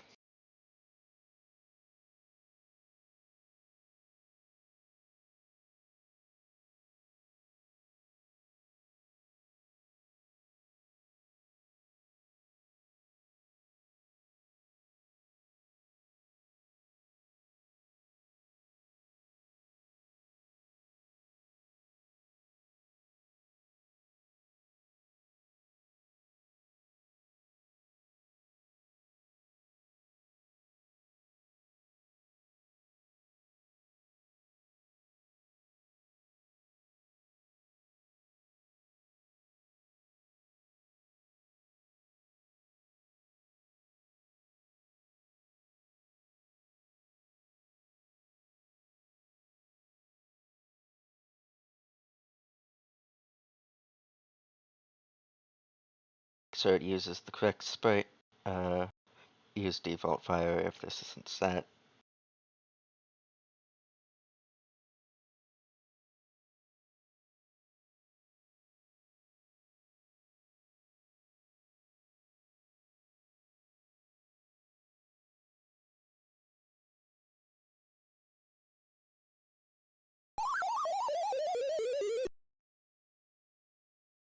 Oh yeah, that would do it. That would do it.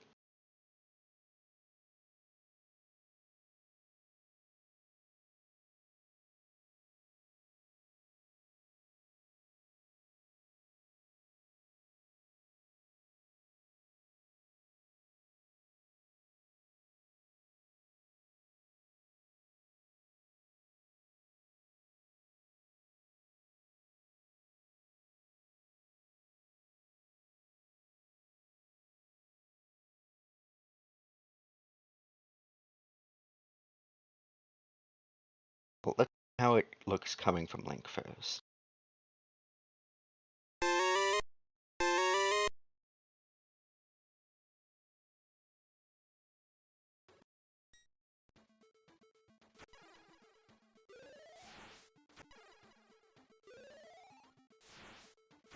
That doesn't actually look bad.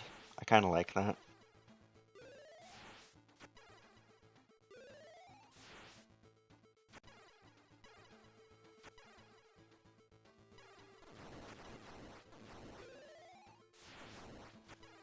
There's a quest rule for charge stays between screens.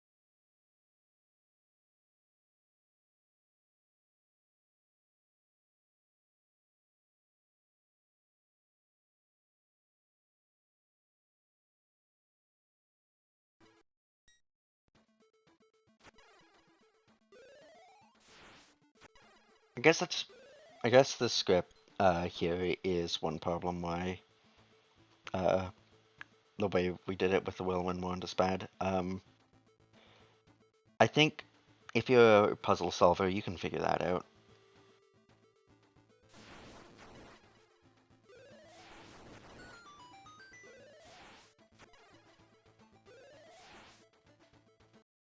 So we can do like that like figure eight thing.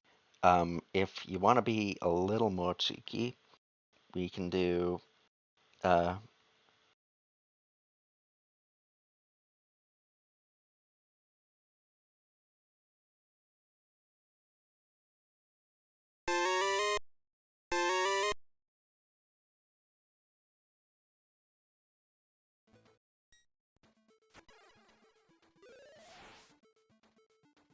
and that sort of creates a different ring of eight. You can add whatever offset that you want to it.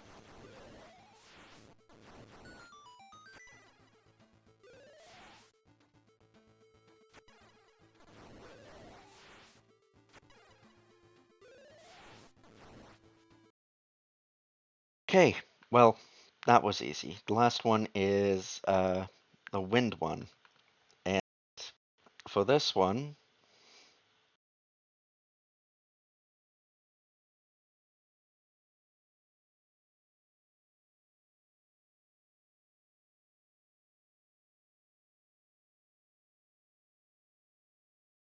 we can do like an elemental thing. Uh, you can, if you want like something like the fire, I've already shown off how you can do that. Um, we are not going to be doing that. Well, like if you want like the wind to do the same thing as the fire, but then do like wind damage, you can do like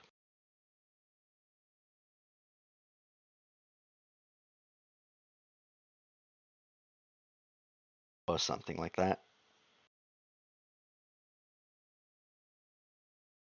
But if you like for the wind one, we aren't going to have it do a wind projectile. Instead, we're going to do something. We're gonna have it do.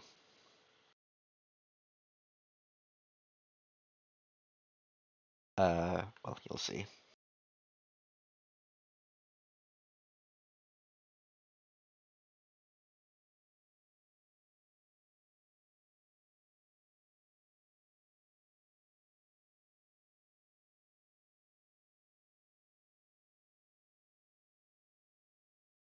Link is on the ground, or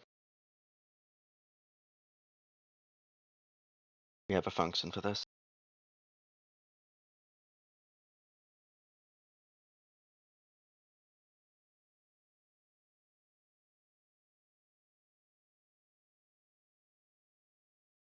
Why is it in side view now? It's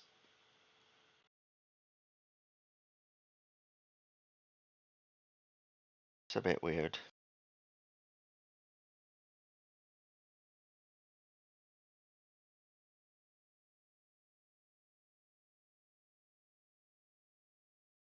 Anyways, for side view, we have a function for checking if you're on the ground.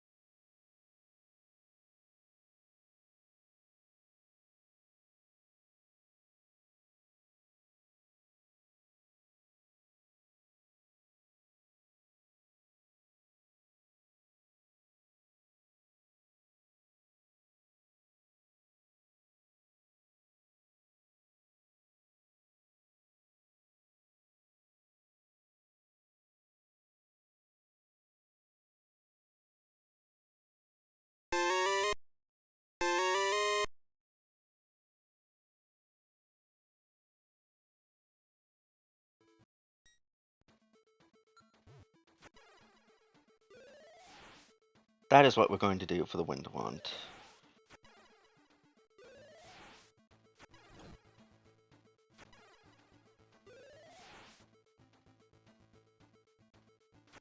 You're just going to do a little jump like that. But that might not. That's probably not super useful for combat.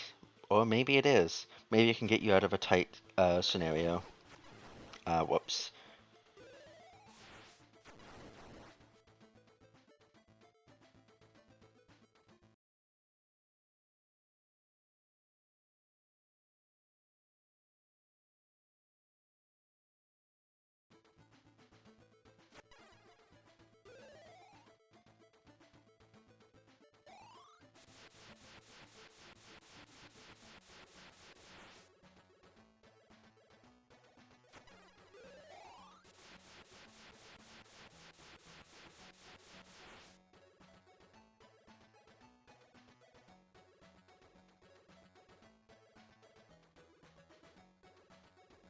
Maybe you want to give Link a little speed boost while he's in the air or something. Or, nah, we probably want him to. We probably want him to leave behind something on the ground. I am not very creative though.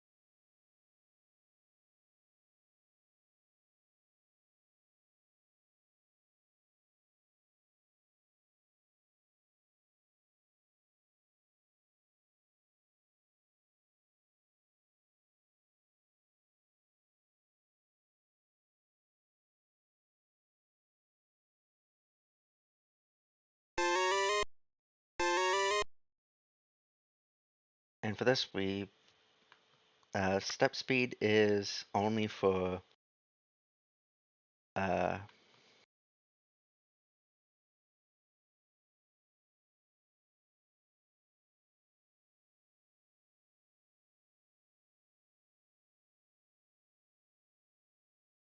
you want either new player movement or newer player movement checked. It won't work if you don't have either of those checked.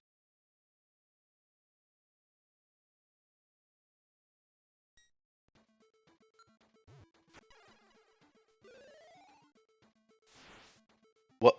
Well, okay, yeah.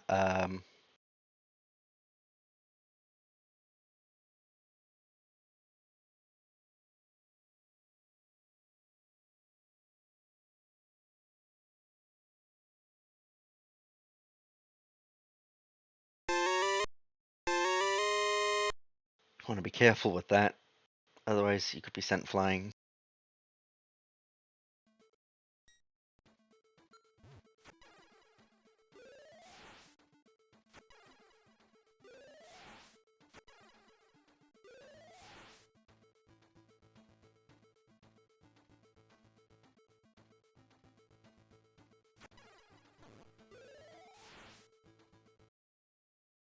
But that's not really super useful in combat, but it could be a neat traversal tool.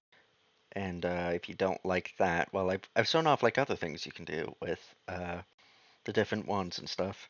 And hopefully you've been following along and can you've been following it along enough to like edit this for yourself, or even make your own. But let's actually just see how that looks with the hurricane spin.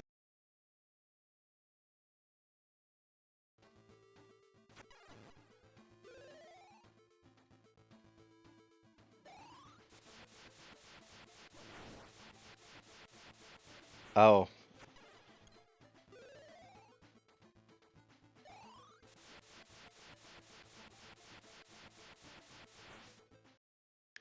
but yeah. Let's actually just see how that looks with the wind.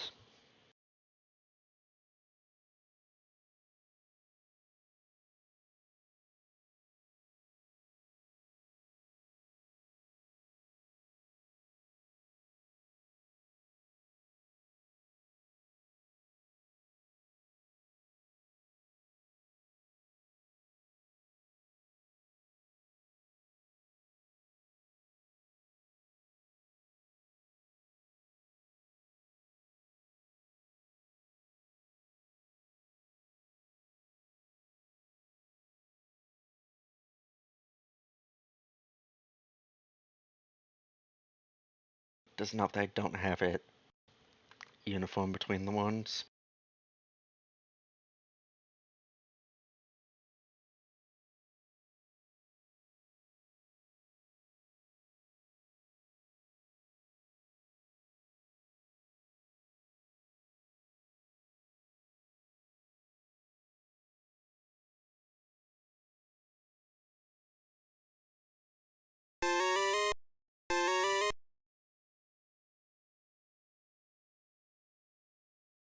And the thing with link step is that like setting it back to this might interfere with other scripts that are setting link step.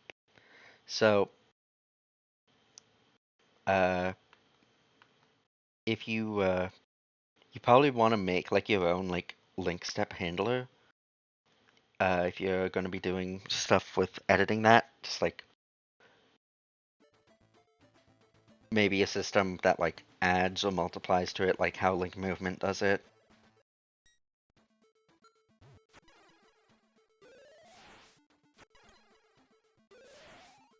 Okay, I really like that.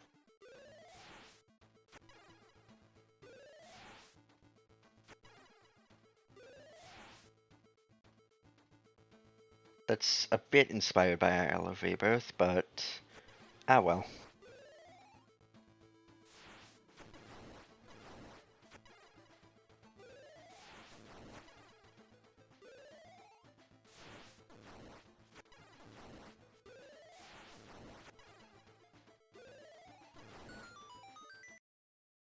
So yeah, that is all three wands, and they have their own unique spin attacks. And hopefully, by if you were following along with this, how long has it been?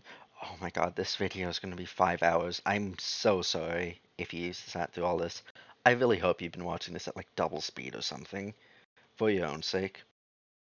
I don't think I'm interesting enough to like watch, but I don't even know if I can like re-watch this myself to make sure like my voice didn't cut out at times. But yeah, so that was going to be the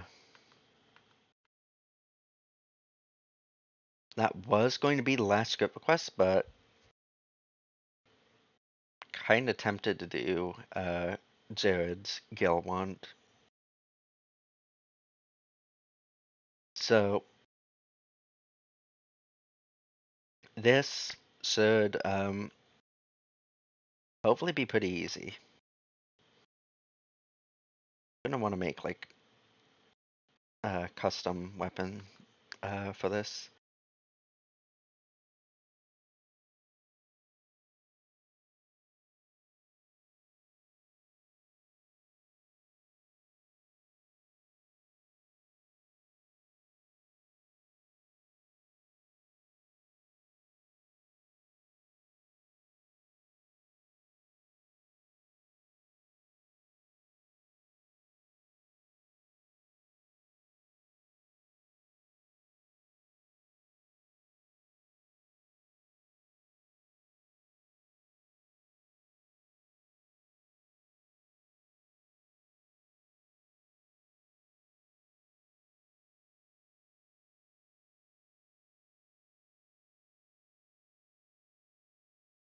Don't really have a good Gale wand sprite. I sprited that tornado thing myself before starting this, just so like I'd have something.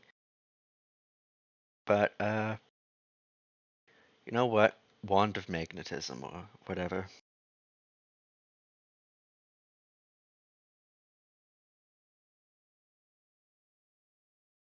It's on page 114.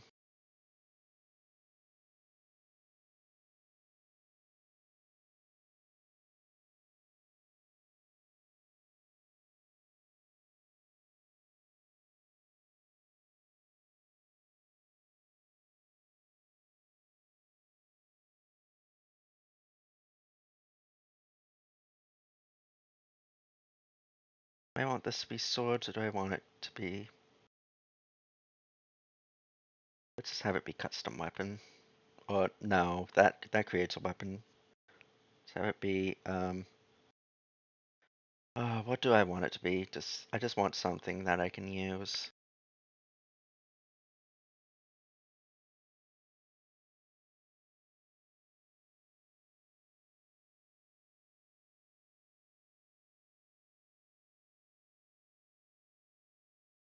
Probably shouldn't use those down there because like who knows when those will be used, but I suppose we can just do custom weapon.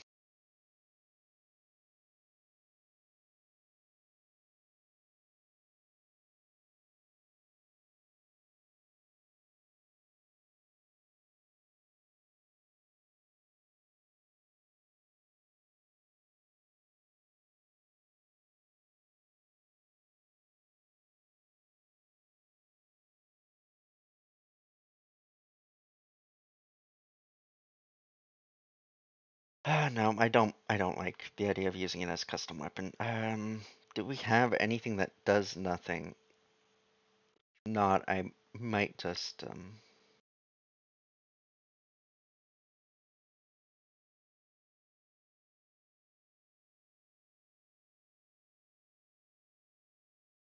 yeah, whatever, that works for that. No, I'm setting a bad example. I am like really bad at this.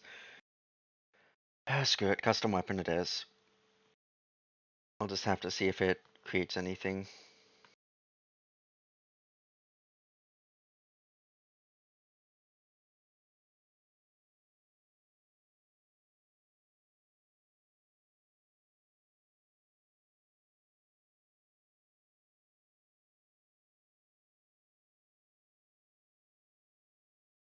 I guess custom weapon's probably good idea because we're just having it run a custom. The item script I would have just had it create a weapon anyway, so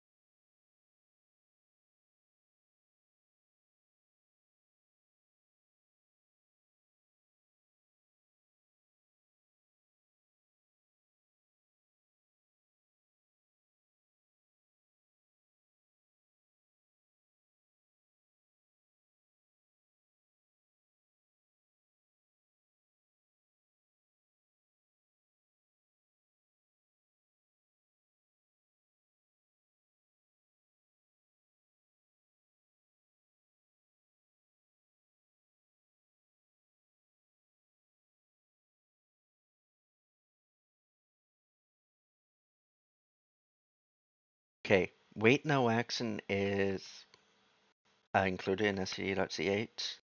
It waits a frame, but it does nothing. I mean, it waits a frame, but it also disables your inputs, which is what we want while you're using this.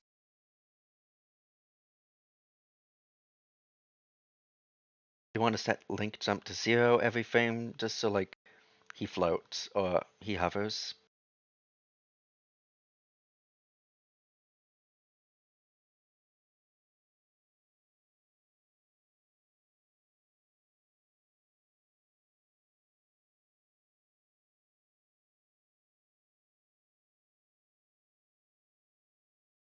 Okay, so we're declaring angle here for a reason.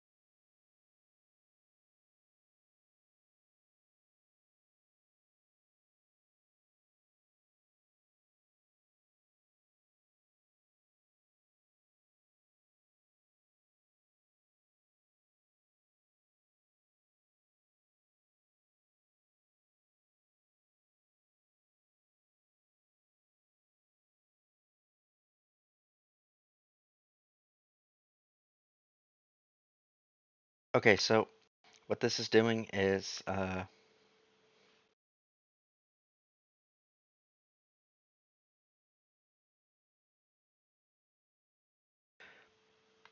what abs link C minus desired height is doing is this is getting the difference between the two. Abs just turns negative numbers into positive numbers. So this is just a quick way of getting the difference between these two numbers. And this is checking if that difference is lower than 2. If so, then just sets him to the desired height. Then otherwise,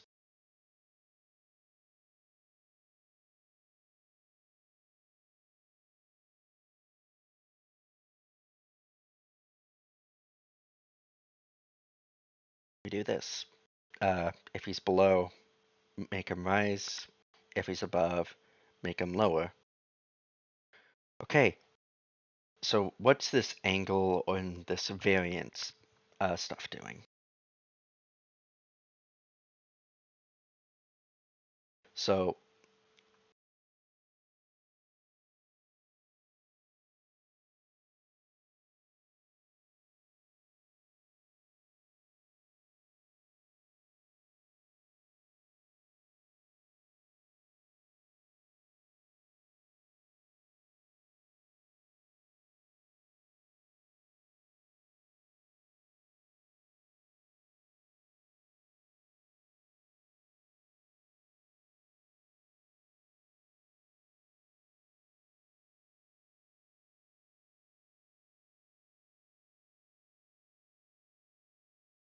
so this basically makes it so that he sort of bobs up and down. Uh,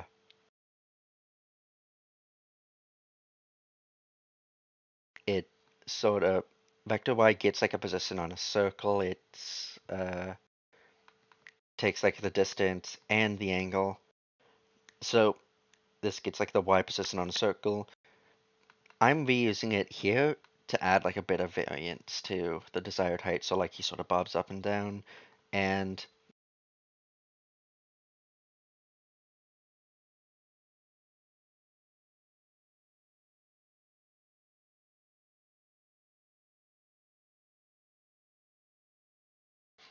this makes him, well, it makes him sorry, I'm trying to think.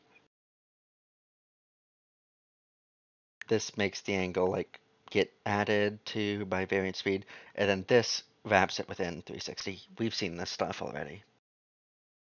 So now he should be hovering in like place.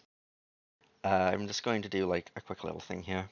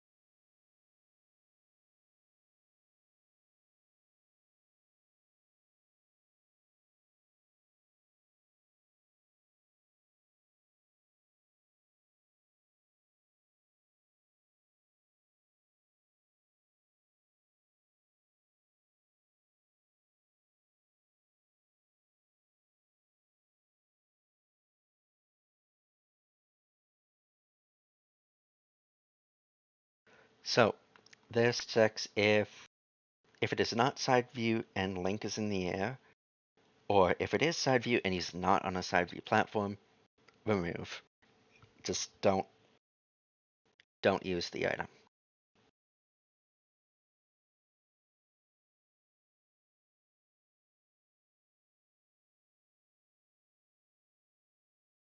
And now for the visuals of this, we want a tile.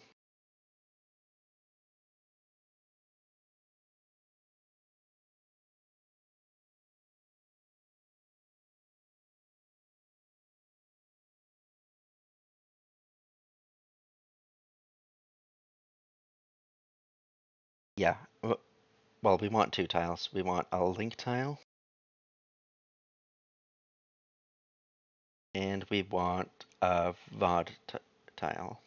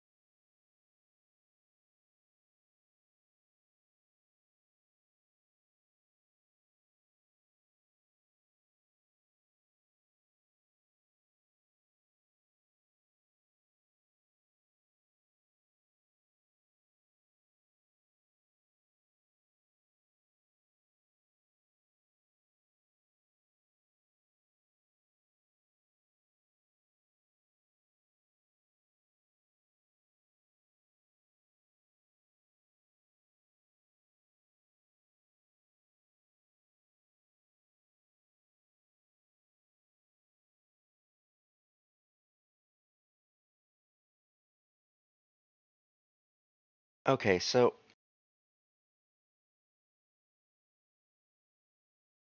we now have Link's tile set to like presumably a vase tile, and then we have the VOD tile and like the VOD set. We're starting to run out of variables. I might just cut this. Yeah, I'm cutting this. Just 8-bit the tile. That's what I'm gonna say.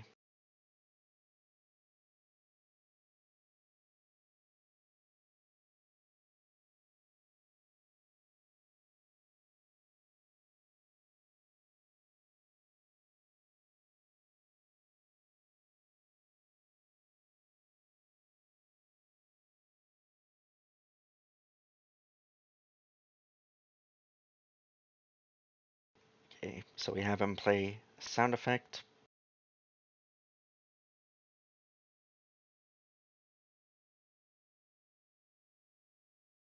When he vases and all that jazz.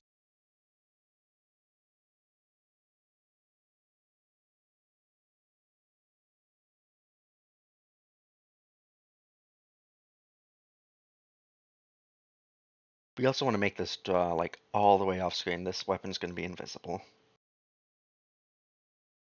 The weapon that's going to be running the script. And so link script tile, if you don't unset this, then it's going to be set to this. And we're unsetting it at the end, but I'm worried that if a warp happens, it's not going to get unset. So we're going to create a generic script.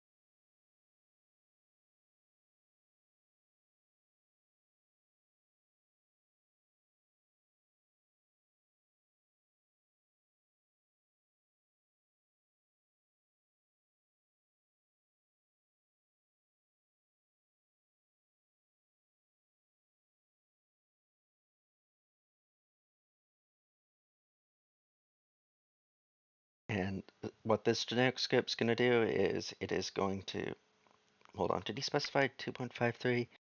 Uh, nope, then I don't care. He's using 255 or 3.0.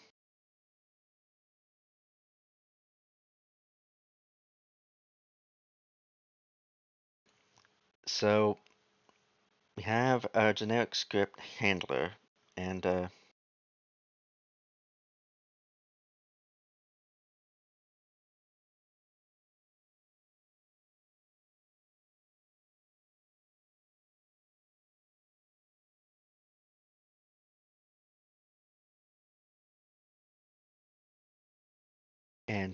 we're gonna have this run at like start, but we need a way for this script to communicate with it.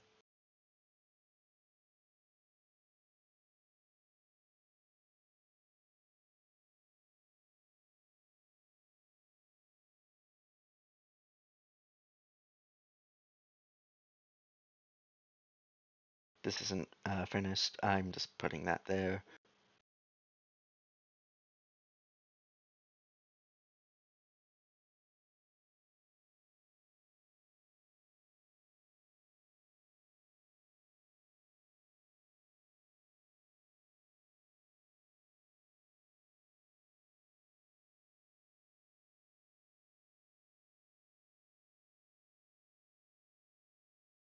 Okay, so we loaded generic data, and what we're just going to do is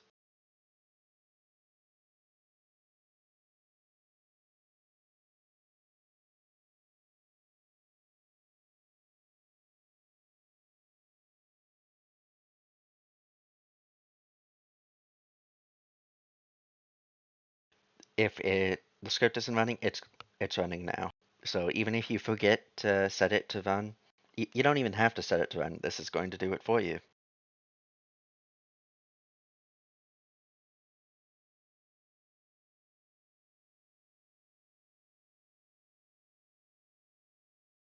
In fact, why don't we put this in a function?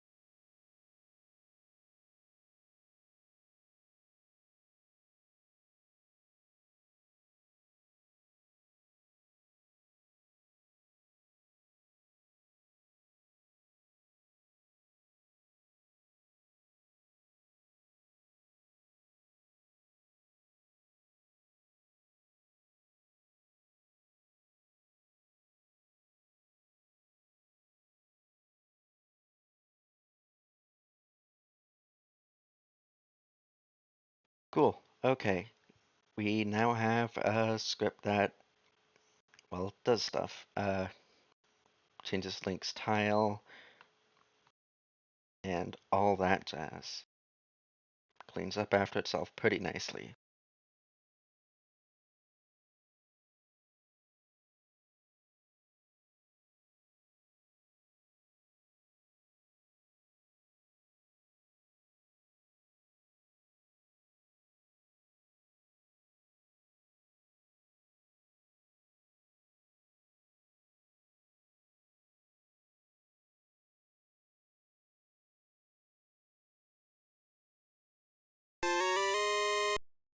Huh. Surprised. I was half expecting it to error. I'm just that damn good.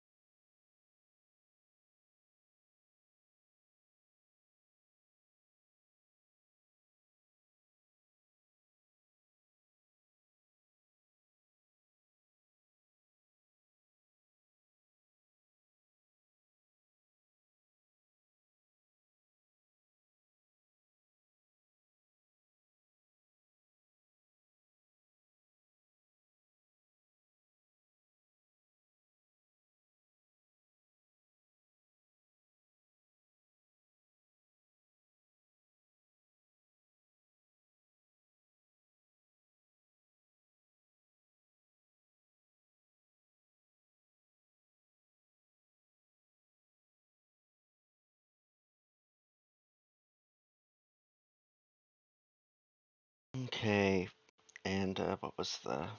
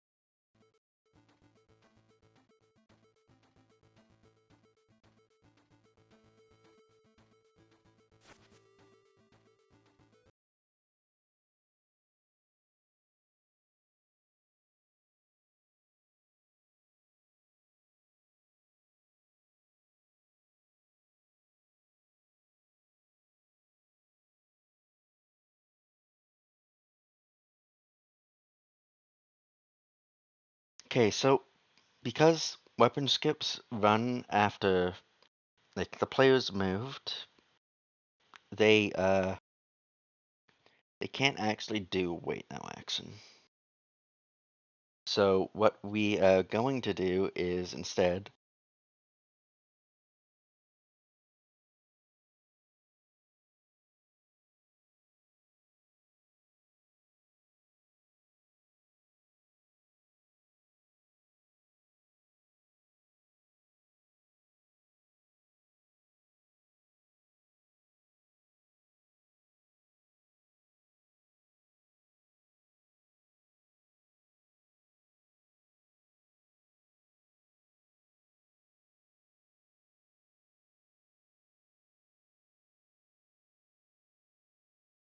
we are going to be making a handler for link step speed.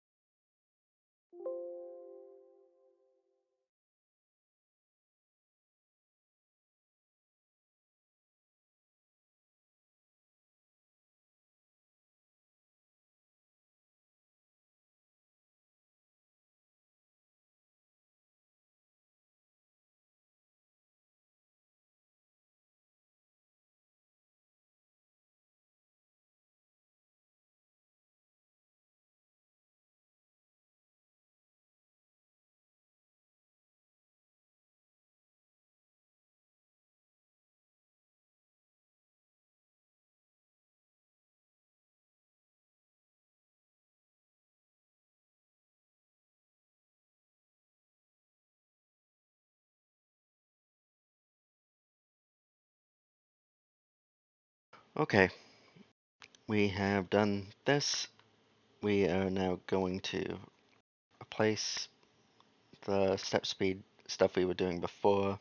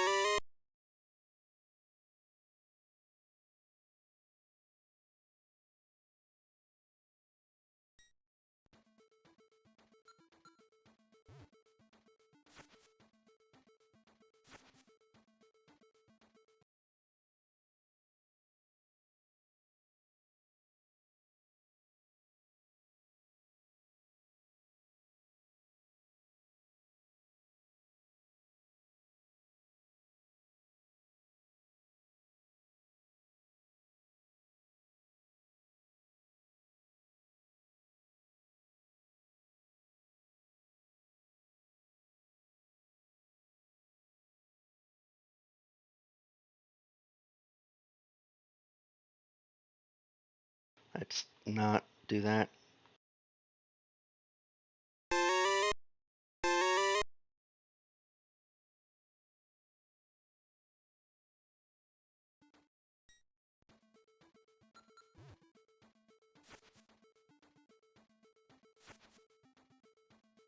Okay, so probably want the we can offset where the tile's drawn a bit.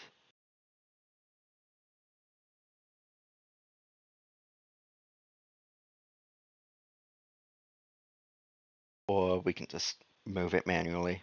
Either works. This will probably look better.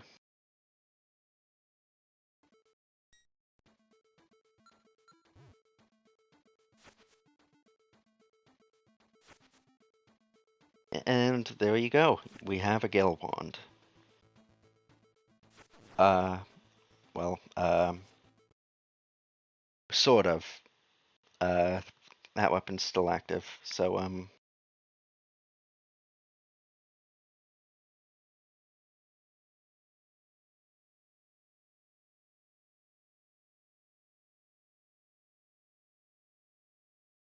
just to be sure, let's put it all the way off there.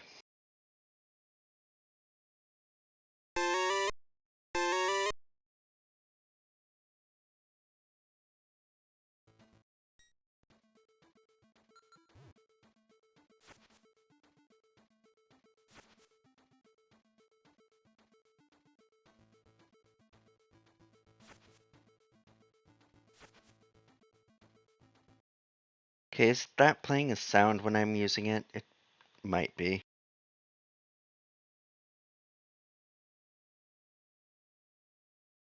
Yeah, it's using the sword sound. Let's not have that.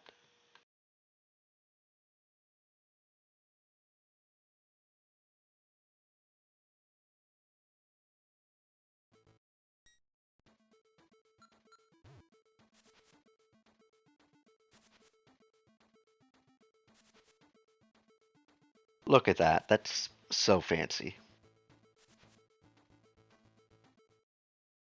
And if we go in and edit the Gale Wand,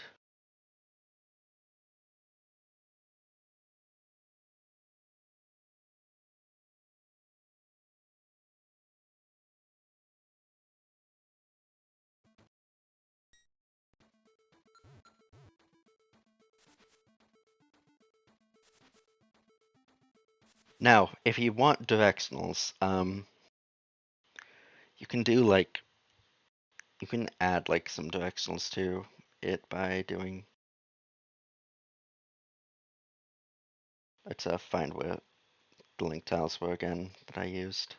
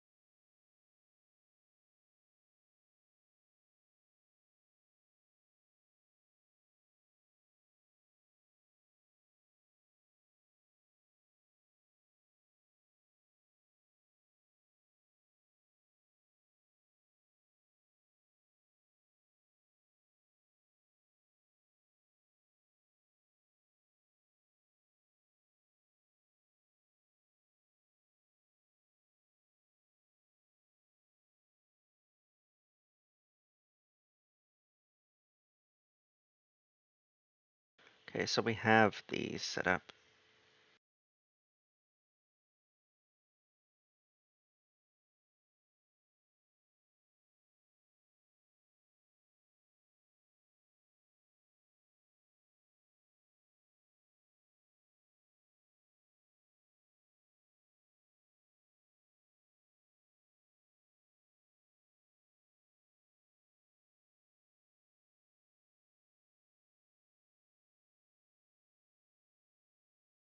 We can do that, and we can do, as long as they are set up in like a way where it's like up, down, left, right, then you can just add the direction to it. And we can do the same with the rod tile.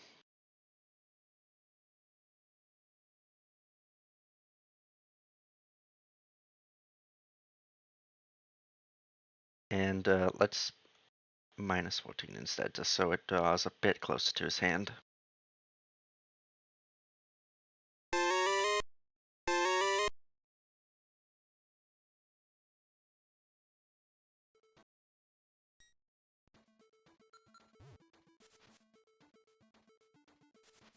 And would you look at that? We have a gale rod, and you can hover a bit.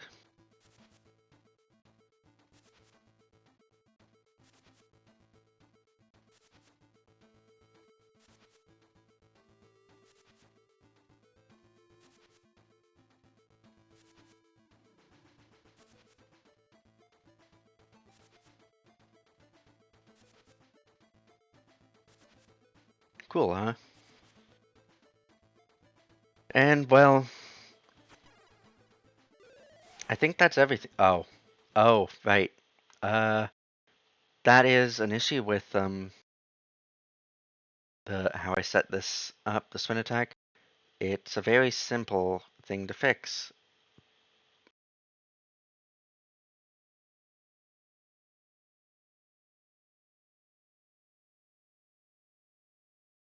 Always remember your brakes because it'll just keep on going if you don't brake.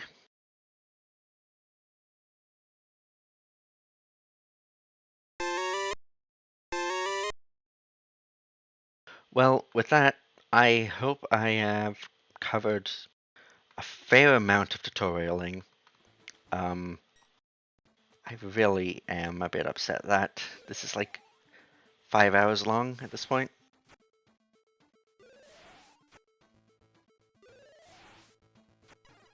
But that's sort of how it is.